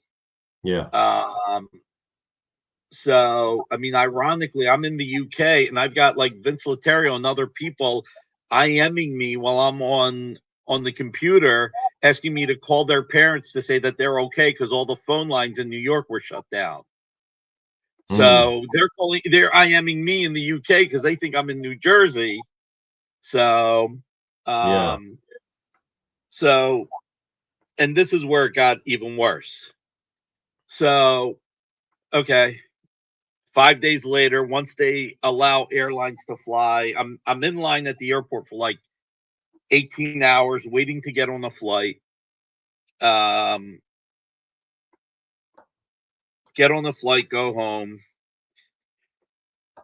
Need to decompress. A couple of days go by. Talk to QVC. I've got 3 hours in October, um, and they trim me down to 1 hour. I'm like, wait, One why are hour. you trimming 1 hour? Well, because we can't give you 3 hours of programming and run the risk that something's going to happen, and then we got to pull your hours. I'm like, Right. but you just pulled 10 hours from me. I was like, all right. Look, I got 3 hours worth of product coming to you. I'll trim it to 1 hour. Oh, no, don't worry about sending us anything extra. We're going to sell what you have here. Well, no, I've got new stuff that's more timely that'll sell. Well, no, we don't want to take in any more product. Oh my gosh. I'm like, well, you can return that product. Well, we don't want to do that. Oh my I'm god. like, but in 1 hour, I can't sell 10 hours worth of product. And it was a little bit of a take it or leave it. So I took it. But it was a domino effect because then that show didn't do as well as it should have. And then November was 1 hour. And then they took me out of December and then January. And it was death of 1,000 cuts. Hmm. So fortunately, even though Bill was trying to screw me by making me pay 100 grand, I pushed that forward and actually was profitable. Wow. So I shattered the expectations. I think I ended up giving Marvel $400,000, Wow. which pissed them off even more. I imagine. Yeah, So I would think so. how Good for dare you. I Nick. be? Good for you, Nikki, for being successful in spite of Uh, that prick. Right? uh, yeah, yeah. And so I was starting to do the preludes. I was trying to make money other ways. My QVC shows had slowed down. Right. So they started becoming more opportunistic shows when an event happened. Oh, Um, like the Spider-Man movie or the second X-Men movie, whatever. yeah. So I was doing the preludes and I was doing the Marvel stuff, and then I'm in Germany and I get an email from Marvel, we're not renewing your license. We're going with Upper Deck. And I gave them 400 grand. I think Upper Deck offered them over 2.5 million. Wow. Um, so um, you know, Bill was not a nice person. Like he fired Matt Ragone as Matt was going home for July 4th weekend. Nice. He fired Juan Collado during the Marvel Christmas party. He seemed to like to inflict pain on people. During at the party? At the party. You're fired. Sorry. We're laying you off. Never We're, fired. no. Or You're what? no. It was before the party started when he was in the office, so that he No. didn't go to the party. Oh. Wow. Um, he was just, he was just who he was. Yeah. And I think I went into a fetal position and cried for 2 months. I Wow. mean, I didn't know what I was going to do. I had a year left on my license. Yeah. I mean, he actually Tina, who worked in advertising sales, she lost her father, and 3 weeks after 9/11, screamed at her to get over it. Oh yeah. Yeah, Whoa. yeah. Wow. Now That's I heard that secondhand, but I believe it. like like Uh, like like Rick says. That's cold. yeah. If it's So, true. Wow. well, I know that the firing before Christmas party was.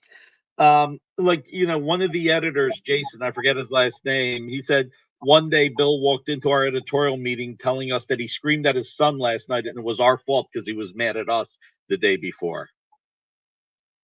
He just whatever.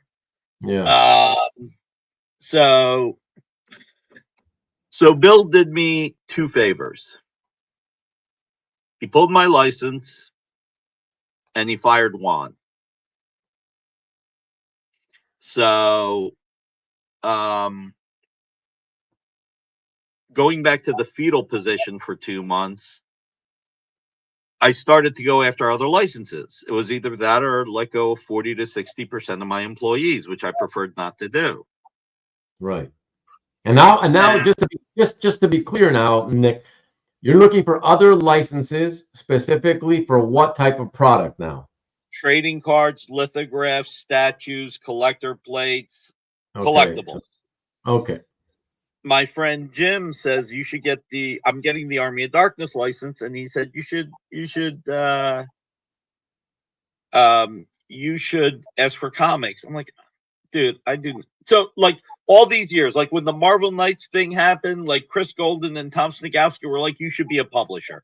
Like, all my years, people were like, you know how to promote comics, you should be a publisher. I'm like, I don't want to be a publisher. Man, publishers have too much responsibility.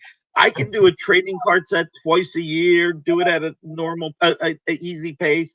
I can put out a couple of lithographs a month. It's a penciler, an inker, a colorist, or an artist and a colorist, or a painter. I can put out two statues a month. And like one of the things that made our Marvel license so successful, we were the first people to do a full-size head bust. Like, we Oh, did the really? Spider-Man full-size head bust, and we sold like $500,000 worth or something. Like, Wow. people loved it. I mean, we Wow. were innovative. We're not Todd McFarlane innovative, but we were taking risks. Yeah. Can I ask you, do you remember at the time what was like the retail price for those early head? $295, I think. Wow. Holy Yeah. crap. Wow. That's a lot of So statues, man. it was, and but this is why it caught Upper Deck's attention, because they're like, ooh, $300. Because before that, Bowen was making the $30-$40 little busts 4 inches. We were doing things bigger, more money. Um, and that's a story for another day. I'll tell you the fucking another Bill Shana story one day. But otherwise, I'm going to get too digressed, because Bill actually in 2001, when Marvel renewed my license the first, or 2000, he called Marvel to cancel my license. Yeah, that was the Alex Ross sculpted ones. And Joshua Silverman at Marvel said, if you ever call me about something like this again, I'll cancel your licenses. Mm. Um, but 2001 to 2000, my license ended at the end of 2004. 2003 while I'm in Germany. I mean, Jesus Christ, I'm going to bed in Germany. This is the email I get while I'm going to bed? Like, really? And then I got to friggin' fly back the next day? It's just painful. Mm. So I had the experience with the Preludes. But again, when you're a publisher, you have your employees. You have, yeah, you know what, Stanley? I'm just bad luck. You have freelancers, you have retailers you're responsible for. Not that you're not responsible when you're doing statues or trading cards or lithographs or anything else, but it's not as important to their business, you Mhm. know? Signed books were not as important to their business. It was incremental. You're right.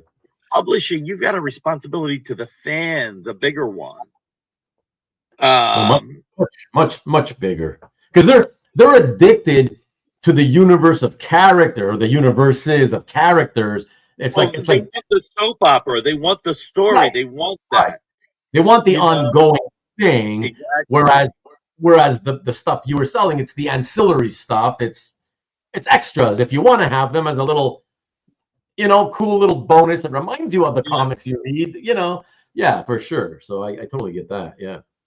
So I'm like, I don't want to be a publisher. This is no. Besides, Dark Horse put out a great Army of Darkness by Kurt Busiek and John Bolton, beautifully painted. Don't you think they would have done more if it was successful? And he's like, Nick, that came out when the movie came out. This movie's a cult classic. You will do well. I'm like, all right, you know what? Fuck And it. What now, do I got?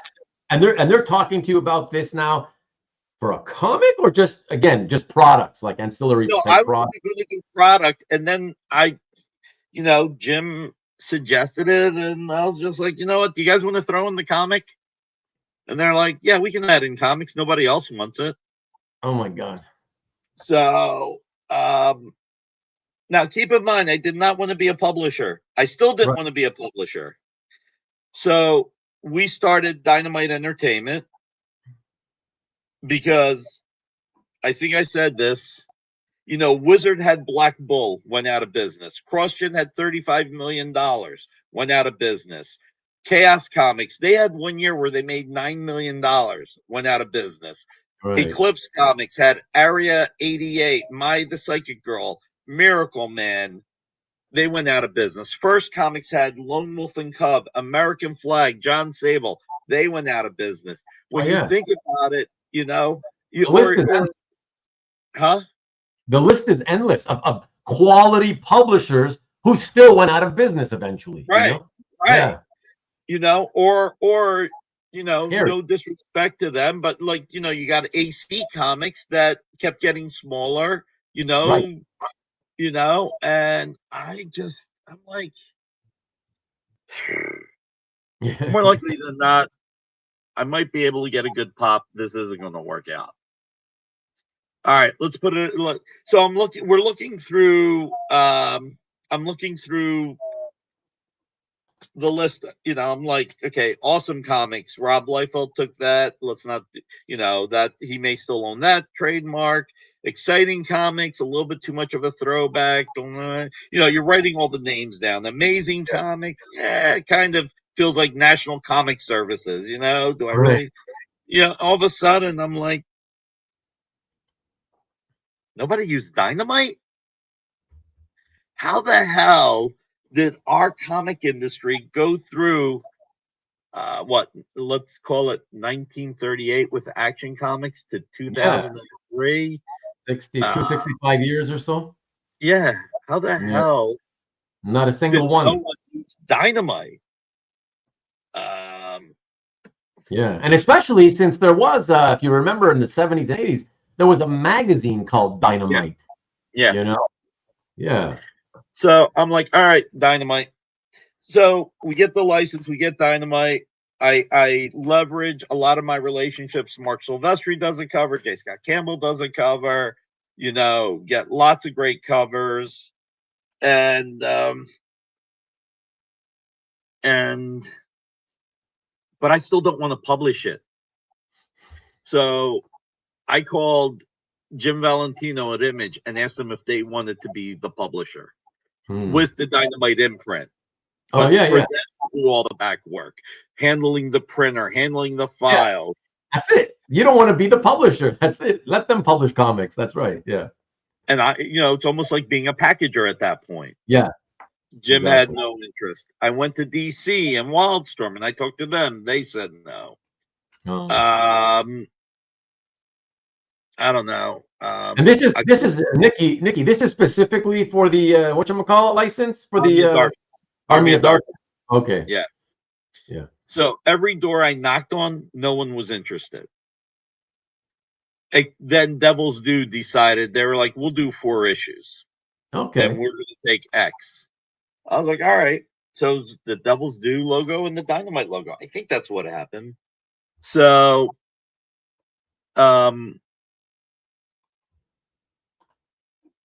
we did the deal with them, and we ended up doing all the marketing and everything anyway.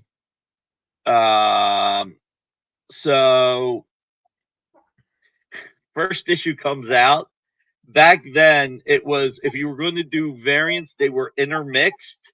All the covers. You got the J. Scott Campbell, you got the Mark Silvestri, you got the Arthur Saddam, you got the Humberto Ramos, and then it starts over. Well, the printer made a mistake. Devil's Due didn't give them the information correctly. So there were retailers that only got the J. Scott Campbell. There were retailers that only got the Mark Silvestri. So that hurt sales on number 2. And when it came to the renegotiation, Devil's Due wanted more of a percentage. We were unhappy about the other thing. And we're like, you know what? At this point, let's just do it ourselves. Then we got the Red Sonja license. So not Red, but Red Sonja, you started publishing, if I remember correctly, in 2007. I think it was more 2005, 2006. Yeah. It was quickly after. If anybody wants to look it up, please look it up. Okay. 506. Okay. And I got to ask you, I've always kind of wanted to kind of speak to you about that. I remember when you guys announced that, you're going to, be publishing Red Sonja comics. My first thought, of course, as a longtime old school type comic reader, is, fuck, Red Sonja is going to be in another company. Because I know it was a licensed property, but for me, ever since childhood, to me, I still thought of it as it's a Marvel comic, Conan. And Red Sonja is part of the Conan universe, So at first I was upset because oh, come on. One company's going to have this Conan character. That means whoever has Conan is not going to be able to use Sonja in the Conan comics. I hated it. But at the same time, I was thrilled to hear that, Sonja is going to have her own ongoing comic series again. So it was still exciting in the end. And, I got into it all. And that's how I decided to start reaching out and looking for Mel Ruby so I can represent him and try to sell his art for him for Red Sonja. You know what I mean? So, yeah, it was exciting. The thing that people forget is before we got the Red Sonja license, Cross Plains comic. Cross Plains had it for a couple of issues, yeah. Yeah, and it was Steve Lytle art. Yeah, exactly. And it was beautiful. I mean, it was drop dead gorgeous. Yep. And it was Steve Lytle. I mean, it's great stuff. If you know his art, you know what we're talking about. Yeah, for sure. And they went out of business after the first issue. Yeah. So Dark Horse, if I remember correctly, they didn't want Red Sonja because it was like getting Spider-Girl to Spider-Man, Yeah. It was like getting Batgirl to Batman. Yeah. Why would we get the watered down version when we got the real thing? And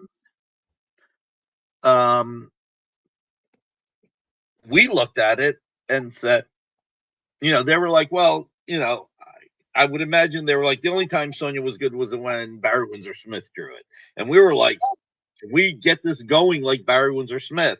And we're going through all the artists, and so many artists were exclusive at that point. And I said to Juan and Joe, I said, Mel Ruby did this Aliens versus Predator book, I can't remember which.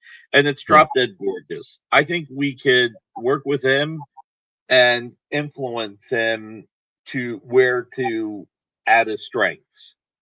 So we got that going. I think we got the artist before the writer, but I don't remember. I talked to a myriad of writers. Nobody wanted to write Red Sonja. Kurt really? Busiek said, yeah. Really? Kurt Busiek said Kurt Busiek politely said the only person who should write Red Sonja is Roy Thomas. And I said, Roy just did the Cross Plains book and it didn't sell. So during one of my trips to the UK, I mean, again, now we're talking about UK trips that were more sporadic, because I wasn't getting weekly or monthly shows. When I flew out, I had lunch with Mike Carey. I'm like, this guy is a great writer. This guy would rock. Thanks, And Peter. thank you. I said, this guy would be out of this world fantastic. I flew out there. He said he'd think about it after I flew home. He told me he really didn't want to do it. So I'm calling other writers. Brian Michael Bendis said, you should get Michael Avon Omi to write it. He loves sword and sorcery. I'm like, oh, that's interesting. I'm like, I wonder. And I start thinking, like, Michael Avon Omi is a good writer, but he's not known as a writer yet. So I call up Mike Carey, and I asked him if he would co-write 12 issues. And I think maybe I wore him down. He gave in. He said, all right, Nick, you're persistent. Let me have a conversation with Michael Avon Omi. And if I like the conversation, I'll work on the series with him. But I've got a lot of stuff going on. I think he was doing Ultimate Electra and other stuff. His star was rising. And he said, I'll only one story arc. So he hit it off. Plus, Nick, he's not only that, but he works. He has long since been working on his own self-published stuff. Plus, he's a novelist. I don't know if you know that. Yeah. Yes, I do. Yeah. I've been trying to get the rights to his novel to make a comic, the one that got turned into a movie, for years. But the movie company still have the publishing rights, and they don't want to do it. He Carey's a great guy. Super. So I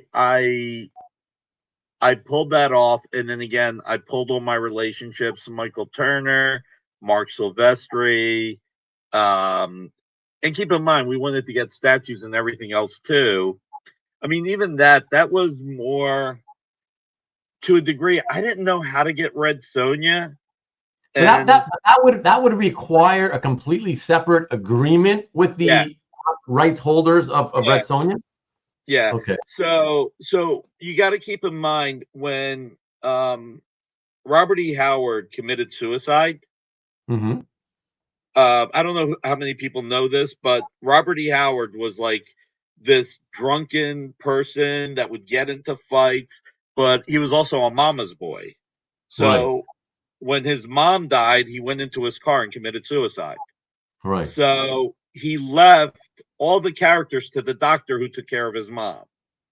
But they didn't know what to do. The characters started to splinter off, and Arthur Lieberman, who was the attorney, the way he put it was, Robert E. Howard creations were Humpty Dumpty. They fell off the wall. I put it back together. Mm-hmm. So when he put the properties back together, the deal was that he got to keep Red Sonja because he felt something about Red Sonja. Mm-hmm. So, I'm like, we're trying to figure out who owns Red Sonja because we're not going to get any advice from Dark Horse. They're not going to tell us. It's funny. I actually wrote a letter for Matt Hawkins before Dark Horse got the license, saying how, because Top Cow wanted the license, saying how great the license was, and that Top Cow would do a great job, but they didn't get it. Dark Horse got it. So Juan watched the Red Sonja. No, he didn't watch it. He went to IMDb, look at the credits page, and he goes, Nick, don't you work with Arthur Lieberman with Stan Lee? I said, yeah. I work with Arthur Lieberman on everything. He's like, huh. You think he's got any relationship to Michael A. Lieberman? Like, what are you talking about? Well, one of the producers on the Red Sonja movie with Brigitte Nielsen is Michael A. Lieberman. Hmm. All right, I'll give Arthur a call. I call up Arthur, and he starts laughing. He starts laughing. And I'm trying to figure it out. And he goes, "No, Nick, Michael A. Lieberman is me. The movie was such a piece of crap. I wanted my name to be taken off of it. They wouldn't let Oh, me take my name off. So you I just just changed added it. the Michael." Right. Well, that's So, funny. yeah. So there was another company, Atomica Comics, at the time. It was a British, um, Dave Elliott, and he was trying to get the license. And Arthur had a relationship with me, and he said, "Here's the deal, Nick. If you will advance and guarantee me 25,000, I'll give you the license." And I said yes, without doing any math, without figuring it out. Just said yes. And Nick, just for the benefit of everybody who doesn't know anything about publishing and licensing, does that mean you pay a one-time, well, No, $25,000 for like a 1 year period, within which you get to period. publish?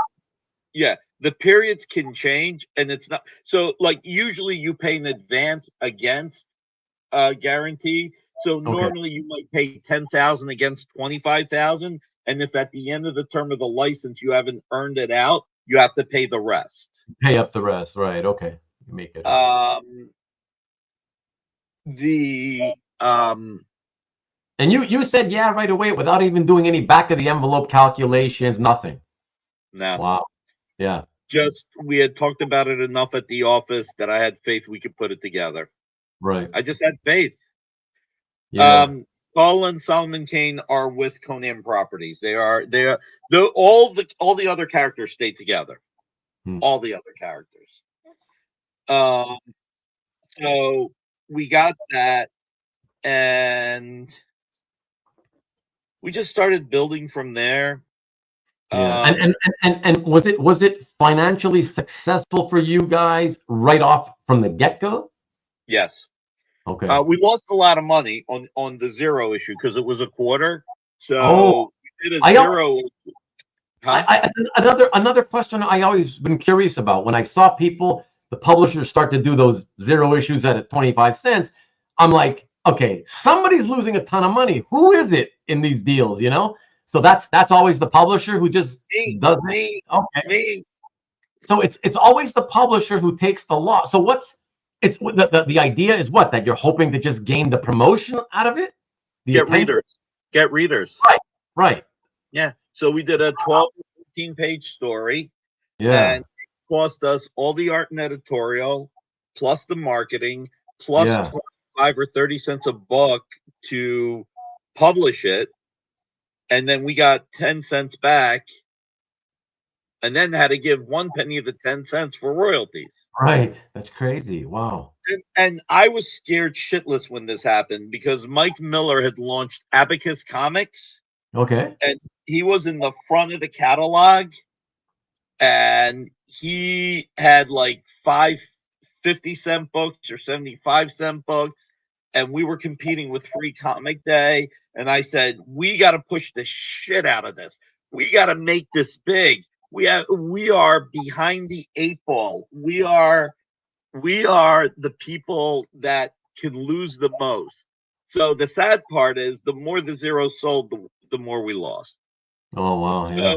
the orders come in, and I call Philip Sablik, who was at Diamond at the time before he moved to Top Cow and then to Boom. And I was like, Philip, I'm dying to know, what are the orders? He's like, Nick, are you sitting down? I'm like, are you kidding me? I was like, Like how bad is it? you're Huh? are you but you're scared that the number of copies is going to be low? Is that what's scaring you, or that Yeah, they're so yeah. high that you're gonna lose your No, shirt? no, I'm scared that even at a quarter book, I can't Right. fucking. It's like You I can't even can't move sell it. You ice can't give it cubes away. to a guy dying of thirst in the desert. Right. You know? Oh my I'm God. like, I'm like, will you just tell me the number? He's like, you're not going to believe it. Will you just tell me the fucking number? You sold 240,000 copies. I'm sorry, what'd you say? Did you say we sold 24,000 copies? He said, no.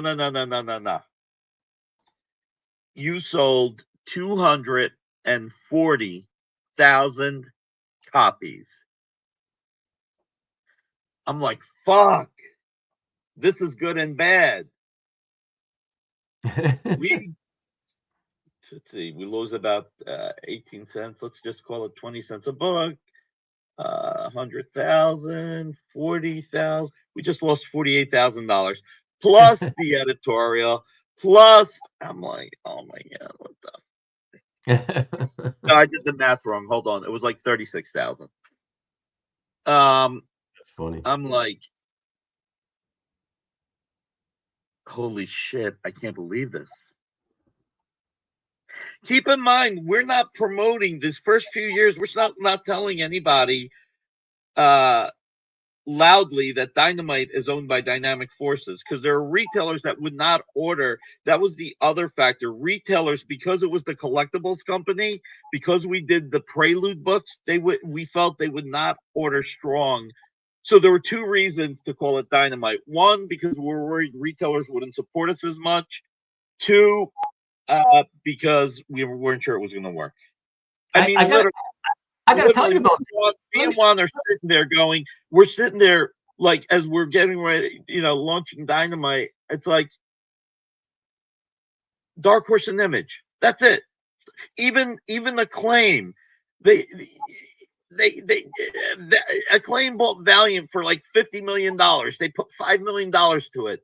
Went out of business. Dark Horse and Image. That's it. The only two that count. What are we? Yeah. So, Let me just say, Nick, I don't know about everybody else. Everybody who's watching, you guys can let us know. Me personally, when I started to see you guys come out publishing comics, one of the first thoughts, I was like, oh, who's this? Oh, Dynamite Entertainment. Oh, I guess because of the logo or something, or the colors of it, something made me immediately think of Dynamic Forces. I was like, oh, are these? Yeah, I was like, I think these might be the same guys who do that signed comic stuff or whatever. Yeah. You were one of the only ones. Really? Yeah. That's so wow. That's so weird. Like, wow. So even though you didn't reveal it, nobody was catching on in the industry? No, you know who my PR person was? Who? Jay Allen. Who's that? Jay Garrick and Barry Allen. Oh yeah. If I did Matt Allen or Barry Murdoch or Hal Murdoch, that's so funny, man. I think it would have been too obvious. Wow, that is so funny. But look, Antoine, look what Antoine says. I immediately made the association too. Interesting. Some people did, but it wasn't. I guess not on a large scale, so it worked out for you. Yeah. Wow. And some of the news sites knew, but we never told them we were keeping it a secret. We just put out press releases that didn't have our names. Yeah. Matter of fact, when we got the Zorro license, Matt Wagner had read the Isabel Allende. Am I pronouncing her name right? Isabella Allende? Allende, I think. Yeah. Yeah. He read the novel and he loved it, and he heard we got the Zorro license, and he reached out to Michael Avon Oming, who he was friends with, to be put in touch with Dynamite, because he didn't know anybody at Dynamite. So Oming sends an email to me and Matt Wagner saying, Matt Wagner, meet Nick Barrucci. Nick Barrucci, meet Matt fucking Wagner. And then Matt Wagner responds and goes, Nick Barrucci, I've known him since he was 12 years old at Fat Jack's Comic Crib. You're the publisher of Dynamite? That's funny, man. Wow. So we quote unquote came clean when we got the Battlestar Galactica license. Okay. And why did you feel like at that point, oh, okay, I might as well come clean now? Like, why? What's the like? Why not just keep the secret going or whatever? Did an interview with TV Guide when TV Guide was a thing. because we have the Battlestar Galactica license, and the gentleman asked me how to spell my name, and I said, "Oh, well, you know what? We really use our PR person, Jay Allen, so you can quote him." And he's like, "Well, I'm not talking to Jay Allen." I'm like, "Well, yeah, I really don't like the attention." So he's like, "Okay, let me just say something to you. We're TV Guide. Either I'm putting your name on this, or this story's getting killed. So it's BARRUCCI." Yeah, really quick. Would you like me to repeat that for you? Yeah, Yeah. yeah. That's funny, man. That's funny. He was annoyed. He was annoyed. He was annoyed. What am I going to tell him? Like, we didn't. You should have Jay Allen on the phone. I wasn't that slick, Marcus. I wasn't that slick. Now, look, we had made a lot of people a lot of money. Like we did the the Battle of the Planets. We helped Top Cow get that. We never got it. Nick, by the way, Nick, let me compliment you. You deserve this. Because I like to think that like I'm a person of above average intelligence. I actually did an IQ test, and that's how I scored, anyways. But to prove it to myself. But no, and that's not. I'm not saying that to pat myself on the back. It's funny that in the hobby. I mean, I've been in the hobby like you since I was a kid, whatever.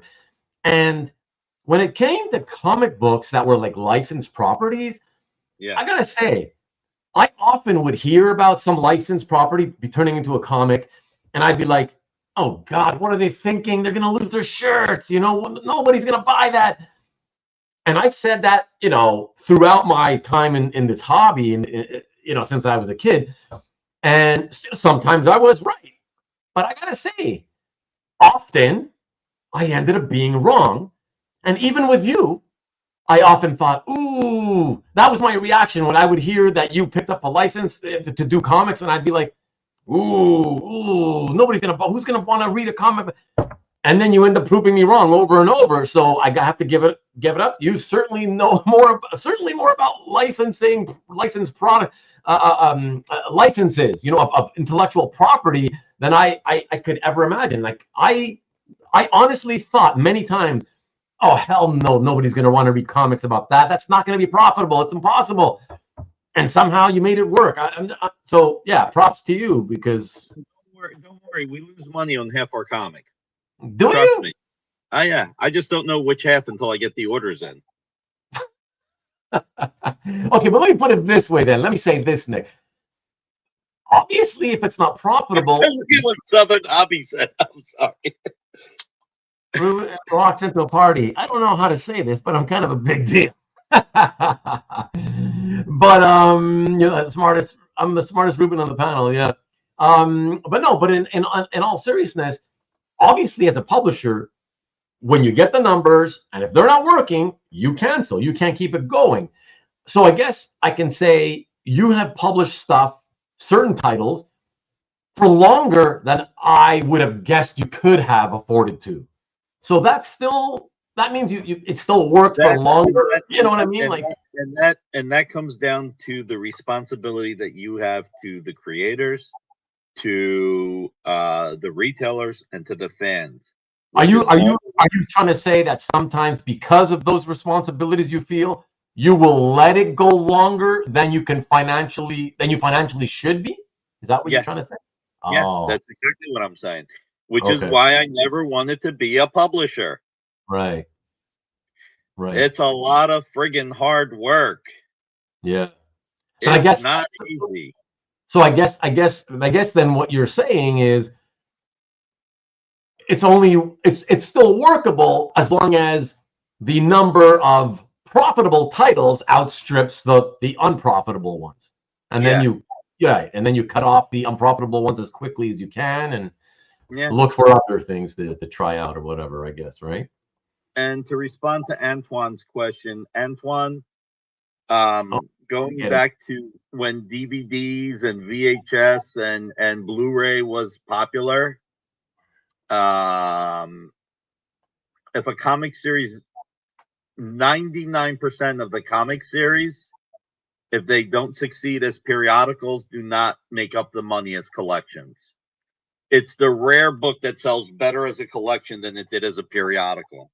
I can only name a few. Do you mean in the industry or for your company? In the industry. Oh. The best-selling comics are the best-selling collections. It's just like a $400 million movie is going to sell tens of millions of DVDs. A movie that takes in $3 million, may sell, 30,000 DVDs, whatever. Like Boondock Saints is the opposite. Like, was it Boondock Saints? The one with Daryl from Walking Dead. That movie did terrible in the theaters, but sold tens of millions of DVDs and VHSs. So, like, when it comes to periodicals that sold better as collections, Fables, 100 Bullets, very few.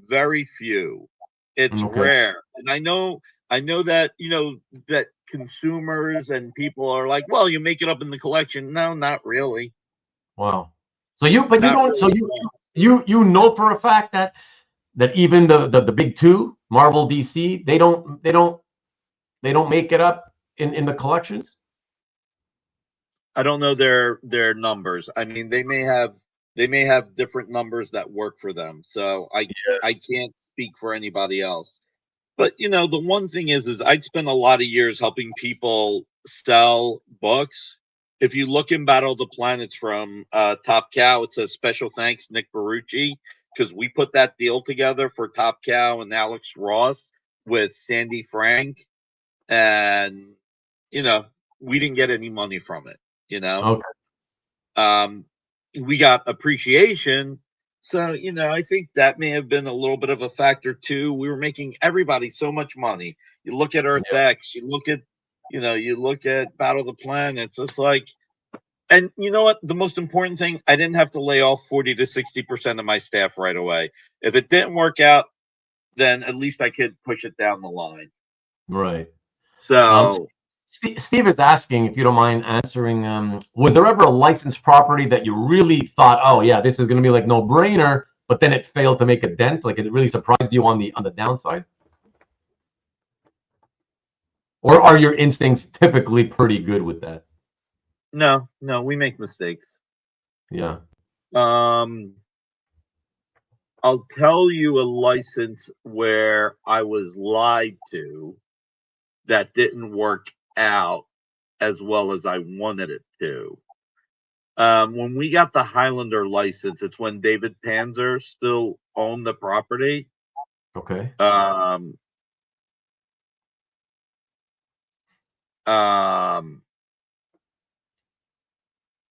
We were told by Peter Davis that they had a mailing list of 840,000 people.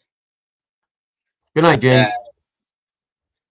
Hey, James, have a good night. And they made most of their money on the swords. They were selling the Highlander swords. Oh, yeah. So, and they also had a Marvel license for a collector's club or something. So we paid them 75 grand for the license. 75 grand for the Highlander license? For the Highlander license. Wow. And the sad part about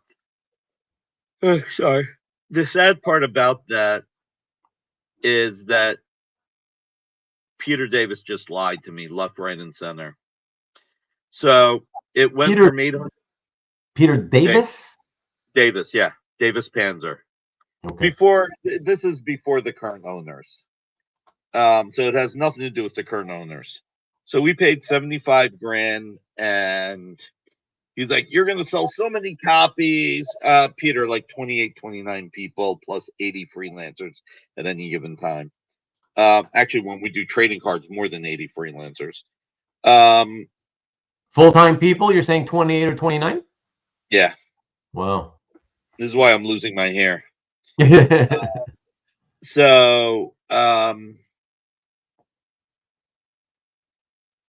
as we delved into it, we found out 200,000 people were actually Marvel lists that he couldn't use. And when it came down to it, he had like 8 or 9,000 people on the Highlander list, and most of them just bought the swords. So nobody cared about the comics. Yeah. Out of 75,000, we only earned out like $35,000. So we didn't achieve 40,000. I think we still broke even. So okay. Well, that's at least the that. Gold Key, Southern Comic Geek, the Gold Key characters did well for us for a bit. We started doing some different stuff. But at first they were hits. Then when we came back with Kyle Higgins did one of the best Magnus stories we've ever had. So the names on the mailing list are all Jay Allen. Yeah. Painted cover by Gabriel Dell'Otto. Did you bring him over for that specifically? No. He was working at Marvel and he told me he was a painter, and so we did it. It was beautiful. Hi, Dave. So I mean, again, this is nothing I ever expected to do. Yeah. It's nothing I ever expected. It's nothing I never wanted to do it. It's just too much work. Yeah. I mean, I've had people tell me, "Oh my God, you'd make a great publisher. You should be publishing for one of the big companies." Like, no, I wouldn't. I would not make a great publisher. Well, let me ask you this though, Nick. Did any of the people who thought that, who are saying, oh, you'd make a great publisher, did any of those guys ever at any point suggest or offer you to work at a publisher? Was like any of these people who worked at a publisher? And maybe has anybody ever asked you? I guess that's my question. To I don't know, work in some capacity for a bigger publisher? I have gotten offers and I turned them down because it was too much work. Okay. Are you able or willing to reveal under what type of capacity that would be, now that you would be an employee in that sense, no longer your own publisher? Not worth discussing. Okay. Not worth discussing. No worries. It could come across as being rude if you talk about the offers you turned down. Oh no, yeah, I totally get it. Like I said, there's never any pressure. BSG scared me and ended up being a pleasant surprise, Tom. Not because of concern on sales, but we were on hold for 5 months until we could talk to Ron Moore on the phone. And usually when there's so much control by one creative person in Hollywood who doesn't understand comics, you end up signing a deal where your hands are shackled. And Ron Moore had us send over 6 pitches in advance of the call. And when we got on the phone, I was scared shitless. Yeah, we did do the Creators Universe card set. When we did the Creators Universe card set, at least 5 or 6 creators asked us to publish the comics based on the cards, and I said no. So Ron got on the phone and was the nicest guy in the world. He looked at the 6 pitches. He said, "I like this one. I'm happy with these 2. If you can make these changes, I really prefer you not go for the other 3. I don't think that they fit where my vision is, but I also have some elements and stories that I don't think we'll ever get to, which either the cost will be too high or we just don't have time to get to it. So if you want to do any of those, I'll throw you those ideas." Like, oh my God, like mind blowing how nice he was. Yeah. Like, and then once we did our first series or 2, he was like, "Go do what you want. You guys are great. Give me the pitches. I'll say yes or no or give you feedback, and you guys keep going." He ended up sending us a few writers from the writers who worked on the TV show that wanted to do comics came to us He was like, "Oh, you should guys just do that story at Dynamite because we'll never get to it." Hmm. So that was a pleasant surprise, and that was very commercially viable for us. Got a few other questions if you don't mind taking a few, Nick. The Ranger line was more critically acclaimed than commercial. Okay. There you It go. made money for a bit. And one thing that made me really happy about that line, it was one of our best series. But With the John thing that made Cassidy. me the The thing John that made me Cassidy. happiest, was John's dream project. That was his dream project. Like he has the Lone Ranger poster from the 1981 movie in his house. I mean, the fact that I can give one of my best friends his childhood dream was just fantastic. Um, one of the friggin' hardest licenses I got was the Green Hornet. What do you mean by hardest? So Hardest to acquire, you mean? yeah, I went after the Green Hornet for years. I would call up the Green Hornet attorney who handled it. Peter, that's like asking me who my favorite child is. Really? They all bring you the same amount of satisfaction and are fun to produce? No, not at all. But I'm not going to say which one's my favorite. Oh, right. I see what you're saying. I will say some of the ones that fulfilled childhood dreams in a little bit. Yeah. But so the Green Hornet license, they didn't want to license it when they were finally ready to license it. They didn't want to? Did you just say they didn't want to? They didn't want to. There was the same thing with the Shadow. There was a theory in Hollywood that if you tied up the comic rights, Hollywood wouldn't be interested in doing the TV or movie. Really? It was a bad theory. Okay.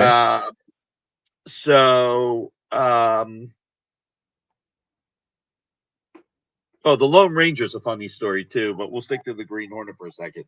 So when they're finally ready to license, yeah, the Shadow Comics is actually another funny story. So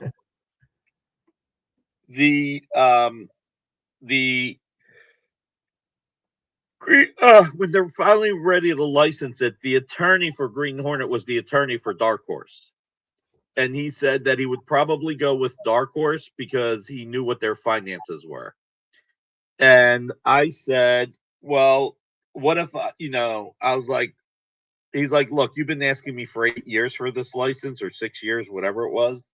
He's like, I'll tell you what the offer range is. And he was like, it may be in the 10,000 range. I said, well, what if I give you 5,000 against 15,000? He's like, well, I appreciate that, but you're still. I still don't know if we'll get the last 10,000. You may not pay us. I said, what if I give you 15,000 against 15,000? And he said, well, it's not that much more, and I just can't do that. I said, all right. What if I give you 25,000 against 25,000? He said, if that's a serious offer, Jeez. I will take it to the estate. I said, it's a serious offer. So we get the license. Baby, 6 years later, life is good. I feel something bad about to happen, but yeah, go on. We call up Kevin Smith because he wrote a movie for Miramax that George Clooney was going to be in, and there was going to be a female Green Horn, a female Kato. Yeah. Yeah, so Kevin Smith agreed to let us use his movie script. One of the only movie scripts in Hollywood that never got sold on the bootleg market. Which one? Like it was never it never got out there. Oh, really? It never got out there. Wow. So I'm like, oh my God, this is fucking gold. This is so awesome. Oh my God, I got Kevin Smith. I went up to meet Kevin Smith when he was doing Cop Out with Bruce Willis. And we sat down and I threw out some names and he liked it. And one of my guys in the office said, look, Kevin is usually late on scripts. What if we got Phil Hester to do the breakdowns? And Kevin agreed to that. And man, it is all going great. He loved the idea of David Finch and Jay Lee and John Cassidy and Alex Ross doing covers.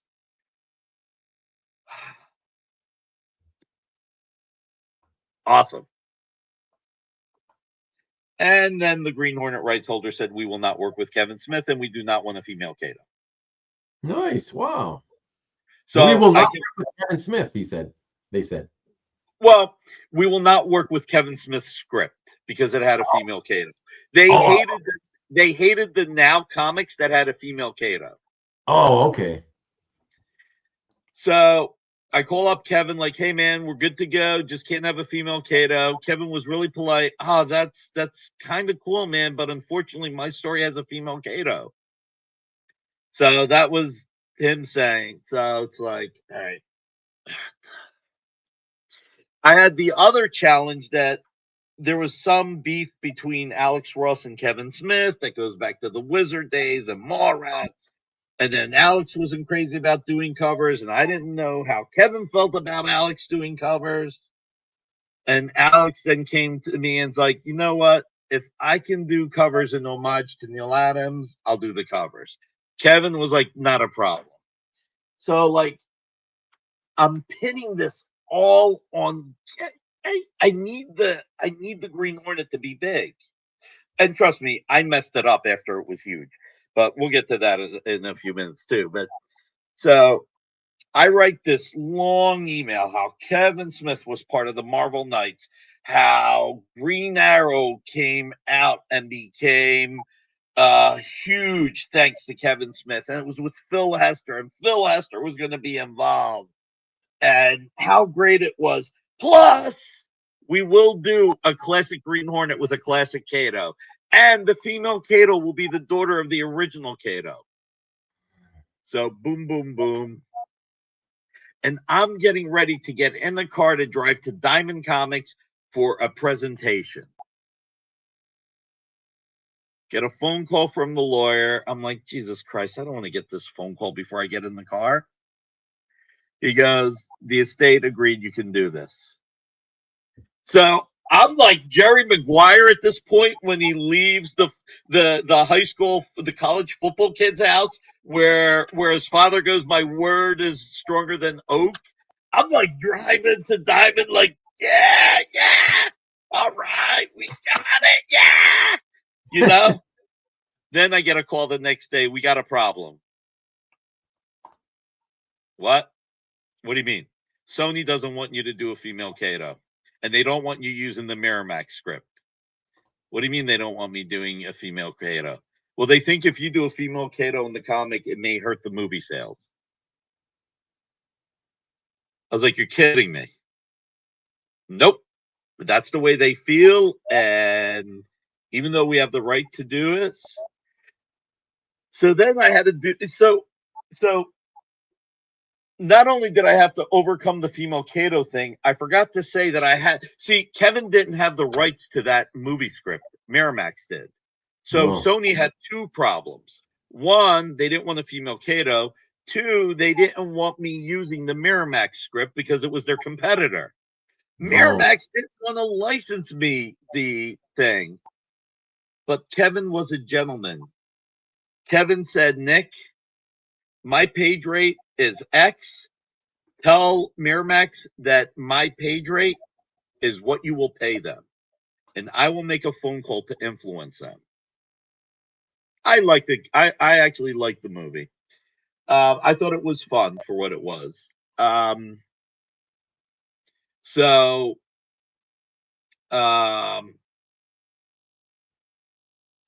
Miramax on board. Still got to get Sony on board. So I had to fly to licensing show to meet with the Sony attorneys and the licensing people It's me, the Green Hornet attorney, and multiple people from Sony.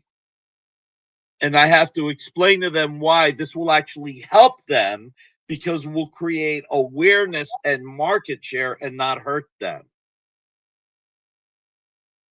So finally, I got it. So I had to overcome the problem Alex had with Kevin, the fact that they thought going with Dark Horse was better, getting the Miramax script, getting the female Kato, and getting Sony to approve all of this. Wow. Did it have to, like, I'm just curious, did it have to follow the script, like a movie script? Did it have to be a movie script? Could it have not have been just some original story? The license, Well, you know what I mean? that's what Kevin wanted. He wasn't gonna he wanted to see his story come to light. That's the only thing that interested him. Yeah, okay, that's It's yeah. understandable.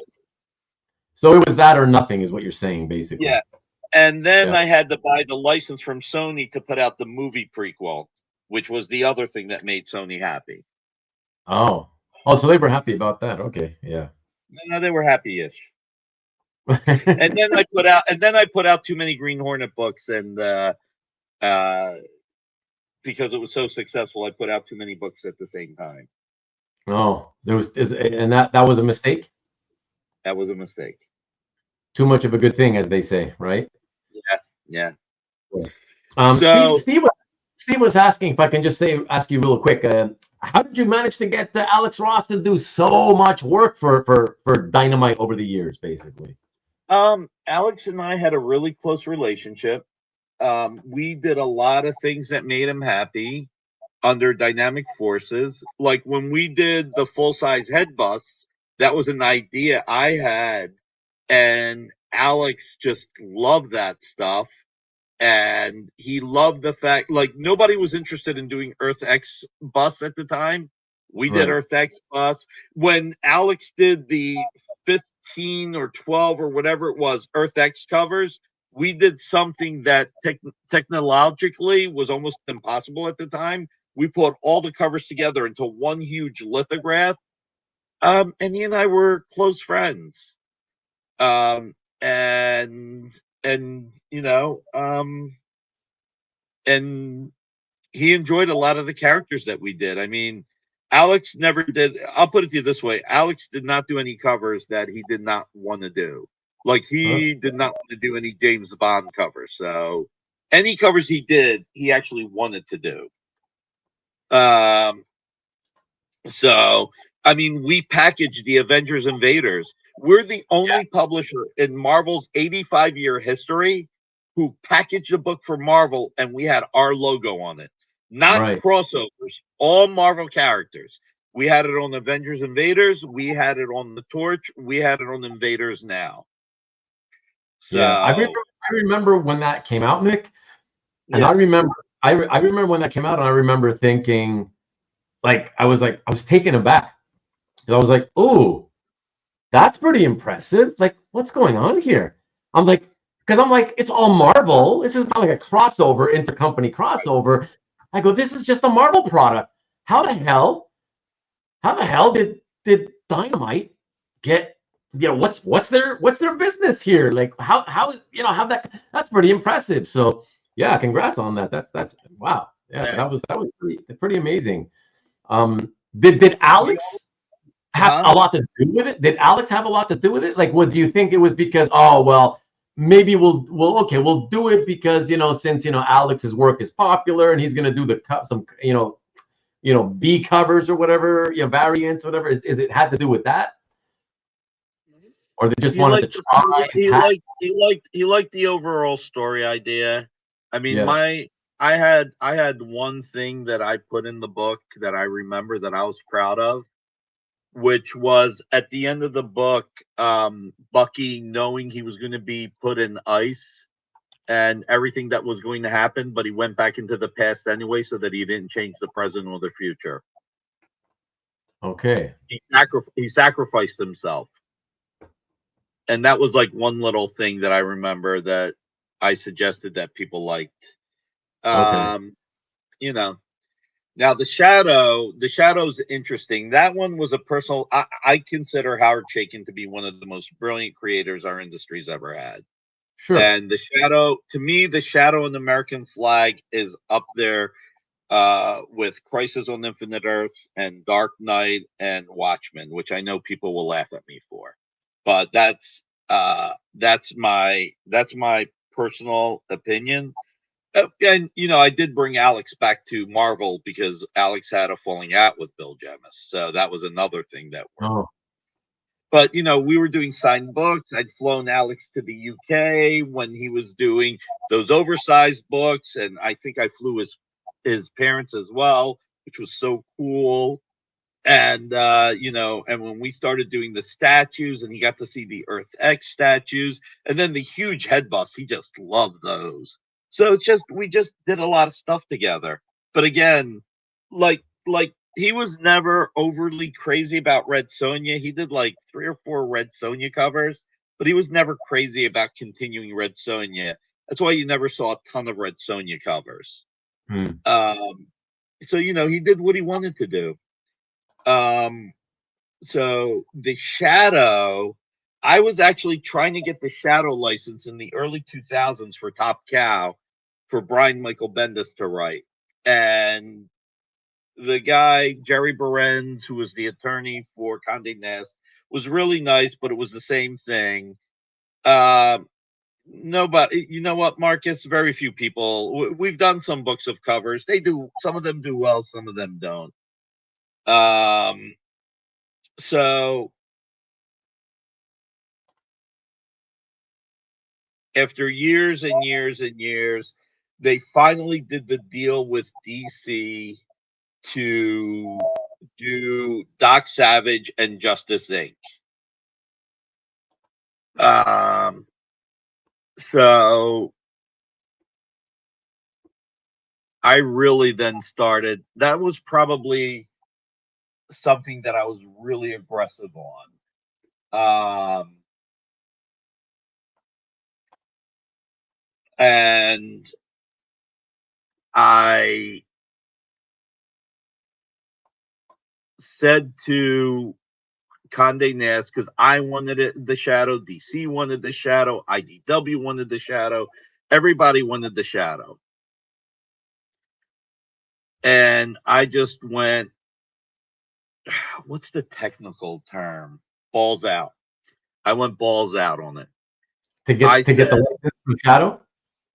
I offered $150,000 up front. Woohoo! Wow. I offered the take it off the table fee. Wow. Because, man, and by the way, Nick, that is a perfect example of what I was saying earlier about one of the licenses that it doesn't make me okay. I can't say I think, oh God, you shouldn't try that, it's gonna fail. But the Shadow is a character that I personally love, right?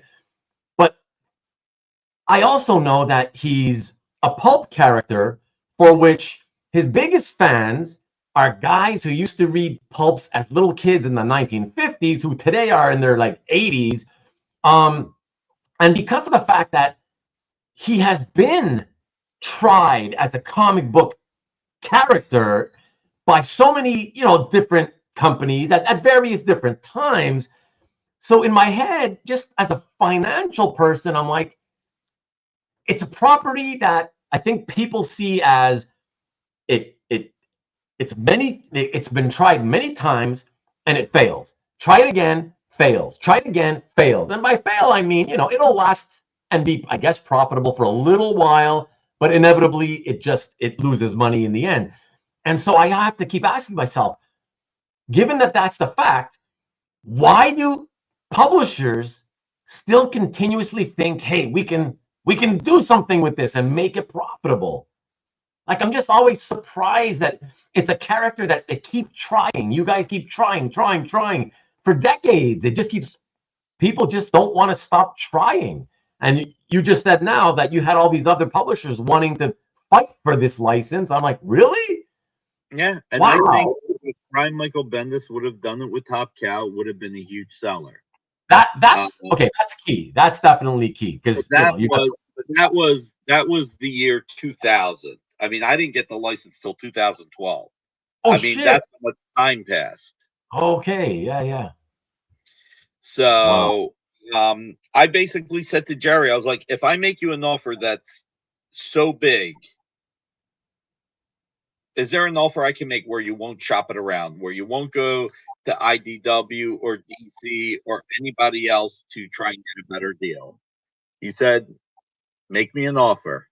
And for a minute, I thought of offering $100,000. And I was like, you know what? That's too easy. And I went 150,000. Wow. So you didn't even try. You didn't even throw it out at one. Nope. Wow. Wow. Do you ever wonder if they would have accepted the one? Like, had you just said one at first? Nah. You're just like whatever. Care. Yeah. I made my decision. And all this time late, all these years later, did it turn out well for you? Yes, it did. Excellent. Wow. We worked our asses off. The two of the proudest things on the Shadow that we did was I got to reprint Howard Chaykin's Shadow. Mm-hmm. I will always remember reading that book and that first issue, and you don't see Lamont Cranston until the last page. Yeah. And you don't hear his voice till the 1 or 2 pages before that. And it is embedded in my mind. Everything, the one shadow agent being stuffed into a water cooler, the one shadow agent being killed by the nurse in a bedpan, with the older nurse saying, "Look at the way women wear today. She looks like, hussy or whatever." Yeah. With the one guy who was doing the magic tricks, who lived, who killed. With the one agent who was chained to the stoop and was lit on fire. That stuff was in my mind. That is, that. And then I got to reprint Hitler's Astrologer by Russ Heath and Mike Kaluta. Mom was great with Red Fox. So, I mean, that was. But at Nick, at 150, was that going to be again for like a 1 year type deal when you first did that? I got that one for 5 years. Oh, nice. Okay. Nice. Okay. Yeah. So they took 50,000 up front. It was 50,000 up front and the guarantee of 150 over 5 years. Oh, I mean, nice. I put up enough money that they were very nice and flexible. Okay, oh, that's fantastic. Yeah, that's a lot more flexible. Yeah, to work with those numbers. Yeah, like we did have one challenge, not as bad as all the other challenges. Anthony Tolan did a great solid for the Shadow for Condé Nast. Condé Nast didn't realize that that the Shadow trademark was almost expired, and Anthony brought it to their attention, which helped them save the Shadow trademark. Really? But then when we got the license, Anthony was a consulting editor, and he didn't want us referencing the Howard Chaykin material. He was against it. He wanted us to do everything old school, and we were like, we can't do that. Tony, Tony Tolan. That's the thing with Tony. He loves the pulps, but like he's so old school that he's traditionalist. You know what I mean? Yeah. So that didn't surprise me at all. Wow. Yeah, no, and like you said, you must have said like, no, that's not that's not gonna work. It's not gonna, yeah. And Condé Nast was kind there. I mean, they weren't dismissive of Tony, but they did say, well, he's a consultant, so you could take his advice, and and I told Tony, I said, listen, the Howard Chaykin material is a big reason why I want this. Yeah, I think the Shadow was a little bit of a guilty pleasure. I rationalized in my mind that the Shadow had been out of the market long enough that we could make it work, and I prayed that I didn't make a decision that would hurt the company or the employees, because that's not the kind of money that you throw around for a pet project. And Right, of course. I was concerned that subconsciously I was doing it for the wrong reason. Right. Yeah, sure. Because you're also a fan, right? Like I'm a it's huge tough. fan. Yeah, tough to separate, right? Am I thinking of it with my Yeah, nostalgic, yeah. 1980s lover of the Chaikin miniseries brain, or is it because I do think it could be financially feasible? You know what I mean? So, yeah, Well, yeah. When Howard did The Shadow, nobody expected it to be a hit, and I'll always remember the interview he did in Amazing Heroes, where somebody asked him, "Did you expect The Shadow to be a hit?" And he said, "Well, there's a reason why I didn't write Amazing Man. You remember the little character by Stefano? Yeah, Uh, the Stefano, yeah. yeah, yeah. Yeah. So, um, like I said, I mean that's a dangerous thing, being able to make a decision on your own, deciding to put the potential health of the company um, in jeopardy because you want to Right. do something. Thanks for And hanging in listen, there, Black Piper. and I know Sorry. I don't know everything. I know I don't know everything. I mean, when we got the Lone Ranger license, there were, I've told this story a million times. I'll say the short version. Um, the first time we talked to them about the Lone Ranger, they said, we've got a movie coming, and think of Unforgiven. We're like, ooh, Unforgiven, yeah. So the Rangers chase Kavanaugh's gang into the ravine, and they're Right. picking them off one at a time, and they don't know why Cavendish. They're all getting shot, they're all getting injured. They don't know why Cavendish's gang aren't giving up. The sun goes down. Oh shit! The moon comes up, and they turn into werewolves. And they turn all the Rangers into werewolves except for Dan Reed. And that's why he needs silver bullets. I said, okay, you're doing Buffy in the West. Good luck. And then the second time we wanted to do it, they were like, what if we made the Lone Ranger and Tonto both women and they were in a relationship? And I'm like, what the fuck are you talking about? We're done. Yeah, sometimes you hear things that are as idea pitches, pitch ideas. You're like, what the fuck? Where'd that come from? Yeah, Uh, but and then Planetary 22 came out. which one? Sorry, Planetary 22. Planetary 22.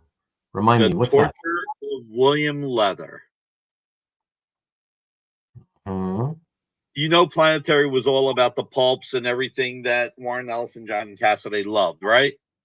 Yes, I never read it though, but I'm aware that that's what it's kind of based on or whatever. Yes. And it was just so fucking fantastic. Yeah. You Everybody know, tells me. I've never read it, but I should one day. Yeah. William Leather, they get attacked and he's the only one left because the gang wanted the silver. And he goes, so he melts down the silver into bullets and then dips them in mercury or poison. And he said they wanted the silver, they're going to get the silver. So even if he shot somebody to wound them, they would die painfully. Mm-hmm. So, and I read that and I was like, this is the fucking Lone Ranger. So I called up Cassaday, which is impossible. He never picked up the phone. He was mostly an email guy. Right. And I just said, call me about the Lone Ranger. And he called me. And then we were talking about who the writers could be. And it was, and Joe in my office was like, how about Brett Matthews? He worked on Firefly, Wagons in the Sky, Wagons in the West. We should talk to Brett Matthews. I'm like, okay, yeah, Brett, I don't know his work. I hadn't read anything by Brett. But I emailed Cassaday and I was like, hey, what do you think of Brett Matthews? Do you know his work? And, John was friends with Joss Whedon, obviously Astonishing X-Men. Yeah. And he emailed me back saying, "You want to hear something funny? I'm flying to LA tomorrow and I'm staying over Brett Matthews' house. I'll talk to him." What a coincidence. He's staying at his house. He was staying at his house. Wow. That's It's how we crazy. got Brett Matthews. That's That's how we crazy. got Brett Matthews. Yeah. The way things work sometimes, that is crazy, right? Sometimes it goes easier. So then I flew up to Toronto to see Warren Ellis was at a convention, and I flew up to see if he wanted to write it. I thought that was the respectful thing to do. I'm sorry, before we reached out to Brett Matthews, I did that. And Warren turned it down. That's when we had the meeting. I mean, there are a lot of comic writers who write Westerns, and they're the people you might think of. But Joe said Brett Matthews would probably do a good job. It was such a critically acclaimed book. It was just so, so well done. Yeah. And people in Hollywood were reaching out to us to find out if we had the rights to the Lone Ranger.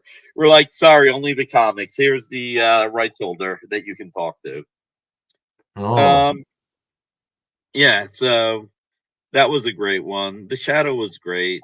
Um, Did you like Steve's asking, did you enjoy Sienkiewicz's rendition of The Shadow? I On the did. regular, right? Yeah. The Andy Helfer, and then Yeah. Kyle Baker, and then Kyle And then the Baker. Kyle Baker series. Yeah. I loved it all. I loved all of it. Yeah. I wanted to do the last. I wanted to do the last issue of what happened to the Shadow Head, but Okay. it had to be Andy Helfer and Kyle Baker, and I don't think that the schedules aligned. I thought that, and if I wasn't going to get them to do it, what's the point? You Yeah. know, you got to get the people that actually told that story to be able Yeah. to tell that story. True. Let me give you three quick questions. Mark was asking, how did you get, I don't know what he means. Well, I guess I think I know what he means. How did you get the James Bond license? I don't know. Was it difficult? Was it easy? I mean, was it pricey? Perseverance. Perseverance? Yeah. Juan flew to the UK multiple times over the course of 3 or 4 years. Okay. Mike Lake, who was one of the I can't remember what he owned the distribution company with Nick Landau that sold to Diamond during the distribution wars, and Mike had a relationship with um, IFPL, and IFPL didn't want to do comics because they did comics previously that were like Acme Press and Dark Horse, and Paul Gulacy did some with Doug Mensch, and I think they weren't happy with them. They didn't think they were up to par. And we we were tenacious, and eventually they granted us the license. And then when we talked about creators, Warren Ellis was the name that came to mind. And it was funny because Warren Ellis and I were emailing, and we both actually have the same favorite James Bond actor. Oh, yeah. Who's your favorite James Bond actor? Let me just say, I've never been a big James Bond fan, but when I give my answer, it's the one that everybody hates. But I admit it's because he was the James Bond I was introduced to when I was a kid, which is Roger Moore. I enjoyed Roger Moore when I was a kid, and then my favorite Bond and Warren's favorite Bond, which is where we connected, was Timothy Dalton. That Okay. was, to me, that was the best Bond. He was Bond. He had the stoic attitude, the dry humor, probably, Daniel Craig is up there, but Dalton was the best. And the What do funny you thing what, is, what do you guys think? I know you guys. I'm imagining you guys have opinions. What do you guys think? well, Dalton turned down Bond when Roger Moore took it over. He was offered Bond first, and he didn't feel like he had. He said, "I don't have enough experience as an actor to take on this role." Is that right? Yep. He he How many years was it then from that point until he finally decided to do it? 10 years. Yeah. Yeah, Wow. I don't know. Okay. That's Yeah. interesting. That's very interesting. So Dalton, his scripts weren't the best, but they weren't bad. But his acting was phenomenal. I mean, look, killing the one guy with the sharks and making fun that his nickname was Sharky. Some really bad puns there, um, but I felt like Dalton was the best Bond. This was also before Daniel Craig, I think, because we got the license. Oh no, it wasn't. No, never mind. I take that back. But Dalton was my favorite, and it happened to Okay. be his as well. But we got a Connery, Dalton for Most people Marcus. say Connery. Most people will say Connery, Connery. Connery, another Dalton. Wow. Yeah. Connery, but first like more. Peter Sellers, Lazenby, and Dalton's first movie. Okay, Lazenby. Wow. Well, you know how Lazenby got the role for James Bond, right? How he got it? Yeah. No. He heard that there was a casting for it, and when he went to go see the Sean Connery Bonds, he noticed that women were getting excited about Sean Connery, and he was a little bit of a ladies' man. So he decided to go try out for Bond, and he got the gig. And then he said to one of the producers, he's like, "Listen, I got to tell you, I'm not really an actor." And the producer goes, "You just convinced the director and other people that you can be Bond. You're an actor."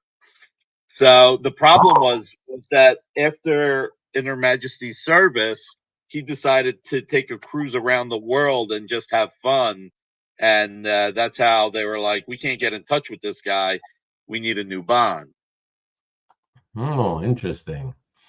Reverting back to the publishing, I was curious myself to follow up the first question of how you got the license. Are the Bond people, are they easy to deal with? Not easy, so easy. Like, is it tough to Believe get it, that? believe it or not, the Bond people are very professional. They Oh have no, a that I set. would believe. That I would They believe. have That's my point. they have a set of rules that they live within too. They don't Okay. change their mind just to change their mind. When we hired Warren Ellis, the hard part is Warren did like a movie adaptation of a comic, and I don't remember what it was, but it was multiple issues. Um, yeah, it's funny. Both a couple of people that were supposed to be Bond lost the gig or didn't do the gig. Timothy Dalton didn't do it because he felt he was inexperienced. Pierce Brosnan was going to be Bond instead of Timothy Dalton, but when the Remington Steel people found out that he was going to be Bond, they put Bond back on the air. Um, so they put Remington Steel back on the air. But the hard part with Warren was he didn't want to do any licensed books because he had such a bad experience. He had done a movie adaptation, and by the time he got to the eighth issue, the studio head had changed, and somehow the new studio had decided to read the comic and told DC to change the entire comic, and he had to start rewriting it because of that. So he never wanted to do a licensed book again. And I said to Warren, what if IFPL was amenable to once they approve something, it's approved and they can't go back and change it? And he said, well, if you can do that, we can do it. So Joe and I flew out to the UK, Joe Ryban, our executive editor, and we had a meeting with IFPL and with Warren Ellis. And they agreed. They put it in this contract that anything that is approved, because he said, "Look, I want if James Bond gets punched in the gut and has a broken rib in issue 2, I want him still feeling it in issue 4. And I don't want to Right. be told, go back to issue 2. We don't want him with a broken wrist. Right. And they agreed to it, and they put in the license. They're so professional and so nice. Well, that's good. That's really great to hear. Ilya asked. There's a few other questions I'll get that I've already bookmarked, guys. So I'll get back to you. I'm just skipping ahead because I'm already ahead. Was Condé Nast reasonable to work with in regard to the feeds and storylines for Shadow and Doc Savage? Yes, very much so. Okay, let me pop that up there. So that's good. That's good to hear. Yeah, it's always the easier, the better. That's a quick and dirty answer. Another couple of questions. Oh, Rick had asked. Well, he just made a statement. Now you just need to secure the rights to American Flag with Howard Chaykin. No, we published American Flag. You did? Well, how much of it? How much? We published the first 12 issues in collections. So a couple of 6-issue collections, I guess.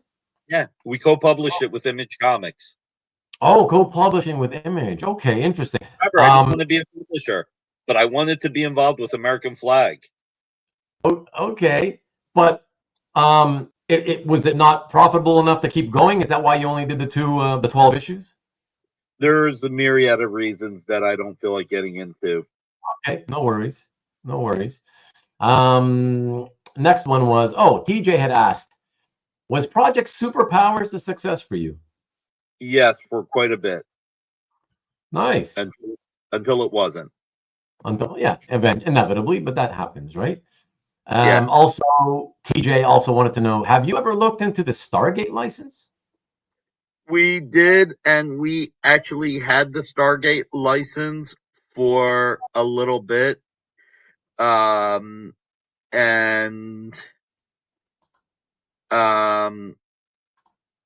It wasn't coming together creatively, and MGM was very kind, and we decided to not move it forward.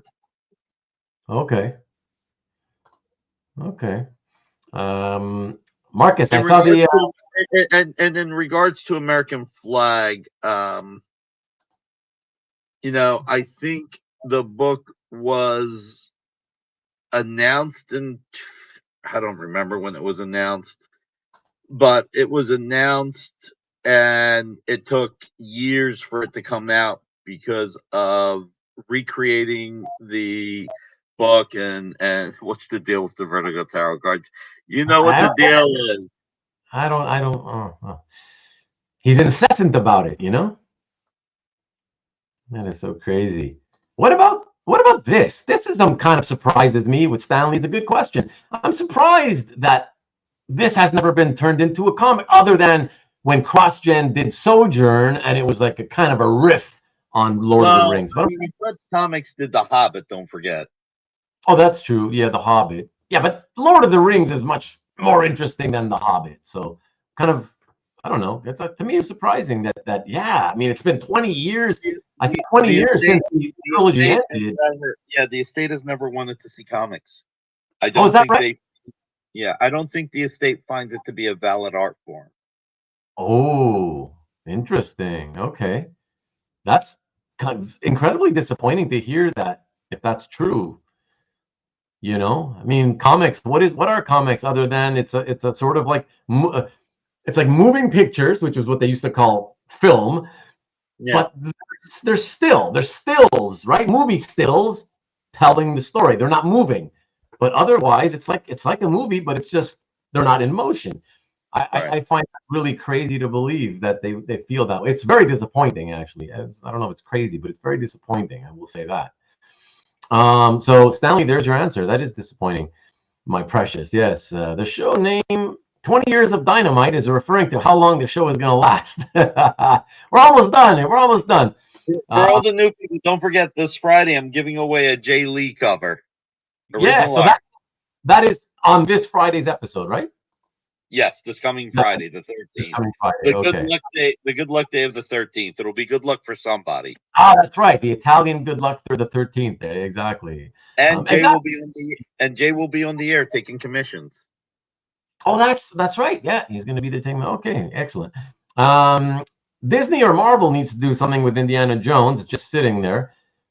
I don't know. Maybe, who knows? Again, it's another license where maybe every time they try it, it doesn't make that much money, and so they just say, whatever. Who knows? I'm guessing. I don't know. What about storyboards?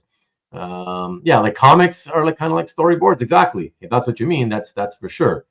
And was animated back in the day. The estate doesn't like comics, but they are okay with the Amazon show. I guess so. Well, you know, Or maybe, when you pay somebody $250 million, that makes a difference. yeah, yeah. And maybe once you've already sold the rights for the television people to do the TV show, whether it sucks or not, it's too late. They have the right to do the TV show, whether they like it or not, right? So that's the other thing as well. And would you be interested in Modesty Blaze by any chance? No, I don't think No, it can work. I wouldn't. Yeah, me too. But then again, what do I know? I thought many things wouldn't work, and you kind of made them work. So, that one I don't think I can. no, I definitely I agree with that one. And by the way, I mean James Bond, right? You talk about Modesty Blaze, and I say James Bond because it's another British property and a much more famous one.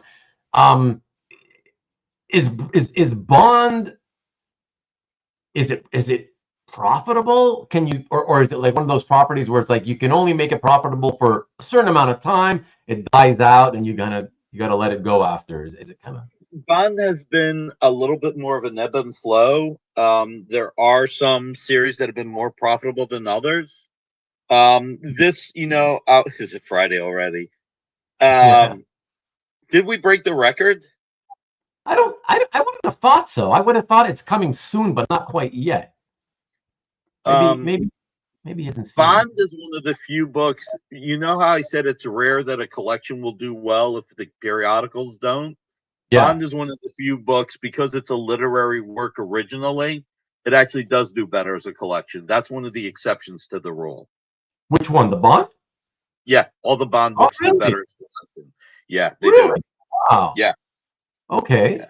And so tell me, they go into libraries. Right. Well, tell me this then. Does that mean, like, if okay, let's say, do you still have to have and be paying for the license in order? According to Stanley, we beat the record. I'm going to go get a piece of candy to put in my mouth after you ask your question. Of course. Ask your question first. Okay. Do you have to be currently paying for the license in order to still have the trades on Bond available for sale? Yes. Okay, even though the trades are for like older material that you did a while back. You still have to be in license. You have to be in license. Okay. So even if you have, a few thousand copies available at the distributor, if your license runs out, you have to keep those copies tucked away in the warehouse somewhere. No, what you have to do is you get a certain amount of time to sell them. It's called a sell-off period. Oh, you don't have the license anymore, and then you have to destroy what doesn't sell. Well, no kidding. There's also sometimes other parameters in the license, like you can't sell it for too deep of a discount, because if they're going to license it up to somebody else, they don't want you flooding the market and minimizing the value of the material at a cheap cost or whatever, right? Like you cheapen the material. Yeah. Yeah, if your wholesale is $4, they don't want to see you sell it for 40 cents. Yeah, they make the lowest you can go is to $2. I mean, it's reasonable. Don't get me wrong; it's a reasonable amount. Let me go get a piece of candy. Yeah, absolutely. Wow, that's awesome. Awesome to know, because I didn't know that. That's pretty interesting. We haven't gotten to Tom McDonald's quiz yet. Exactly, Marcus. It's coming soon. Yes, the prior record was, so it was 520. I thought we did one, Stanley, that was like 535 or 538. I could have sworn. But anyways, I knew you'd be happy. So congratulations and thank you to all of you for hanging in this long. I figure, look how difficult it is to get. It has been to get Nicky to finally make it. So be thankful that he was able and willing to stay on for this long. So But I appreciate you guys as well. It's awesome that we're all in this together, and we all hung in there for this. So no quiz for Nick, only show and tell shows. Well, like I said, hopefully I'll do a show and tell with Nick eventually, if you had a charitable cause and take donations, you could make tonight into a telethon. Send money send a PayPal to savedwhiskers@aol.com. Help some cats. There you go. Help some cats out. I still have to be in license. Sorry, running joke. Okay. I wonder if there's an independent black and white property from the 80s explosion that would lend itself to an updated colorized return. Shit, I bet you there's tons. I bet you there's tons that would be worth maybe trying out, depending on how much it costs, I guess, to get the license. Stanley, nobody's going to want me back for 20 years. I'll come back in 20 years. Thank you, Antoine. Thank you. Well, I'll take the thanks, but I'm happy to have done this, but give all thanks to Nick, because you were here to listen to him, not listen to me. So all credit to Nick. See if you can get the Exo Squad license for cheap, and I will pick up the first 100 issues at a 0 issue cost to help kick it off. Yeah, nice. You're so generous, Ian. Thank you. Will Nick take a day off? Does he ever? When was the last day off you literally took off, Nick? Like a full day? So I was on the phone with my printer in Canada on Thanksgiving for over an hour, so that doesn't count as a day off. If that was the only thing you did that day, it's almost a day off, but not quite. And then I worked when I came home from my mom's. I don't know, Christmas. Okay. And by the way, you never told me when you had to cancel that. I don't know, like the second time I think it was. Did you end up finally getting the Saturday off? Did you take it off to be with Pam for your anniversary? Because you said you were going to do it on the Saturday, and if worst case scenario, you would do it on the Sunday, which is why I said, okay, let's just not do it. We did end up doing it on Saturday, and yet still do it. We went to dinner on Saturday, and then we went to dinner on Sunday again. So yeah, we did both. So we did. Actually. You did something. Okay, good. What everybody doesn't know is this is our 5th try, because we were talking about doing a show last year, a sales show. Yeah. That was a little bit of a different type of show, whatever. But yeah. Bring back every month. Yeah, good luck. I'll see when I can get him back to do this show and tell. We'll see how long that takes. Nick's making up for the missed shows by combining all the time into one show. Yes, so you should all be thankful. You should all be thankful to this. He's very giving of his time when he can give it. That's for sure. Well, I mean, and you see why I spent so much time on Dynamic Forces, because it was so much of. I mean, the challenges with Dynamite were definitely different than the challenges with Dynamic Forces. I mean, once Dynamite came into play, the work is harder. Don't get me wrong. The work is far harder, but at the same time, not to jinx it, knock wood, but it sometimes feels like it's more in your control. Right now, they actually, unless they change their mind, they have no interest in licensing out the Shadow right now, or any of them. I think Condé Nast is just trying to figure some things out, and licensing out any of the characters is not on their list. Isn't that interesting how that goes? A character that's been around since the 1930s, who's been in comics multiple times, and all of a sudden they think, for now, we'd rather not make any money at all and not license it out. It's unless they have some kind of plans in the work or something. You would think it's kind of weird. It's also, it could be that they had some layoffs as they're adjusting their business model, and they don't have as many people in the approvals, so it may not work out as well. Yeah, maybe. Mark, I think you mean Garth Ennis on that, my friend. That's if it's Battlefields, it's Garth Ennis. I've always confused Warren Ellis and Garth Ennis all the time too. So yeah. But what's the answer? Any more to come, or not right now? No. Okay, there you go, Mark. I'm sorry to give you the bad news. You've enjoyed them. What do we have? 4 more minutes to beat the record? No, I think we can go off air. I think they claim we beat it already. I thought it was a little longer, but yeah. Somebody said 37 minutes, so we can go 3 more minutes. Okay. Any major goals for your future? Anything? Just keep plugging along, publishing, and as is.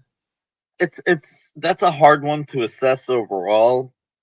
My major goals are usually just try and make sure that I make the right decisions to make sure my employees and my freelancers are taken care of. Yeah. Wow. Which is why, um, the shadow was definitely something where I questioned myself. How much was it a sound financial decision, and how much of it was ego? I'm using the word ego. I know it's a strong word, but when you put a personal passion in front of the well-being of your employees, Yeah. that is a little bit of ego. So, not just the planet that spawned the Guardians of the Galaxy and Star. Forget his name now. Who? Who are you referring to? Who's the head? Peter Quill. What's Oh, Chris. Chris Pratt's character. Chris Pratt. Yeah. Star-Lord. Star-Lord. That's it. I can't. Yeah. So Yeah. Ego was his father. So Ego is his father. Yeah, the planet Ego. The planet is. How's the planet a human's father? What? Somebody correct me. Maybe I'm getting punchy. So that's okay. I don't understand that question, B and G. I think maybe he's kind of alluding to what you did with the Avengers Invaders, maybe. Yeah, Marvel doesn't need us for that. They're doing so well, and they've got they've got a great relationship with Alex. That they're doing whatever they want to do with Alex, and whatever Alex wants to do with them directly. They did the Marvels snapshot books, and it's they don't need us at all. Any more legendary universe stories? So Kurt Russell was Ego the Planet, which ended up being the father of Star-Lord in the second Guardians of the Galaxy movie. Okay. I was going to say, because Marcus says that I didn't watch part 2. You're right. I did start watching it. It was half an hour in, and I was so tired from not having slept too much the night before. I couldn't stay awake. So I fell asleep. And then I'm the type of person where I hate when that happens, because then I'm like, okay, I was so sleepy. I don't really remember what happened. But then I'm like, do I really want to waste another extra 30, 40 minutes to rewatch what I did see and watch? And so in the end, I just never ended up watching part 2. So that means that, yes, I didn't watch part 3 either. What can I say? Mickey says, watch the movie, Ruben. Wow. What do you mean, Mickey? You've got 64 likes. That's awesome. I just looked. I just did a refresh. Oh, thank you. Thank you, everyone. I appreciate that. And Antoine was saying that's right. The planet was his father. Also, we were created by Earth, right? Not so strange. Oh, my God. Okay. Thanks for your gift to the comic industry. Your principles, integrity, and values are inspiring, Nick. Look at that. What a comment. That's an awesome comment, man. Thank you. That's a comment. Yeah. I know DC has the Charlton superheroes, but are there old anthology titles like Ghostly Tales or others available to license? So that's what I will say is I don't have the answer to that. I think DC may have bought them, but anthologies really don't work. They just don't. No. Gone are the days where a series of anthology books mixing characters will get people excited. You can get it with Marvel Team Up or Marvel 2-in-1 or Brave and the Bold or World's Finest. with the right creative team, but having disparate books, disparate characters in a book as an ongoing thing just isn't working anymore. It's a shame. Ilya asks, what is the true state of the industry? 50,000 copies is considered a good sell-through. Is that sustainable? It is sustainable. If all my books sold 50,000, I wouldn't be sitting here saying half my books lose money. Yeah. Wow. By the way, I don't know if you're willing to reveal or not. So obviously, as usual, if you don't, you don't. That's all, Nick. But for your company, are you able to reveal what print run would be the break-even point? Like what's the minimum you have to do? Otherwise, you can't. No, there's no answer to that because there's some books that have either high royalties or high page rate. Oh, yeah. So every book is different. Okay.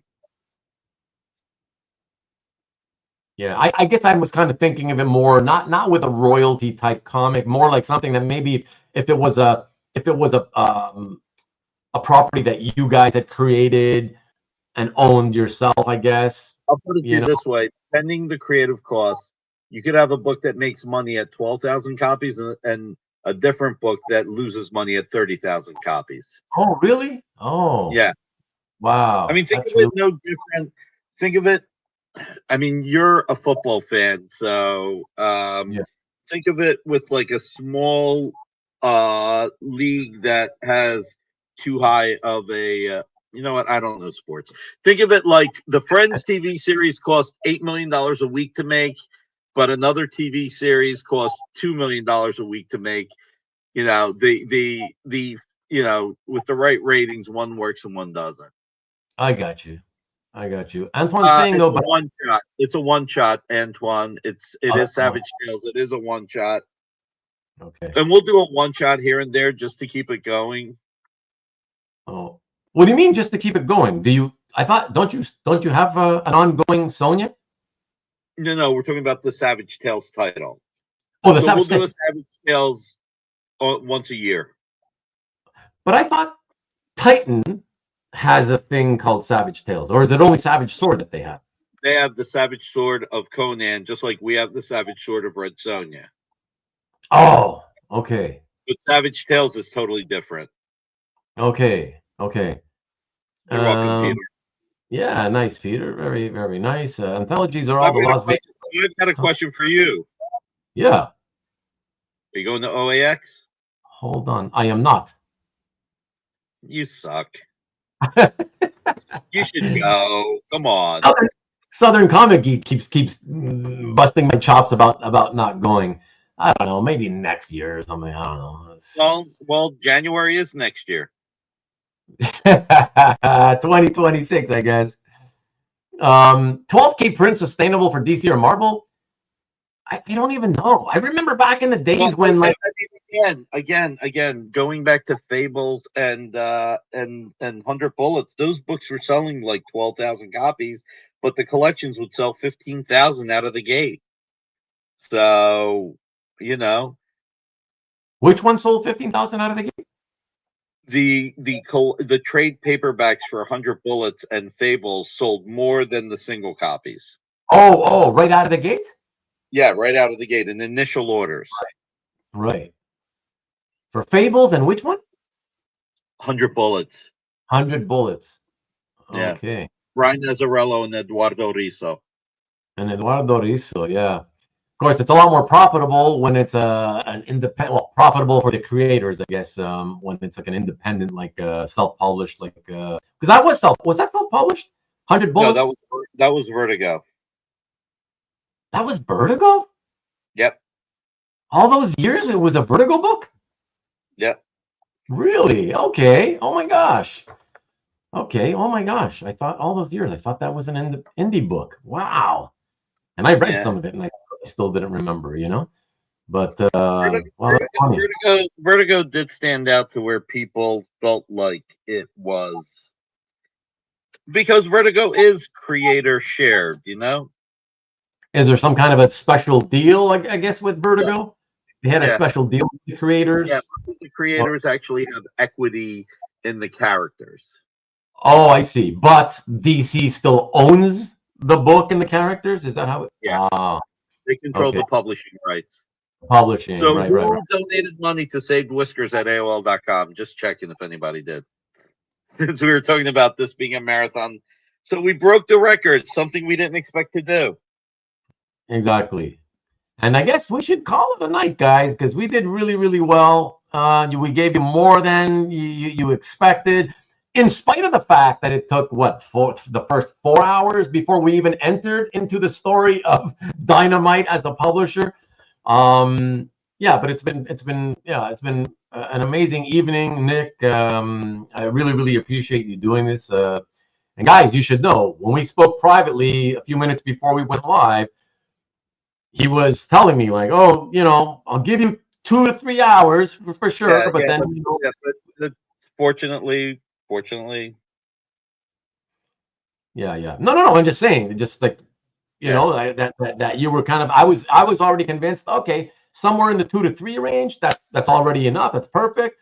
So yeah, I'm thrilled, and you guys should be very happy. Nobody was going to come back for a part 2. So. You kidding? These guys. I got to give these guys credit. If nothing else, I love these guys because they do keep coming back, no matter how long the goddamn episodes go. I mean, I think about like 2.5, 3 years ago, however long, when I was first starting with YouTube, and I would constantly be apologizing because like I wanted to keep the shows to 2 hours. And every time it would go over, I'd be like, oh God, okay, we're almost at the 2 hour. Okay, we're not gonna make it for 2. I'm so sorry, guys. And then eventually I realized, you know what? Everybody seems to stick around anyways. So why am I always apologizing? I will say this: you still have 33 people. I think that that's what I'm saying. That's my whole point. Is that it used to be a couple of years ago. 33 is kind of, I'd be like at 33 to 39 on average for like the first 2 or 3 hours. But once it started hitting the 3 hour mark, I'd be dropping down to like 22, 21. And if I kept going longer, I'd go into the teens.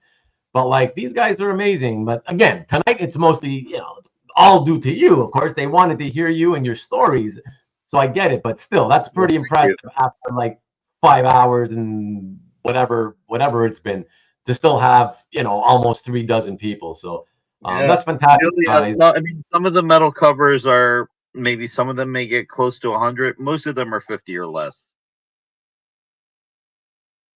By the way, I will tell everybody: do not become a comic publisher. It's a lot of work. That if there's one lesson to take away from tonight, guys, that's it. Don't get the comic book publishing. Enjoy reading them. I'm fortunate that I still enjoy reading them, to be honest. God, that's actually one of my least favorite phrases. On Friday night we spent time. By the way, did everybody hit the thumbs up? I hope you did. On Friday night we spent time talking about what crushes we had growing up on TV. Okay. Right. Yeah.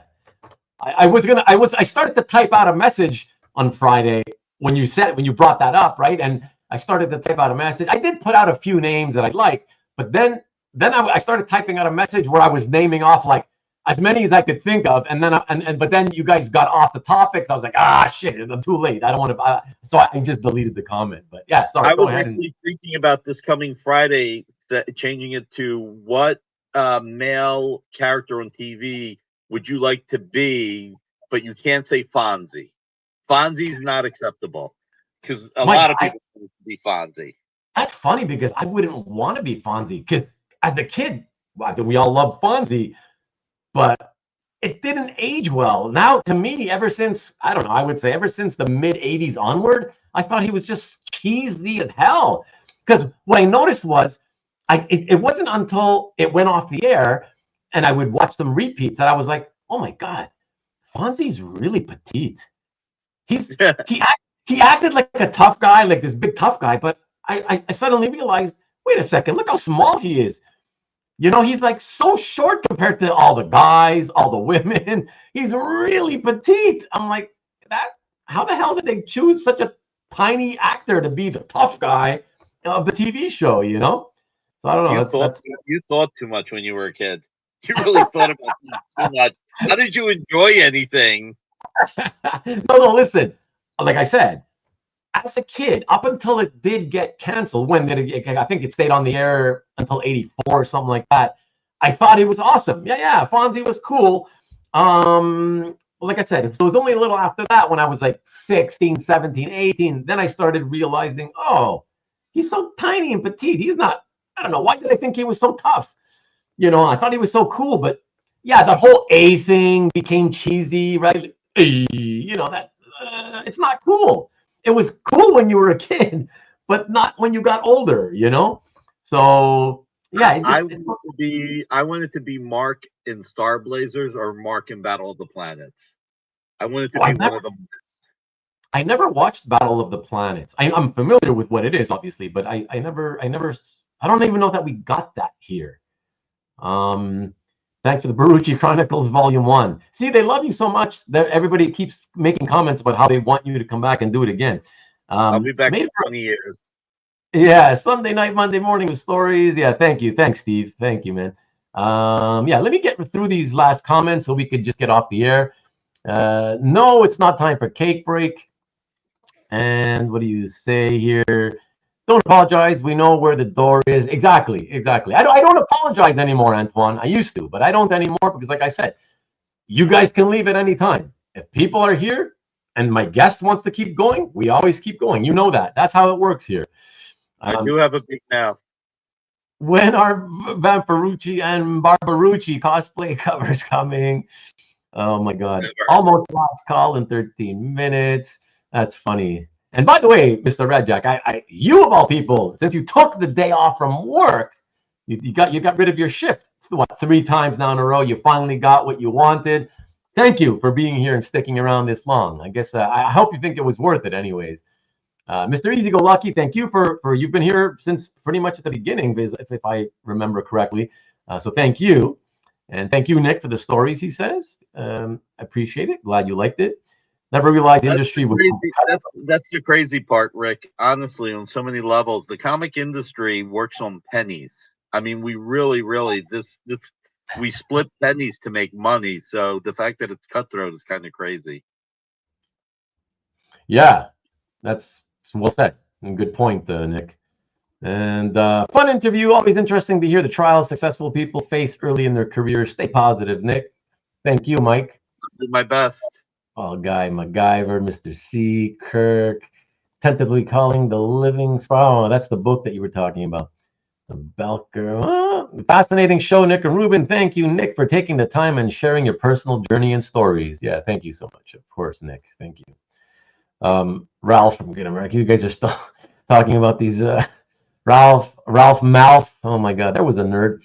Beat me to it, Marcus. Magnum PI. I think it's 8 minutes to 6 hours. I don't think it's 7 hours. Yeah, exactly. Ruben was a Potsy guy. No. No, I like them all. I love the show. I mean, I've always loved the 1950s Americana. I've always said that's my favorite decade in American history. For the visuals, the way people spoke, wore their clothes, the kind of fashions they had and stuff. I love the 1950s. That's when it took place. I thought, honestly, Tom, I thought you were encouraging us to go another hour. I can't do that. Wouldn't mind being Charlie. Oh, you guys are talking about all these 70s and 80s show characters. Maybe Nick can get the license for Happy Days. No.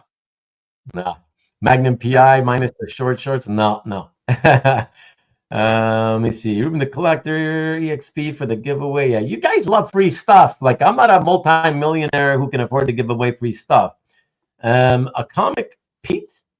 Okay, sit on it, Ruben. Yeah. Thank you. I appreciate it. Hey, this record may never be broken. Yeah, that's what we said the first few times we broke the 5-hour mark, though, Stanley. You never know. Great, that's a huge. Oh, okay, that you're still talking with you privately. Southern Comic Geek says, so close to 6 hours now, should just hang on a little longer. 8 more minutes to, yeah, that's the 6 hours. You made a mistake there. What? Was looking for rewind. Carl in Hawaii. He comes in. Look at that, Nick. Carl from oh my God. It's true because he's 6 hours behind the East Coast. So Oh to my him, God. he's starting right now. He tunes in. He's like thinking he's going to tune into the rewind. And he's like, what the hell? Is this live? They're still talking. Oh my God. Good to see you, Carl. By the Yeah. way, has anybody seen Superman: The Story of Christopher Reeve yet? Oh, sorry. What? Both of Huh? them. No, I don't have that channel. Who aired it? It's on HBO right now. Oh, HBO. I'm gonna catch Yeah. that. Yeah. Did you watch it? I saw the last 40 minutes. It's incredible. I don't think I'm giving a spoiler when I say this. It's kind of crazy that his wife died less than a year after he died from lung cancer, and she wasn't a smoker. She had a special. I don't remember what it was. Christopher Reeves. Oh, you mean his first wife? No, his second wife. No, At 42 years old. No, she's still alive. She lived many years. You mean Less Yasmin? than 1 year. Less Amy than 1 year. Amy Less than 1 Yazbek? year. Amy Yazbek? You're talking about? Somebody chime in and tell me if I'm nuts. Tell me, Amy Yazbek. I think that's her name. I could swear she lived a few more years and did more work for his foundation, and then she also died. But I didn't think it was a year. It was less than a year, but the A kids year? have taken over since then. The kids what? Sorry?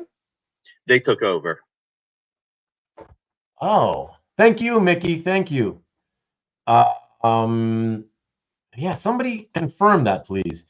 Thanks, Nick, for stopping with great stories, fun show. Thank you, Brian. I now have no more. I now have no more stories to tell on Friday night. That's funny. Get some sleep, yes, sir. Yes, sir. Maybe you can license a Bonanza comic with Hop Sing as the hero. Oh God. It was in the theaters. I just canceled my HBO Max. Hop Sing or Hot Tui? Which one should I go for? Hot Tua. She might get canceled now because of that scam with the Bitcoin thing or whatever. Oh, really? I didn't know about that. I still don't even know who that is. I just remember you bringing it up during one of my shows with Nancy Chan. Right. Because I asked her because she's from Tennessee. I was like, "Oh, Mom, what do you must think about her?" I need to look up what that is because I got no clue. I just have. Oh, I'm sorry. Yeah, guys, I'm sorry. I was with Amy Yazbek. I was thinking of the widow of my other favorite actor, John. It's so late. Jack Tripper, from Three's Company. Right, John Ritter. Yeah, John Ritter. Yeah, thank you. Yeah, that's why I was getting confused. Yeah. So yeah, Dana Reeve. But was it like less than a year later? So she died in 2006, but was that about a year or less after? Yeah, it was less than a year. Confirmed. Marcus says confirmed. Yeah. Wow. Look at that. Chazura came in. Nice. All the way from Tokyo. Look at that. Tuning in from Tokyo, wondering what the fuck are these guys doing? It's like 2 a.m. there on the East Coast. That's crazy. She's facing jail time. Oh, yeah. If they can prove, they had to prove that she profited from it. Honestly, I think Haktua girl, she's not the brightest bulb in the lot there. I think she's obviously susceptible to being used by people who are going to use her to make profit, to make money off of her name and stuff, her notoriety. So I would think, if anything, they, whoever put together that whole crypto coin thing for her, they may get jail time or whatever. I'm not so sure she would though.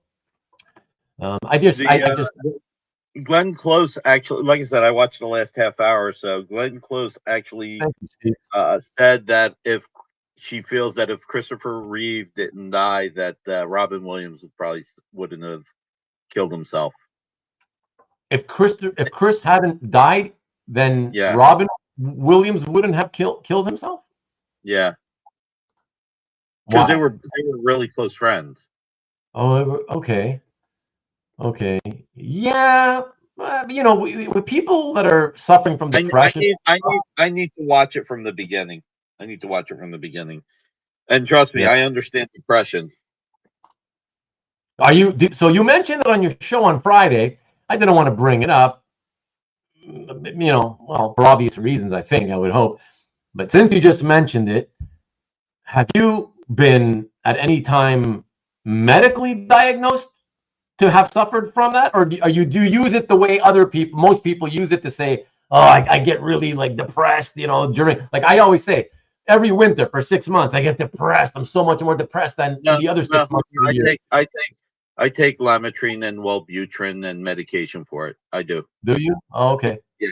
Like I said, you don't get my highs without having lows. Okay. And sometimes, it's just what's going on in your life. Friday it just hit me out of the blue. It was weird. Yeah. So And hey, we even made the 6 hour mark. I didn't even realize. there we go. It's official. Even though you take the meds for it, it still hits you from time to time. Yeah, it does. But the thing that always keeps you going is is the fact that you'll get out of it. You just Right. know that you'll get out of it. You just need time. Can I ask you out of curiosity, not to go off on a whole new tangent or anything, but when it hits you, and I know it's different for everybody, but how long does it stick around for you? Well, the last time it hit me hard was in 2009. 2004 and 2009 were the years that hit me hard. Oh, really? Yeah. So you go years in between bad spells, I guess, then, right? Yeah. It was just really weird on Friday that it hit me for an hour and a half. It was out of the blue. Oh, see, and that's kind of more what I was asking, is that like when it hit you on Friday, so it was literally 90 minutes or so, and then and you were feeling back to kind of normal again after? Yeah, I was lucky. Okay. Oh, look at that. Carl mentions that he takes meds too for it. A lot of people do. I mean, it's not uncommon. It's not uncommon for sure, right? Like I think said, I mean, the thing, I let the blood rush to my head. I did that, and there are things you can do that help. Yes, I've been to Canada. They don't want me. Last time I was in Canada, I did a shopping channel show selling Green Hornet. Nobody wants me there anymore. Shopping channel doing Green Hornet. Was it really that? That's what the last time you were here. That's what it was for. It was. Wow. Well, I'm hoping it's tolerable for you, Carl. Yeah, a world of difference. So that's 10 years ongoing. So that's good for you. Good to hear that. Well, the biggest mistake a lot of people make, and I think this was the mistake I made in 2009, was that I was feeling better for so long, I just stopped taking the Wellbutrin and the Lamotrigine, and it was a mistake. Oh, when was the last time you left Canada? 2019. 2019 when I drove to Connecticut for Terrificon. That's a good show. Yeah, it was fun. I mean, it's not a big place, so to be honest, what I remember is I went with my friend. We drove together, and I remember we split up when we got there on the Friday, and we split up, and then it's not a big place. We'd see each other as we walked around, and then we saw each other sort of like later in the evening on the Friday, and he said, we started talking. Yeah, so how's it going so far? Whatever. And we both liked it. We both said, yeah, we enjoyed it. But I will say what I told him was, I go, to be honest, though, if it wasn't for the fact that we're already booked into the hotel, even on Saturday night to leave Sunday, I would be very happy just going to sleep tonight, waking up tomorrow, Saturday, and leaving. Like I'm done. I've seen everything I need to see. I'm happy, whatever. One day is enough. Yeah, and that's kind of part of the reason. These guys keep asking, you going to OAX, or you going to here, you going to there, and that's kind of part of the reason. Like I'm not so into it anymore that like I want to be at a con all day from morning to night for 3 days. Honestly, Ruben, I'll say this. And by the way, Carl's right. You should never be ashamed to seek for help. I mean, that was one of the hard things for me before 2004. Yeah. So the one thing I'll say to you, Ruben, is probably, I think after this January, OAX is really going to explode. If you want to go down just to hang out and see people in the community, you should go down in January. Yeah. Unless you don't like us and you only want us to come into your streams. Yeah, no.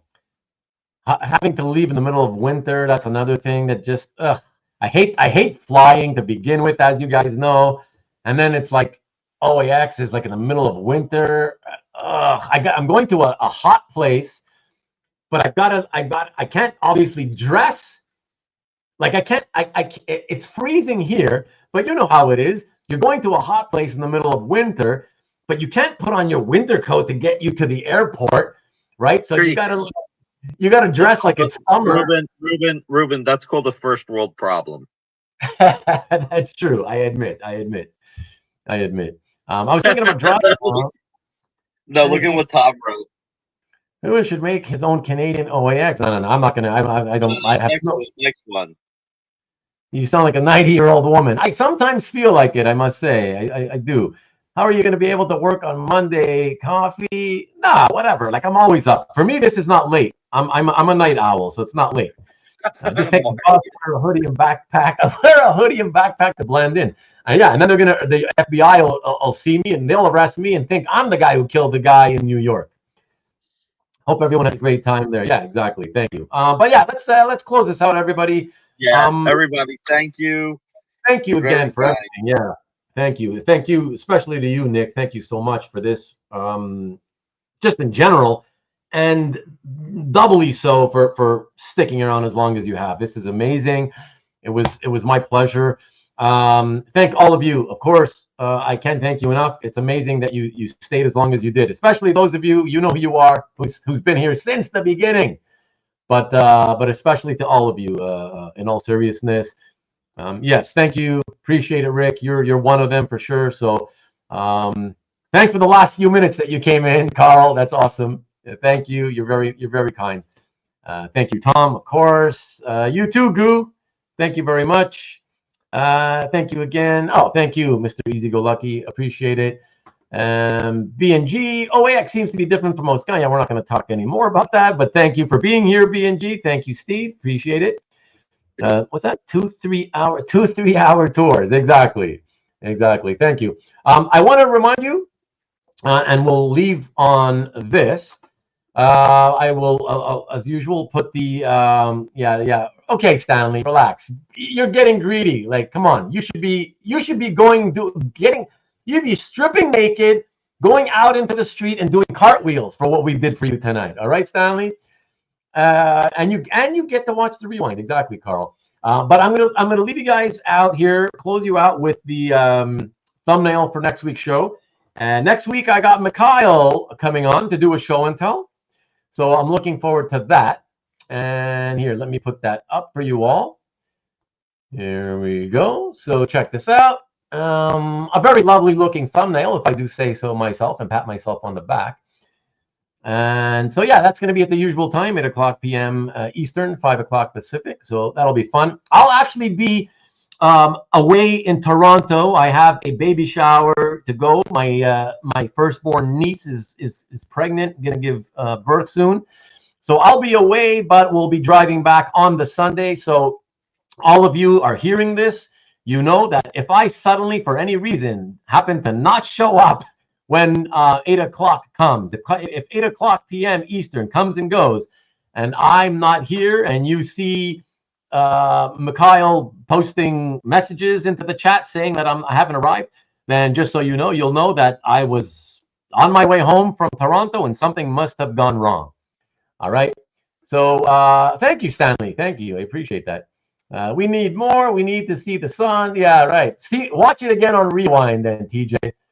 And I am even tired from the West Coast. Finally, there you go.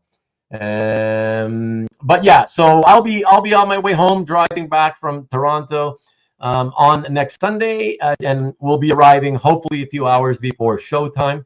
But like I said, in case anything happens, you know where I am, and you know why something must have gone wrong. Needs to go to school when I see the sun. Exactly. There you go.